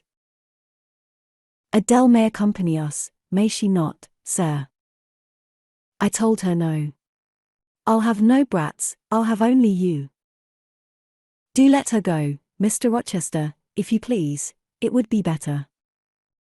Not it, she will be a restraint. He was quite peremptory, both in look and voice. The chill of Mrs. Fairfax's warnings, and the damp of her doubts were upon me, something of unsubstantiality and uncertainty had beset my hopes. I half lost the sense of power over him. I was about mechanically to obey him, without further remonstrance, but as he helped me into the carriage, he looked at my face. What is the matter? He asked, all the sunshine is gone. Do you really wish the bairn to go? Will it annoy you if she is left behind? I would far rather she went, sir. Then off for your bonnet, and back like a flash of lightning, cried he to Adele. She obeyed him with what speed she might. After all, a single morning's interruption will not matter much, said he, when I mean shortly to claim you, your thoughts, conversation, and company for life. Adele, when lifted in, commenced kissing me, by way of expressing her gratitude for my intercession. She was instantly stowed away into a corner on the other side of him. She then peeped round to where I sat, so stern a neighbour was too restrictive, to him, in his present fractious mood. She dared whisper no observations, nor ask of him any information. Let her come to me, I entreated. She will, perhaps, trouble you, sir. There is plenty of room on this side. He handed her over as if she had been a lapdog. I'll send her to school yet, he said, but now he was smiling. Adele heard him, and asked if she was to go to school sans mademoiselle. Yes, he replied, absolutely sans mademoiselle, for I am to take mademoiselle to the moon, and there I shall seek a cave in one of the white valleys among the volcano tops, and mademoiselle shall live with me there, and only me. She will have nothing to eat, you will starve her, observed Adele. I shall gather manna for her morning and night. The plains and hillsides in the moon are bleached with manna, Adele. She will want to warm herself. What will she do for a fire? Fire rises out of the lunar mountains. When she is cold, I'll carry her up to a peak, and lay her down on the edge of a crater. Oh, tu why c'est mal plus comfortable. And her clothes, they will wear out. How can she get new ones? Mr. Rochester professed to be puzzled. Said he. What would you do, Adele? Cudgel your brains for an expedient. How would a white or a pink cloud answer for a gown, do you think? And one could cut a pretty enough scarf out of a rainbow. She is far better as she is, concluded Adele, after musing some time. Besides, she would get tired of living with only you in the moon. If I were mademoiselle, I would never consent to go with you. She has consented, she has pledged her word. But you can't get her there, there is no road to the moon, it is all air, and neither you nor she can fly. Adele, look at that field. We were now outside Thornfield gates, and bowling lightly along the smooth road to Millcote, where the dust was well laid by the thunderstorm, and where the low hedges and lofty timber trees on each side glistened green and rain-refreshed. In that field, Adele, I was walking late one evening about a fortnight since, the evening of the day you helped me to make hay in the orchard meadows, and, as I was tired with raking swaths, I sat down to rest me on a stile, and there I took out a little book and a pencil, and began to write about a misfortune that befell me long ago, and a wish I had for happy days to come. I was writing away very fast, though daylight was fading from the leaf, when something came up the path and stopped 2 yards off me. I looked at it. It was a little thing with a veil of gossamer on its head. I beckoned it to come near me, it stood soon at my knee. I never spoke to it, and it never spoke to me, in words, but I read its eyes, and it read mine, and our speechless colloquy was to this effect. It was a fairy, and come from Elfland, it said, and its errand was to make me happy. I must go with it out of the common world to a lonely place, such as the moon, for instance, and it nodded its head towards her horn, rising over Hay Hill. It told me of the alabaster cave and silver vale where we might live. I said I should like to go, but reminded it, as you did me, that I had no wings to fly. Oh, returned the fairy, that does not signify. Here is a talisman will remove all difficulties, and she held out a pretty gold ring. Put it, she said, on the 4th finger of my left hand, and I am yours, and you are mine, and we shall leave earth, and make our own heaven yonder. She nodded again at the moon. The ring, Adele, is in my breeches pocket, under the disguise of a sovereign, but I mean soon to change it to a ring again. But what has mademoiselle to do with it? I don't care for the fairy, you said it was mademoiselle you would take to the moon? Mademoiselle is a fairy, he said, whispering mysteriously. Whereupon I told her not to mind his badinage, and she, on her part, evinced a fund of genuine French scepticism, denominating Mr. Rochester un vrai menteur, and assuring him that she made no account whatever of his compte de fille, and that du reste, Illinois n'y avait pas de filles, et quand même Illinois y en avait, she was sure they would never appear to him, nor ever give him rings, or offer to live with him in the moon. The hour spent at Millcote was a somewhat harassing one to me. Mr. Rochester obliged me to go to a certain silk warehouse. There I was ordered to choose half a dozen dresses. I hated the business, I begged leave to defer it. No, it should be gone through with now. By dint of entreaties expressed in energetic whispers, I reduced the half-dozen to 2. These, however, he vowed he would select himself. With anxiety I watched his eye rove over the gay stores. He fixed on a rich silk of the most brilliant amethyst dye, and a superb pink satin. I told him in a new series of whispers, that he might as well buy me a gold gown and a silver bonnet at once. I should certainly never venture to wear his choice. With infinite difficulty, for he was stubborn as a stone, I persuaded him to make an exchange in favor of a sober black satin and pearl grey silk. It might pass for the present, he said, but he would yet see me glittering like a parterre. Glad was I to get him out of the silk warehouse, and then out of a jeweller's shop. The more he bought me, the more my cheek burned with a sense of annoyance and degradation. As we re-entered the carriage, and I sat back feverish and fagged, I remembered what, in the hurry of events, dark and bright, I had wholly forgotten, the letter of my uncle, John Eyre, to Mrs. Reed, his intention to adopt me and make me his legatee. It would, indeed, be a relief, I thought, if I had ever so small an independency. I never can bear being dressed like a doll by Mr. Rochester, or sitting like a second Danae with the golden shower falling daily round me. I will write to Madeira the moment I get home, and tell my Uncle John the first I'm going to be married, and to whom, if I had but a prospect of one day bringing Mr. Rochester an accession of fortune, I could better endure to be kept by him now.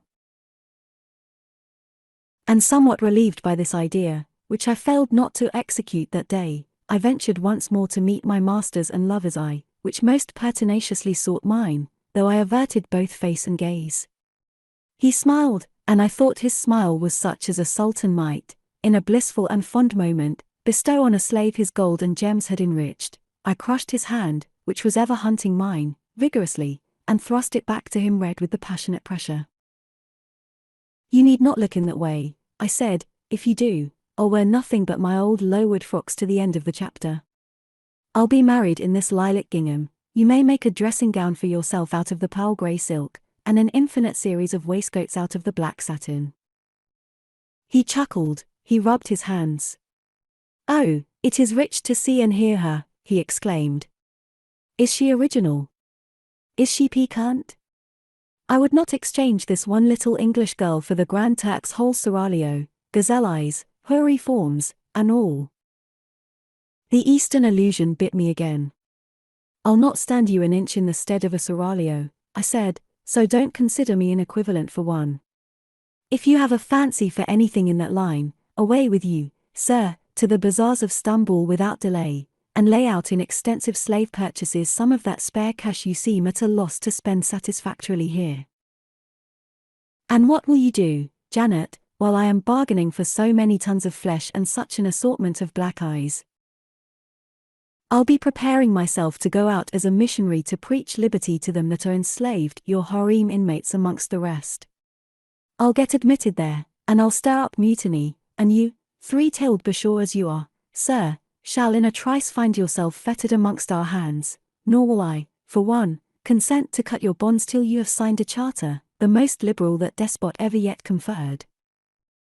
I would consent to be at your mercy, Jane.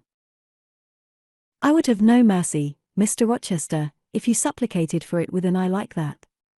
While you looked so, I should be certain that whatever charter you might grant under coercion, your first act, when released, would be to violate its conditions. Why, Jane, what would you have? I fear you will compel me to go through a private marriage ceremony, besides that performed at the altar. You will stipulate, I see, for peculiar terms. What will they be? I only want an easy mind, sir, not crushed by crowded obligations. Do you remember what you said of Celine Varens, of the diamonds, the cashmeres you gave her? I will not be your English Celine Varens. I shall continue to act as Adele's governess, by that I shall earn my board and lodging, and £30 a year besides. I'll furnish my own wardrobe out of that money, and you shall give me nothing but. Well, but what? Your regard, and if I give you mine in return, that debt will be quit. Well, for cool native impudence and pure innate pride, you haven't your equal, said he. We were now approaching Thornfield. Will it please you to dine with me today? He asked, as we re-entered the gates. No, thank you, sir. And what for? No, thank you, if one may inquire. I never have dined with you, sir, and I see no reason why I should now, till what? You delight in half-phrases. Till I can't help it. Do you suppose I eat like an ogre or a ghoul, that you dread being the companion of my repast? I have formed no supposition on the subject, sir, but I want to go on as usual for another month. You will give up your governessing slavery at once. Indeed, begging your pardon, sir, I shall not. I shall just go on with it as usual. I shall keep out of your way all day, as I have been accustomed to do. You may send for me in the evening, when you feel disposed to see me, and I'll come then, but at no other time. I want a smoke, Jane, or a pinch of snuff, to comfort me under all this. Pour me donna one contenance, as Adele would say, and unfortunately I have neither my cigar case, nor my snuff box. But listen, whisper. It is your time now, little tyrant, but it will be mine presently, and when once I have fairly seized you, to have and to hold, I'll just, figuratively speaking, attach you to a chain like this, touching his watch guard. Yes, bonny wee thing, I'll wear you in my bosom, lest my jewel I should tine. He said this as he helped me to alight from the carriage, and while he afterwards lifted out Adele, I entered the house, and made good my retreat upstairs. He duly summoned me to his presence in the evening. I had prepared an occupation for him, for I was determined not to spend the whole time in a tete-a-tete conversation. I remembered his fine voice. I knew he liked to sing, good singers generally do. I was no vocalist myself, and, in his fastidious judgment, no musician, either, but I delighted in listening when the performance was good. No sooner had twilight, that hour of romance, began to lower her blue and starry banner over the lattice, than I rose, opened the piano, and entreated him, for the love of heaven, to give me a song. He said I was a capricious witch, and that he would rather sing another time, but I averred that no time was like the present. Did I like his voice? He asked. Very much. I was not fond of pampering that susceptible vanity of his, but for once, and from motives of expediency, I would e'en soothe and stimulate it. Then, Jane, you must play the accompaniment. Very well, sir, I will try. I did try, but was presently swept off the stool and denominated a little bungler. Being pushed unceremoniously to one side, which was precisely what I wished, he usurped my place, and proceeded to accompany himself, for he could play as well as sing. I hied me to the window recess. And while I sat there and looked out on the still trees and dim lawn, to a sweet air was sung in mellow tones the following strain. The truest love that ever heart felt at its kindled core, did through each vein, in quickened start, the tide of being pour. Her coming was my hope each day, her parting was my pain, the chance that did her steps delay was ice in every vein. I dreamed it would be nameless bliss, as I loved to be, and to this object did I press as blind as eagerly. But wide as pathless was the space that lay our lives between, and dangerous as the foamy race of ocean surges green. And haunted as a robber path through wilderness or wood, for might and right, and woe and wrath, between our spirits stood. I dangers dared, I hindrance scorned, I omens did defy, whatever menaced, harassed, warned, I passed impetuous by. On sped my rainbow, fast as light, I flew as in a dream, for glorious rose upon my sight that child of shower and gleam. Still bright on clouds of suffering dim shines that soft, solemn joy, nor care I now, how dense and grim disasters gather nigh. I care not in this moment, sweet. Though all I have rushed o'er should come on pinion, strong and fleet, proclaiming vengeance sore, though haughty hate should strike me down, right, bar approach to me, and grinding might, with furious frown, swear endless enmity. My love has placed her little hand with noble faith in mine, and vowed that wedlock's sacred band our nature shall entwine. My love has sworn, with sealing kiss, with me to live, to die, I have at last my nameless bliss. As I love, loved am I. He rose and came towards me, and I saw his face all kindled, and his full falcon eye flashing, and tenderness and passion in every lineament. I quailed momentarily, then I rallied. Soft scene, daring demonstration, I would not have, and I stood in peril of both. A weapon of defense must be prepared. I wetted my tongue. As he reached me, I asked with asperity, whom he was going to marry now. That was a strange question to be put by his darling Jane. Indeed, I considered it a very natural and necessary one. He had talked of his future wife dying with him. What did he mean by such a pagan idea? I had no intention of dying with him, he might depend on that. Oh, all he longed, all he prayed for, was that I might live with him. Death was not for such as I. Indeed it was. I had as good a right to die when my time came as he had, but I should bide that time, and not be hurried away in a suttee. Would I forgive him for the selfish idea, and prove my pardon by a reconciling kiss? No, I would rather be excused. Here I heard myself apostrophized as a hard little thing, and it was added, any other woman would have been melted to marrow at hearing such stanzas crooned in her praise.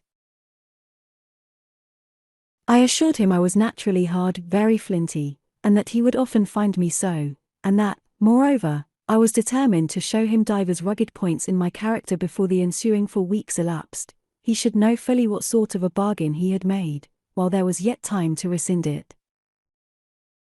Would I be quiet and talk rationally?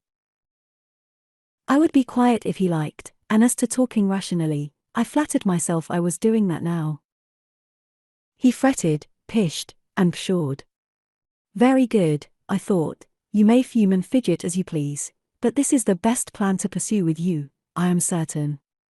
I like you more than I can say, but I'll not sink into a bathos of sentiment, and with this needle of repartee I'll keep you from the edge of the gulf too, and, moreover, maintain by its pungent aid that distance between you and myself most conducive to our real mutual advantage. From less to more, I worked him up to considerable irritation, then, after he had retired, in dudgeon, quite to the other end of the room, I got up, and saying, I wish you good night, sir, in my natural and wonted respectful manner, I slipped out by the side door and got away. The system thus entered on, I pursued during the whole season of probation, and with the best success. He was kept, to be sure, rather cross and crusty, but on the whole I could see he was excellently entertained, and that a lamb-like submission and turtle-dove sensibility, while fostering his despotism more, would have pleased his judgment, satisfied his common sense, and even suited his taste less. In other people's presence I was, as formerly, deferential and quiet, any other line of conduct being uncalled for. It was only in the evening conferences I thus thwarted and afflicted him. He continued to send for me punctually the moment the clock struck 7, though when I appeared before him now, he had no such honeyed terms as love and darling on his lips. The best words at my service were provoking puppet, malicious elf, sprite, changeling, and sea. For caresses, too, I now got grimaces, for a pressure of the hand, a pinch on the arm, for a kiss on the cheek, a severe tweak of the ear. It was all right. At present I decidedly preferred these fierce favors to anything more tender. Mrs. Fairfax, I saw, approved me, her anxiety on my account vanished, therefore I was certain I did well. Meantime, Mr. Rochester affirmed I was wearing him to skin and bone, and threatened awful vengeance for my present conduct at some period fast coming. I laughed in my sleeve at his menaces. I can keep you in reasonable check now, I reflected, and I don't doubt to be able to do it hereafter, if one expedient loses its virtue, another must be devised. Yet after all my task was not an easy one, often I would rather have pleased than teased him. My future husband was becoming to me my whole world, and more than the world, almost my hope of heaven. He stood between me and every thought of religion, as an eclipse intervenes between man and the broad sun. I could not, in those days, see God for his creature, of whom I had made an idol. 25.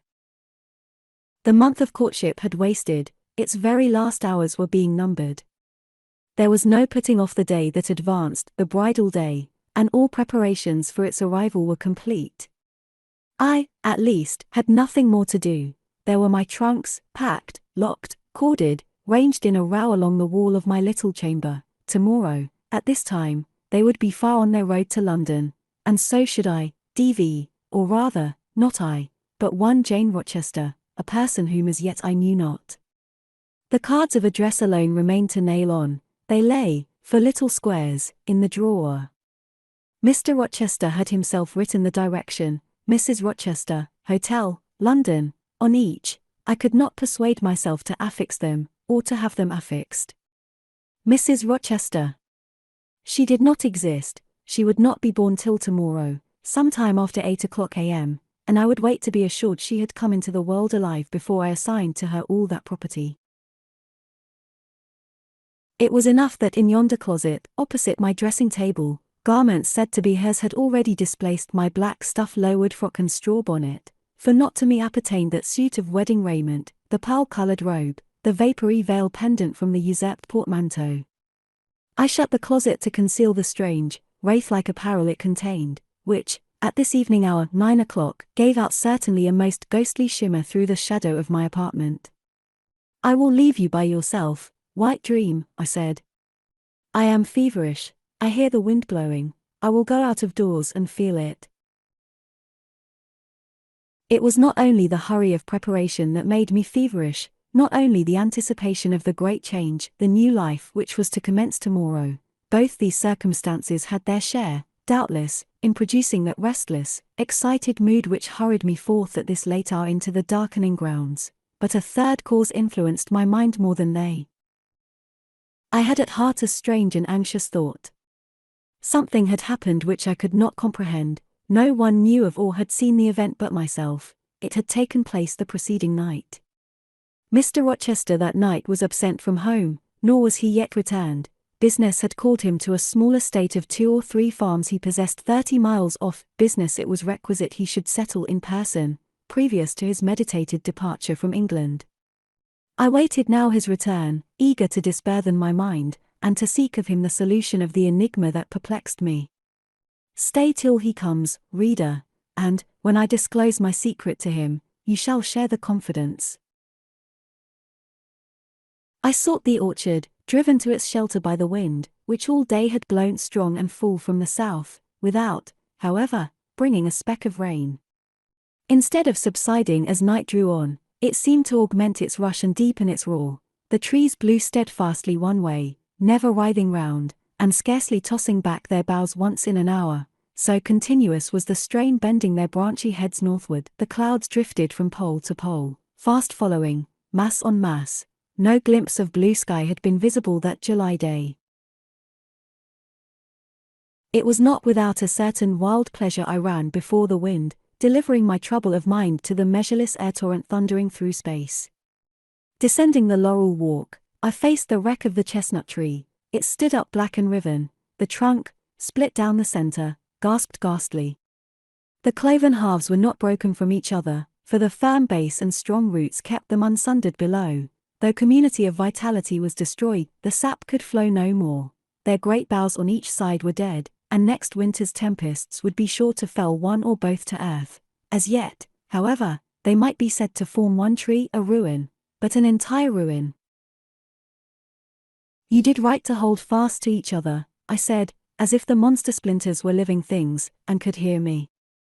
I think, scathed as you look, and charred and scorched, there must be a little sense of life in you yet, rising out of that adhesion at the faithful, honest roots. You will never have green leaves more, never more see birds making nests and singing idyls in your boughs. The time of pleasure and love is over with you. but you are not desolate. Each of you has a comrade to sympathize with him in his decay.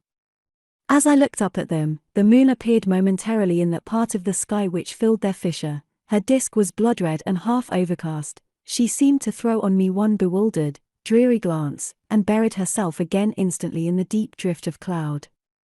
The wind fell, for a second, round Thornfield, but far away over wood and water, poured a wild, melancholy wail. It was sad to listen to, and I ran off again. Here and there I strayed through the orchard, gathered up the apples with which the grass round the tree roots was thickly strewn. Then I employed myself in dividing the ripe from the unripe. I carried them into the house and put them away in the storeroom.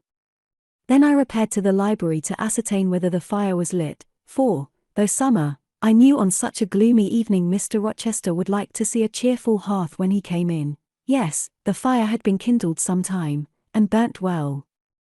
I placed his armchair by the chimney corner. I wheeled the table near it. I let down the curtain, and had the candles brought in ready for lighting. More restless than ever, when I had completed these arrangements I could not sit still, nor even remain in the house. A little timepiece in the room and the old clock in the hall simultaneously struck 10. "How late it grows," I said. "I will run down to the gates. It is moonlight at intervals. I can see a good way on the road. He may be coming now, and to meet him will save some minutes of suspense." The wind roared high in the great trees which embowered the gates, but the road as far as I could see, to the right hand and the left, was all still and solitary, save for the shadows of clouds crossing it at intervals as the moon looked out. It was but a long pale line, unvaried by one moving speck. A puerile tear dimmed my eye while I looked, a tear of disappointment and impatience. Ashamed of it, I wiped it away. I lingered. The moon shut herself wholly within her chamber, and drew close her curtain of dense cloud. The night grew dark, rain came driving fast on the gale. "I wish he would come. I wish he would come," I exclaimed, seized with hypochondriac foreboding. I had expected his arrival before tea. Now it was dark. What could keep him? Had an accident happened?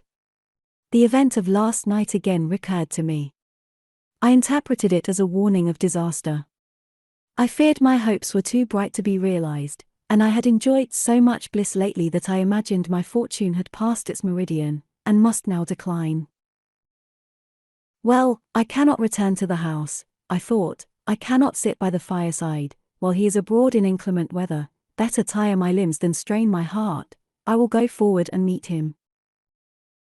I set out. I walked fast, but not far. Ere I had measured a quarter of a mile, I heard the tramp of hoofs. A horseman came on, full gallop. A dog ran by his side.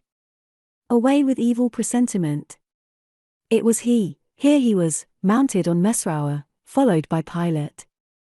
He saw me, for the moon had opened a blue field in the sky, and rode in it watery bright. He took his hat off, and waved it round his head. I now ran to meet him. "There," he exclaimed, as he stretched out his hand and bent from the saddle, "you can't do without me, that is evident.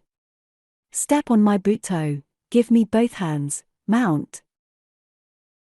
I obeyed. Joy made me agile. I sprang up before him. A hearty kissing I got for a welcome, and some boastful triumph, which I swallowed as well as I could. He checked himself in his exultation to demand, "But is there anything the matter, Janet, that you come to meet me at such an hour? Is there anything wrong?" "No, but I thought you would never come. I could not bear to wait in the house for you, especially with this rain and wind." "Rain and wind, indeed." "Yes, you are dripping like a mermaid. Pull my cloak round you. But I think you are feverish, Jane. Both your cheek and hand are burning hot. I ask again, is there anything the matter?" "Nothing now. I am neither afraid nor unhappy." "Then you have been both?" "Rather, but I'll tell you all about it by and by, sir, and I dare say you will only laugh at me for my pains." "I'll laugh at you heartily when tomorrow is past. Till then I dare not. My prize is not certain. This is you, who have been as slippery as an eel this last month, and as thorny as a briar rose." I could not lay a finger anywhere but I was pricked. and now I seem to have gathered up a stray lamb in my arms. You wandered out of the fold to seek your shepherd, did you, Jane? I wanted you, but don't boast. Here we are at Thornfield, now let me get down. He landed me on the pavement. As John took his horse, and he followed me into the hall, he told me to make haste and put something dry on, and then return to him in the library, and he stopped me, as I made for the staircase, to extort a promise that I would not be long, nor was I long. In 5 minutes I rejoined him. I found him at supper. Take a seat and bear me company, Jane, please God, it is the last meal but one you will eat at Thornfield Hall for a long time. I sat down near him, but told him I could not eat. Is it because you have the prospect of a journey before you, Jane? Is it the thoughts of going to London that takes away your appetite?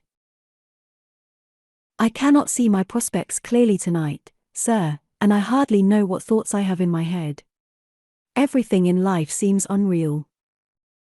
Accept me, I am substantial enough, touch me. You, sir, are the most phantom-like of all, you are a mere dream. He held out his hand, laughing. Is that a dream? Said he, placing it close to my eyes. He had a rounded, muscular, and vigorous hand, as well as a long, strong arm. Yes, though I touch it, it is a dream, said I, as I put it down from before my face. Sir, have you finished supper? Yes, Jane. I rang the bell and ordered away the tray. When we were again alone, I stirred the fire, and then took a low seat at my master's knee. It is near midnight, I said.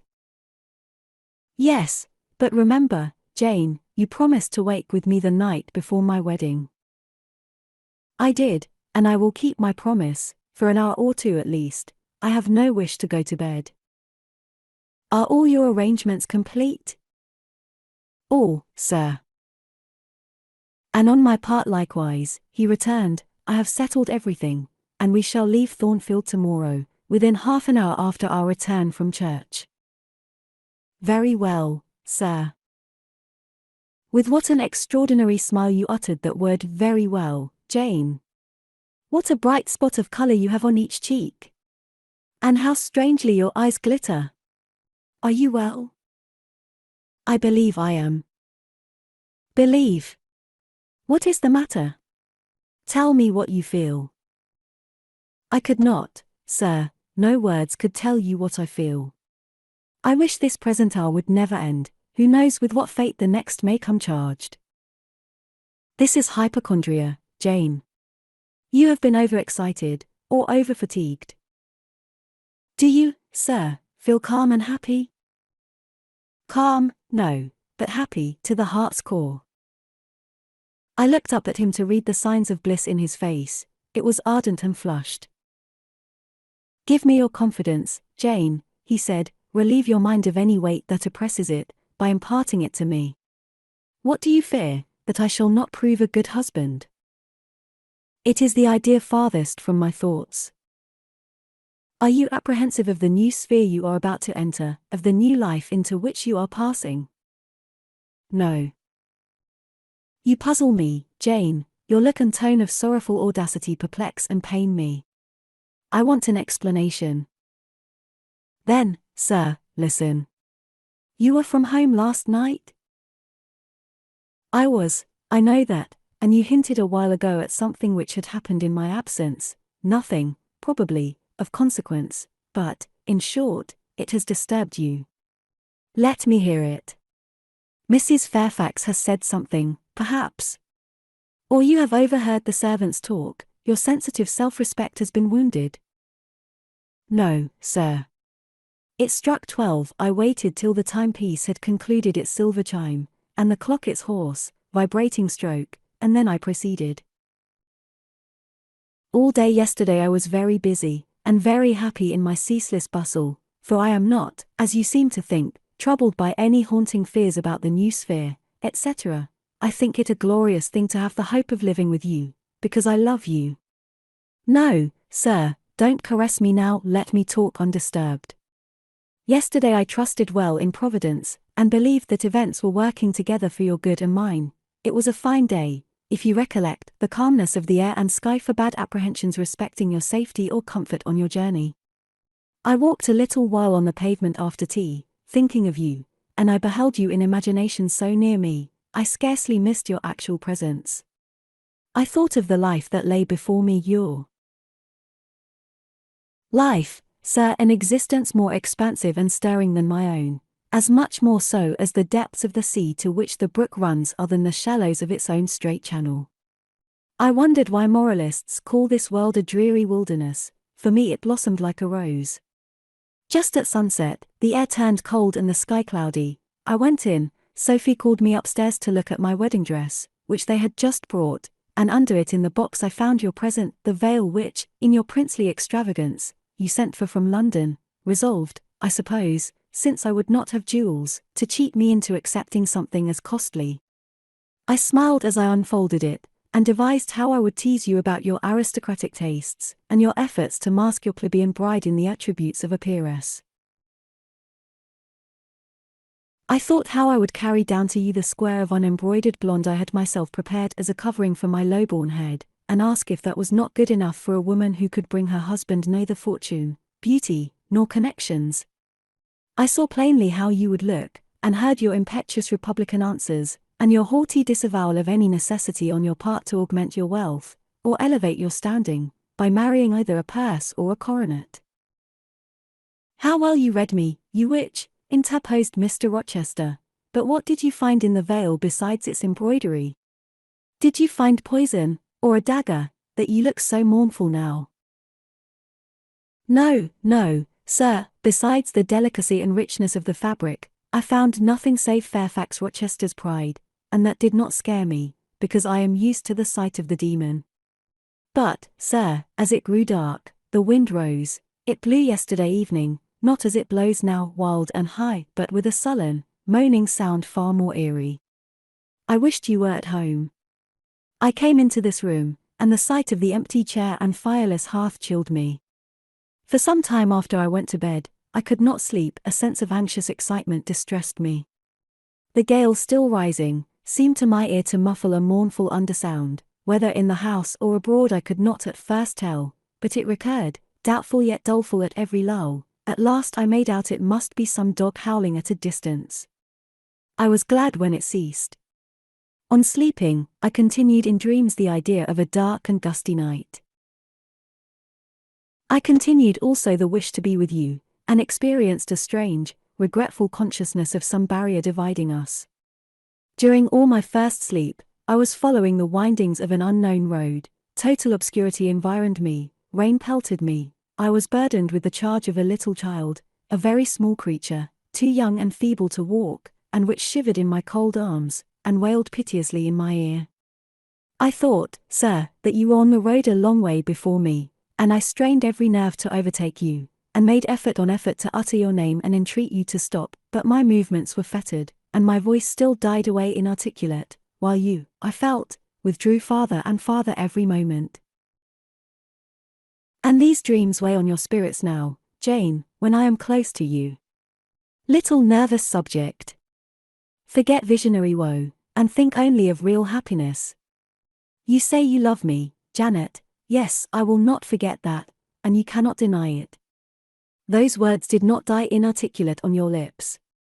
I heard them clear and soft, a thought too solemn perhaps, but sweet as music. I think it is a glorious thing to have the hope of living with you, Edward, because I love you. Do you love me, Jane? Repeat it. I do, sir, I do, with my whole heart. Well, he said, after some minutes' silence, it is strange, but that sentence has penetrated my breast painfully. Why? I think because you said it with such an earnest, religious energy, and because your upward gaze at me now is the very sublime of faith, truth, and devotion. It is too much as if some spirit were near me. Look wicked, Jane, as you know well how to look, coin one of your wild, shy, provoking smiles, tell me you hate me, tease me, vex me, do anything but move me. I would rather be incensed than saddened. I will tease you and vex you to your heart's content, when I have finished my tale, but hear me to the end. I thought, Jane, you had told me all. I thought I had found the source of your melancholy in a dream. I shook my head. What? Is there more? But I will not believe it to be anything important. I warn you of incredulity beforehand. Go on. The disquietude of his air, the somewhat apprehensive impatience of his manner, surprised me, but I proceeded. I dreamt another dream, sir, that Thornfield Hall was a dreary ruin, the retreat of bats and owls. I thought that of all the stately front nothing remained but a shell-like wall, very high and very fragile-looking. I wandered, on a moonlight night, through the grass-grown enclosure within. Here I stumbled over a marble hearth, and there over a fallen fragment of cornice. Wrapped up in a shawl, I still carried the unknown little child. I might not lay it down anywhere, however tired were my arms, however much its weight impeded my progress, I must retain it. I heard the gallop of a horse at a distance on the road. I was sure it was you, and you were departing for many years and for a distant country. I climbed the thin wall with frantic perilous haste, eager to catch one glimpse of you from the top. The stones rolled from under my feet, the ivy branches I grasped gave way, the child clung round my neck in terror, and almost strangled me. At last I gained the summit. I saw you like a speck on a white track, lessening every moment. The blast blew so strong I could not stand. I sat down on the narrow ledge, I hushed the scared infant in my lap. You turned an angle of the road, I bent forward to take a last look, the wall crumbled, I was shaken, the child rolled from my knee, I lost my balance, fell, and woke. Now, Jane, that is all. All the preface, sir, the tale is yet to come.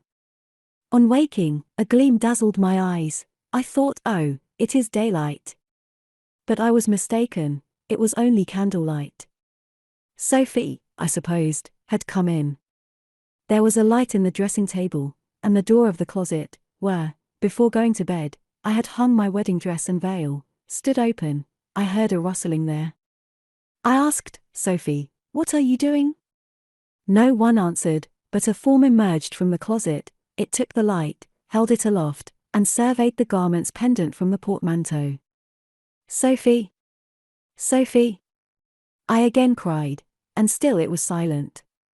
I had risen up in bed, I bent forward, first surprise, then bewilderment, came over me, and then my blood crept cold through my veins.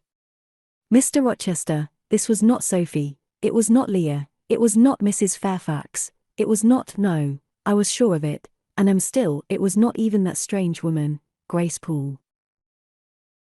It must have been one of them, interrupted my master. No, sir, I solemnly assure you to the contrary. The shape standing before me had never crossed my eyes within the precincts of Thornfield Hall before. The height, the contour were new to me. Describe it, Jane.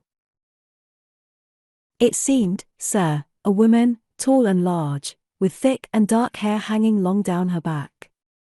I know not what dress she had on, it was white and straight, but whether gown, sheet, or shroud, I cannot tell. Did you see her face? Not at first.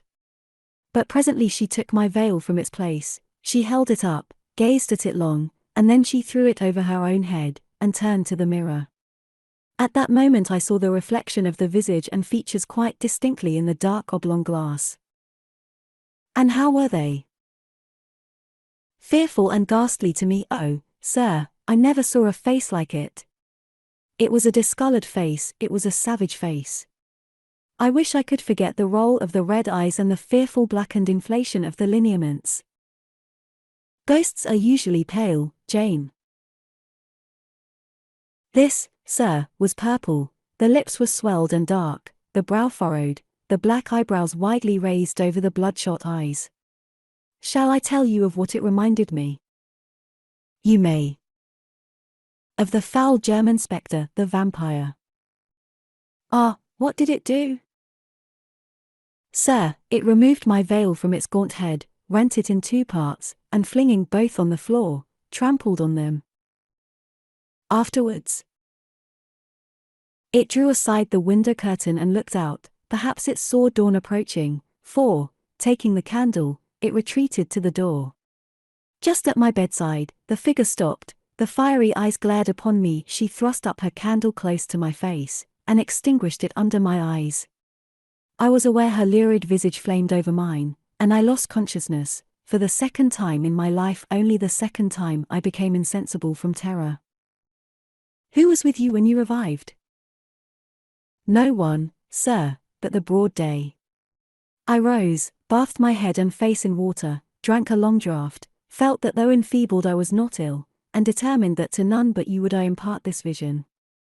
Now, sir, tell me who and what that woman was. The creature of an overstimulated brain, that is certain. I must be careful of you, my treasure. Nerves like yours were not made for rough handling. Sir, depend on it, my nerves were not in fault, the thing was real, the transaction actually took place. And your previous dreams, were they real too? Is Thornfield Hall a ruin? Am I severed from you by insuperable obstacles? Am I leaving you without a tear, without a kiss, without a word? Not yet. Am I about to do it? Why, the day is already commenced which is to bind us indissolubly, and when we are once united, there shall be no recurrence of these mental terrors, I guarantee that. Mental terrors, sir. I wish I could believe them to be only such. I wish it more now than ever, since even you cannot explain to me the mystery of that awful visitant. And since I cannot do it, Jane, it must have been unreal. But, sir, when I said so to myself on rising this morning, and when I looked round the room to gather courage and comfort from the cheerful aspect of each familiar object in full daylight, there on the carpet I saw what gave the distinct lie to my hypothesis, the veil, torn from top to bottom in two halves. I felt Mr. Rochester start and shudder. He hastily flung his arms round me. Thank God, he exclaimed, that if anything malignant did come near you last night, it was only the veil that was harmed. Oh, to think what might have happened! He drew his breath short, and strained me so close to him, I could scarcely pant. After some minutes' silence, he continued, cheerily. Now, Janet, I'll explain to you all about it. It was half dream, half reality. A woman did, I doubt not, enter your room, and that woman must have been Grace Poole. You call her a strange being yourself. From all you know, you have reason so to call her. What did she do to me? What to Mason? In a state between sleeping and waking, you noticed her entrance and her actions, but feverish, almost delirious as you were, you ascribed to her a goblin appearance different from her own. The long dishevelled hair, the swelled black face, the exaggerated stature, were figments of imagination, results of nightmare. The spiteful tearing of the veil was real. And it is like her. I see you would ask why I keep such a woman in my house. When we have been married a year and a day, I will tell you, but not now. Are you satisfied, Jane? Do you accept my solution of the mystery? I reflected, and in truth it appeared to me the only possible one. Satisfied I was not, but to please him I endeavored to appear so relieved. I certainly did feel, so I answered him with a contented smile. And now, as it was long past 1, I prepared to leave him. Does not Sophie sleep with Adele in the nursery? He asked, as I lit my candle. Yes, sir. And there is room enough in Adele's little bed for you. You must share it with her tonight, Jane. It is no wonder that the incident you have related should make you nervous, and I would rather you did not sleep alone. Promise me to go to the nursery. I shall be very glad to do so, sir. And fasten the door securely on the inside. Wake Sophie when you go upstairs, under pretense of requesting her to rouse you in good time tomorrow, for you must be dressed and have finished breakfast before 8. And now, no more somber thoughts, chase dull care away, Janet. Don't you hear to what soft whispers the wind has fallen? And there is no more beating of rain against the window panes. Look here, he lifted up the curtain, it is a lovely night. It was. Half heaven was pure and stainless. The clouds, now trooping before the wind, which had shifted to the west, were filing off eastward in long, silvered columns. The moon shone peacefully. "Well," said Mr. Rochester, gazing inquiringly into my eyes, "how is my Janet now?" "The night is serene, sir, and so am I. And you will not dream of separation and sorrow tonight, but of happy love and blissful union." This prediction was but half fulfilled. I did not indeed dream of sorrow, but as little did I dream of joy, for I never slept at all. With little Adele in my arms, I watched the slumber of childhood, so tranquil, so passionless, so innocent, and waited for the coming day. All my life was awake and astir in my frame, and as soon as the sun rose I rose too. I remember Adele clung to me as I left her. I remember I kissed her as I loosened her little hands from my neck, and I cried over her with strange emotion, and quitted her because I feared my sobs would break her still sound repose. She seemed the emblem of my past life, and I was now to array myself to meet the dread, but adored, type of my unknown future day. 26. Sophie came at 7 to dress me. She was very long indeed in accomplishing her task, so long that Mr. Rochester, grown, I suppose, impatient of my delay, sent up to ask why I did not come. She was just fastening my veil, the plain square of blonde after all, to my hair with a brooch. I hurried from under her hands as soon as I could. "Stop," she cried in French. "Look at yourself in the mirror. You have not taken one peep." So I turned at the door. I saw a robed and veiled figure, so unlike my usual self that it seemed almost the image of a stranger. "Jane," called a voice, and I hastened down. I was received at the foot of the stairs by Mr. Rochester. "Lingerer," he said, "my brain is on fire with impatience, and you tarry so long." He took me into the dining room, surveyed me keenly all over, pronounced me fair as a lily, and not only the pride of his life, but the desire of his eyes, and then telling me he would give me but 10 minutes to eat some breakfast, he rang the bell. One of his lately hired servants, a footman, answered it. "Is John getting the carriage ready?" "Yes, sir." "Is the luggage brought down?" "They are bringing it down, sir." "Go you to the church, see if Mr. Wood, the clergyman, and the clerk are there, return and tell me." The church, as the reader knows, was but just beyond the gates. The footman soon returned. "Mr. Wood is in the vestry, sir, putting on his surplice." "And the carriage?" "The horses are harnessing." "We shall not want it to go to church, but it must be ready the moment we return, all the boxes and luggage arranged and strapped on, and the coachman in his seat." "Yes, sir." "Jane, are you ready?" I rose. There were no groomsmen, no bridesmaids, no relatives to wait for or marshal, none but Mr. Rochester and Mrs. Fairfax stood in the hall as we passed. I would fain have spoken to her, but my hand was held by a grasp of iron. I was hurried along by a stride I could hardly follow, and to look at Mr. Rochester's face was to feel that not a second of delay would be tolerated for any purpose. I wonder what other bridegroom ever looked as he did, so bent up to a purpose, so grimly resolute, or who, under such steadfast brows, ever revealed such flaming and flashing eyes. I know not whether the day was fair or foul. In descending the drive, I gazed neither on sky nor earth. My heart was with my eyes, and both seemed migrated into Mr. Rochester's frame. I wanted to see the invisible thing on which, as we went along, he appeared to fasten a glance fierce and fell. I wanted to feel the thoughts whose force he seemed breasting and resisting. At the churchyard wicket he stopped. He discovered I was quite out of breath. "Am I cruel in my love?" he said. "Delay an instant, lean on me, Jane." And now I can recall the picture of the grey old house of God rising calm before me, of a rook wheeling round the steeple, of a ruddy morning sky beyond. I remember something, too, of the green grave mounds, and I have not forgotten, either, 2 figures of strangers straying amongst the low hillocks and reading the mementos graven on the few mossy headstones.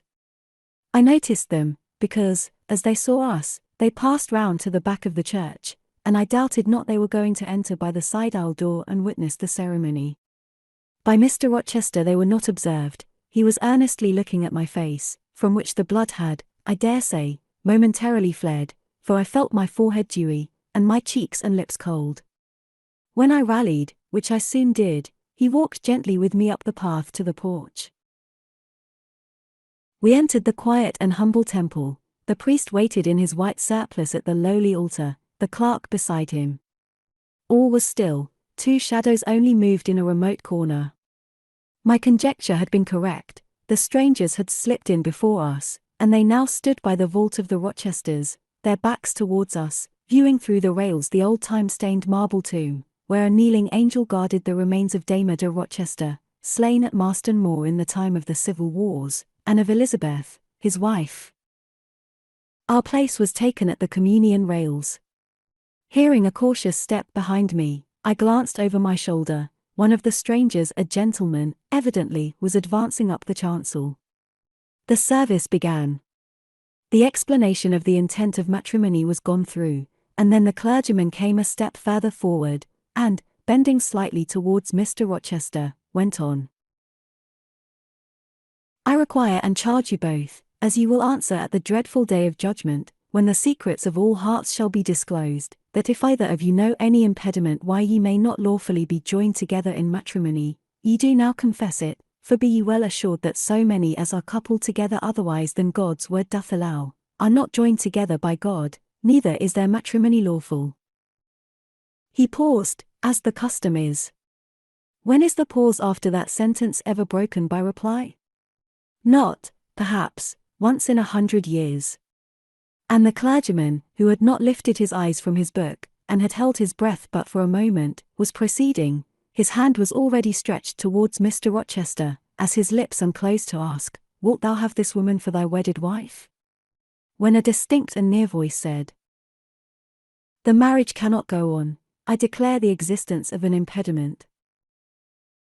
The clergyman looked up at the speaker and stood mute. The clerk did the same. Mr. Rochester moved slightly, as if an earthquake had rolled under his feet. Taking a firmer footing, and not turning his head or eyes, he said, "Proceed." Profound silence fell when he had uttered that word, with deep but low intonation. Presently Mr. Wood said, "I cannot proceed without some investigation into what has been asserted, and evidence of its truth or falsehood." "The ceremony is quite broken off," subjoined the voice behind us. "I am in a condition to prove my allegation. An insuperable impediment to this marriage exists." Mr. Rochester heard, but he did not. He stood stubborn and rigid, making no movement but to possess himself of my hand. What a hot and strong grasp he had! And how like quarried marble was his pale, firm, massive front at this moment! How his eye shone, still watchful, and yet wild beneath! Mr. Wood seemed at a loss. "What is the nature of the impediment?" he asked. "Perhaps it may be got over, explained away." "Hardly," was the answer. "I have called it insuperable, and I speak advisedly." The speaker came forward and leaned on the rails. He continued, uttering each word distinctly, calmly, steadily, but not loudly. "It simply consists in the existence of a previous marriage. Mr. Rochester has a wife now living." My nerves vibrated to those low-spoken words as they had never vibrated to thunder. My blood felt their subtle violence as it had never felt frost or fire. But I was collected, and in no danger of swooning. I looked at Mr. Rochester. I made him look at me. His whole face was colorless rock, his eye was both spark and flint. He disavowed nothing, he seemed as if he would defy all things. Without speaking, without smiling, without seeming to recognize in me a human being, he only twined my waist with his arm and riveted me to his side. "Who are you?" he asked of the intruder. "My name is Briggs, a solicitor of Street, London." "And you would thrust on me a wife?" "I would remind you of your lady's existence, sir, which the law recognizes, if you do not. Favor me with an account of her, with her name, her parentage, her place of abode." "Certainly." Mr. Briggs calmly took a paper from his pocket, and read out in a sort of official, nasal voice. I affirm and can prove that on the 20th of October AD, a date of 15 years back, Edward Fairfax Rochester, of Thornfield Hall, in the county of, and of Ferndean Manor, in Shire, England, was married to my sister, Bertha Antoinetta Mason, daughter of Jonas Mason, merchant, and of Antoinetta his wife, a Creole, at Church, Spanish Town, Jamaica. The record of the marriage will be found in the register of that church. A copy of it is now in my possession. Signed, Richard Mason. That if a genuine document may prove I have been married, but it does not prove that the woman mentioned therein as my wife is still living. She was living 3 months ago, returned the lawyer. How do you know? I have a witness to the fact, whose testimony even you, sir, will scarcely controvert. Produce him or go to hell. I will produce him first. He is on the spot. Mr. Mason, have the goodness to step forward. Mr. Rochester, on hearing the name, set his teeth. He experienced, too, a sort of strong convulsive quiver. Near to him as I was, I felt the spasmodic movement of fury or despair run through his frame. The second stranger, who had hitherto lingered in the background, now drew near. A pale face looked over the solicitor's shoulder. Yes, it was Mason himself. Mr. Rochester turned and glared at him.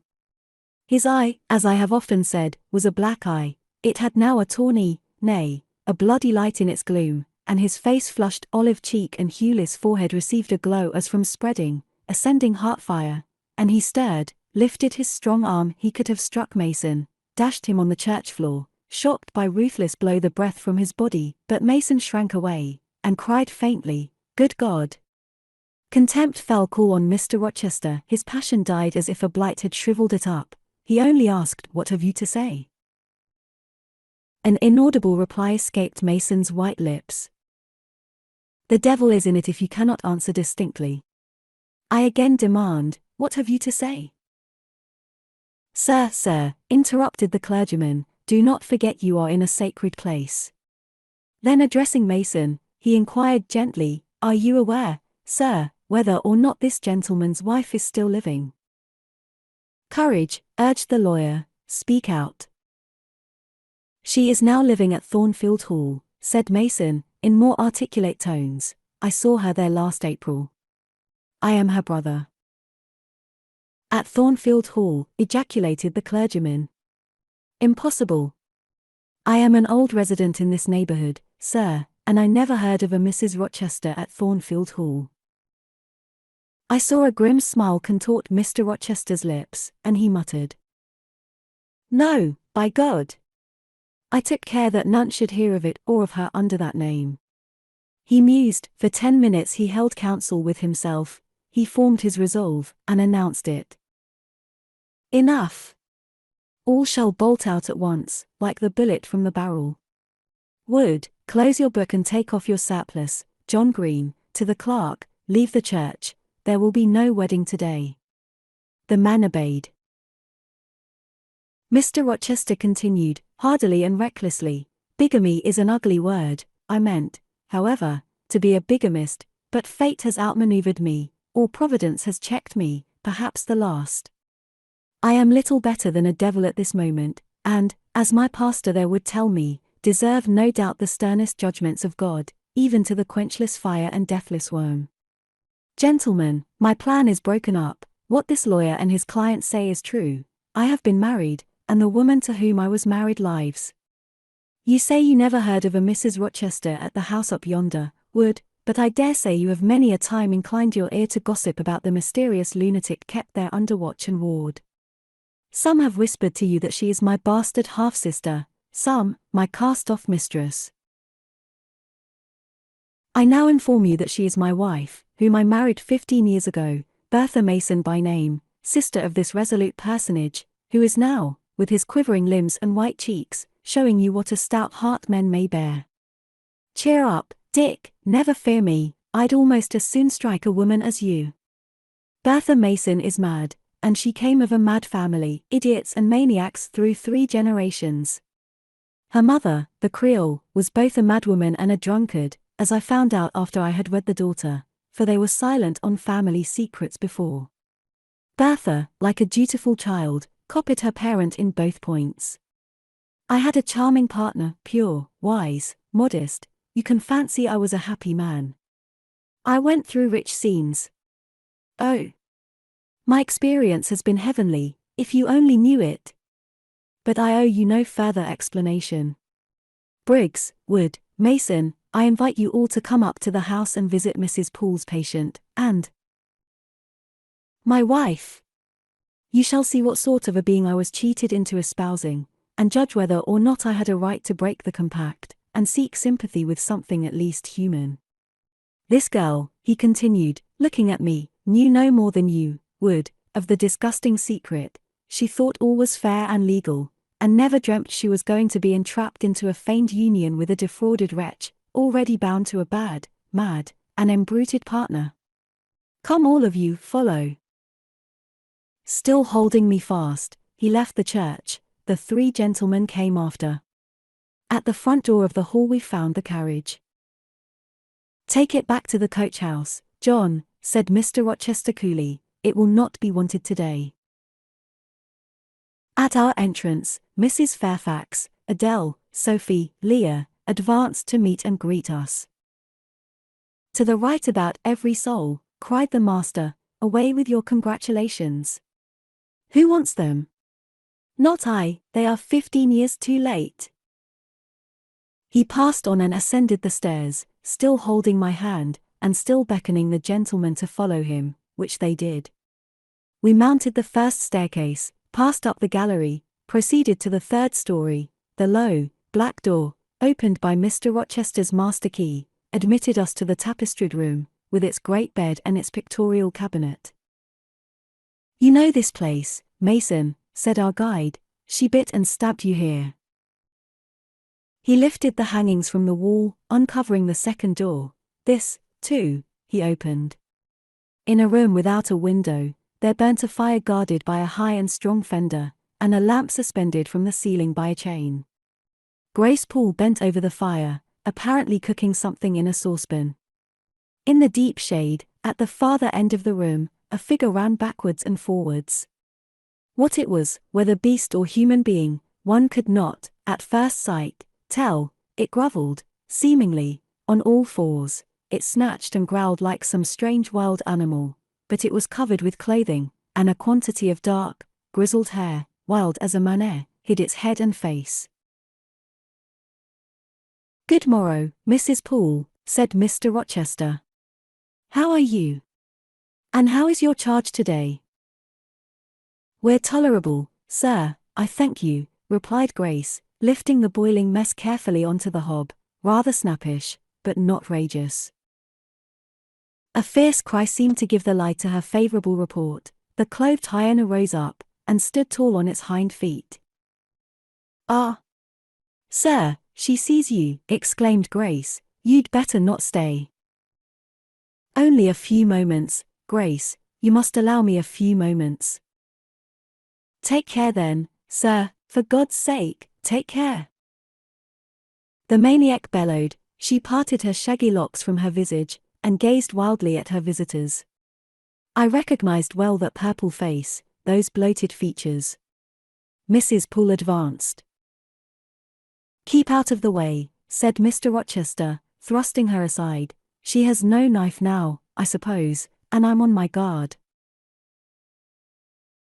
One never knows what she has, sir. She is so cunning, it is not in mortal discretion to fathom her craft. We had better leave her, whispered Mason. Go to the devil, was his brother-in-law's recommendation. Where? Cried Grace. The three gentlemen retreated simultaneously. Mr. Rochester flung me behind him. The lunatic sprang and grappled his throat viciously, and laid her teeth to his cheek. They struggled. She was a big woman, in stature almost equaling her husband, and corpulent besides. She showed virile force in the contest. More than once she almost throttled him, athletic as he was. He could have settled her with a well-planted blow, but he would not strike, he would only wrestle. At last he mastered her arms. Grace Poole gave him a cord, and he pinioned them behind her. With more rope, which was at hand, he bound her to a chair. The operation was performed amidst the fiercest yells and the most convulsive plunges. Mr. Rochester then turned to the spectators. He looked at them with a smile both acrid and desolate. "That is my wife," said he. "Such is the sole conjugal embrace I am ever to know, such are the endearments which are to solace my leisure hours. And this is what I wish to have," laying his hand on my shoulder, "this young girl, who stands so grave and quiet at the mouth of hell, looking collectedly at the gambols of a demon. I wanted her just as a change after that fierce ragout. Wood and Briggs, look at the difference. Compare these clear eyes with the red bulls yonder, this face with that mask, this form with that bulk. Then judge me, priest of the gospel and man of the law, and remember with what judgment ye judge ye shall be judged. Off with you now. I must shut up my prize." We all withdrew. Mr. Rochester stayed a moment behind us, to give some further order to Grace Poole. The solicitor addressed me as he descended the stair. "You, madam," said he, "are cleared from all blame. Your uncle will be glad to hear it if, indeed, he should be still living when Mr. Mason returns to Madeira." "My uncle? What of him? Do you know him?" "Mr. Mason does. Mr. Eyre has been the functional correspondent of his house for some years. When your uncle received your letter intimating the contemplated union between yourself and Mr. Rochester, Mr. Mason, who was staying at Madeira to recruit his health, on his way back to Jamaica, happened to be with him. Mr. Eyre mentioned the intelligence, for he knew that my client here was acquainted with a gentleman of the name of Rochester.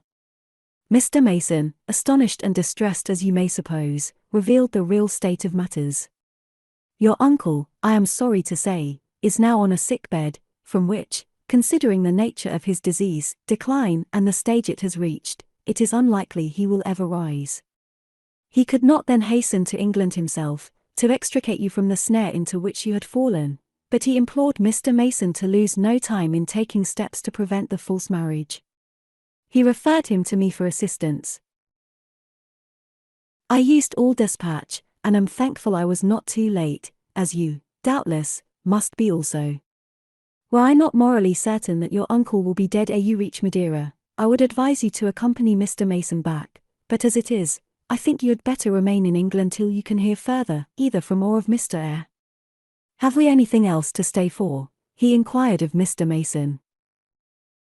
No, let us be gone, was the anxious reply, and without waiting to take leave of Mr. Rochester, they made their exit at the hall door. The clergyman stayed to exchange a few sentences, either of admonition or reproof, with his haughty parishioner. This duty done, he too departed. I heard him go as I stood at the half-open door of my own room, to which I had now withdrawn.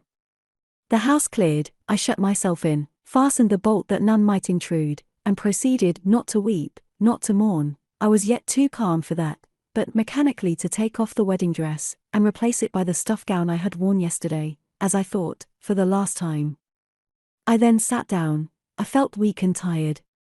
I leaned my arms on a table, and my head dropped on them. And now I thought, till now I had only heard, seen, moved, followed up and down where I was led or dragged, watched event rush on event, disclosure open beyond disclosure. But now, I thought. The morning had been a quiet morning enough, all except the brief scene with the lunatic. The transaction in the church had not been noisy. There was no explosion of passion, no loud altercation, no dispute, no defiance or challenge, no tears, no sobs. A few words had been spoken, a calmly pronounced objection to the marriage made, some stern, short questions put by Mr. Rochester, answers, explanations given, evidence adduced. An open admission of the truth had been uttered by my master. Then the living proof had been seen, the intruders were gone, and all was over. I was in my own room as usual, just myself, without obvious change. Nothing had smitten me, or scathed me, or maimed me. And yet where was the Jane Eyre of yesterday? Where was her life? Where were her prospects? Jane Eyre, who had been an ardent, expectant woman, almost a bride, was a cold, solitary girl again. Her life was pale, her prospects were desolate. A Christmas frost had come at midsummer, a white December storm had whirled over June, ice glazed the ripe apples, drifts crushed the blowing roses, on hayfield and cornfield lay a frozen shroud, lanes which last night blushed full of flowers, today were pathless with untrodden snow, and the woods, which 12 hours since waved leafy and fragrant as groves between the tropics, now spread, waste, wild, and white as pine forests in wintry Norway. My hopes were all dead, struck with a subtle doom, such as, in one night, fell on all the firstborn in the land of Egypt.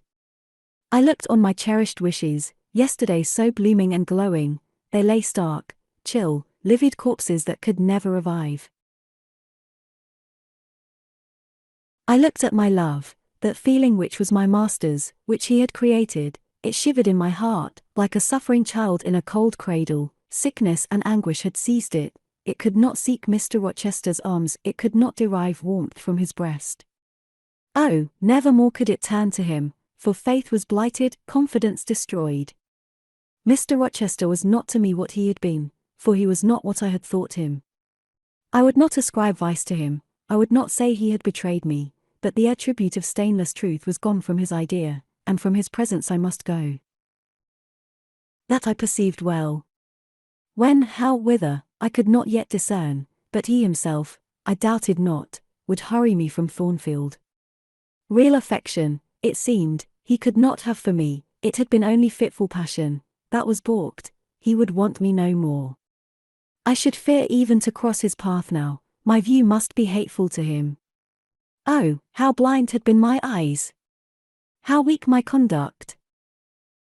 My eyes were covered and closed, eddying darkness seemed to swim round me, and reflection came in as black and confused a flow. Self-abandoned, relaxed, and effortless, I seemed to have laid me down in the dried-up bed of a great river. I heard a flood loosened in remote mountains, and felt the torrent come. To rise I had no will, to flee I had no strength. I lay faint, longing to be dead. One idea only still throbbed lifelike within me, a remembrance of God. It begot an unuttered prayer. These words went wandering up and down in my rayless mind, as something that should be whispered, but no energy was found to express them. Be not far from me, for trouble is near, there is none to help. It was near, and as I had lifted no petition to heaven to avert it, as I had neither joined my hands, nor bent my knees, nor moved my lips, it came, in full heavy swing the torrent poured over me. The whole consciousness of my life lorn, my love lost, my hope quenched, my faith death-struck, swayed full and mighty above me in one sullen mass. That bitter hour cannot be described. In truth, the waters came into my soul, I sank in deep mire, I felt no standing, I came into deep waters, the floods overflowed me.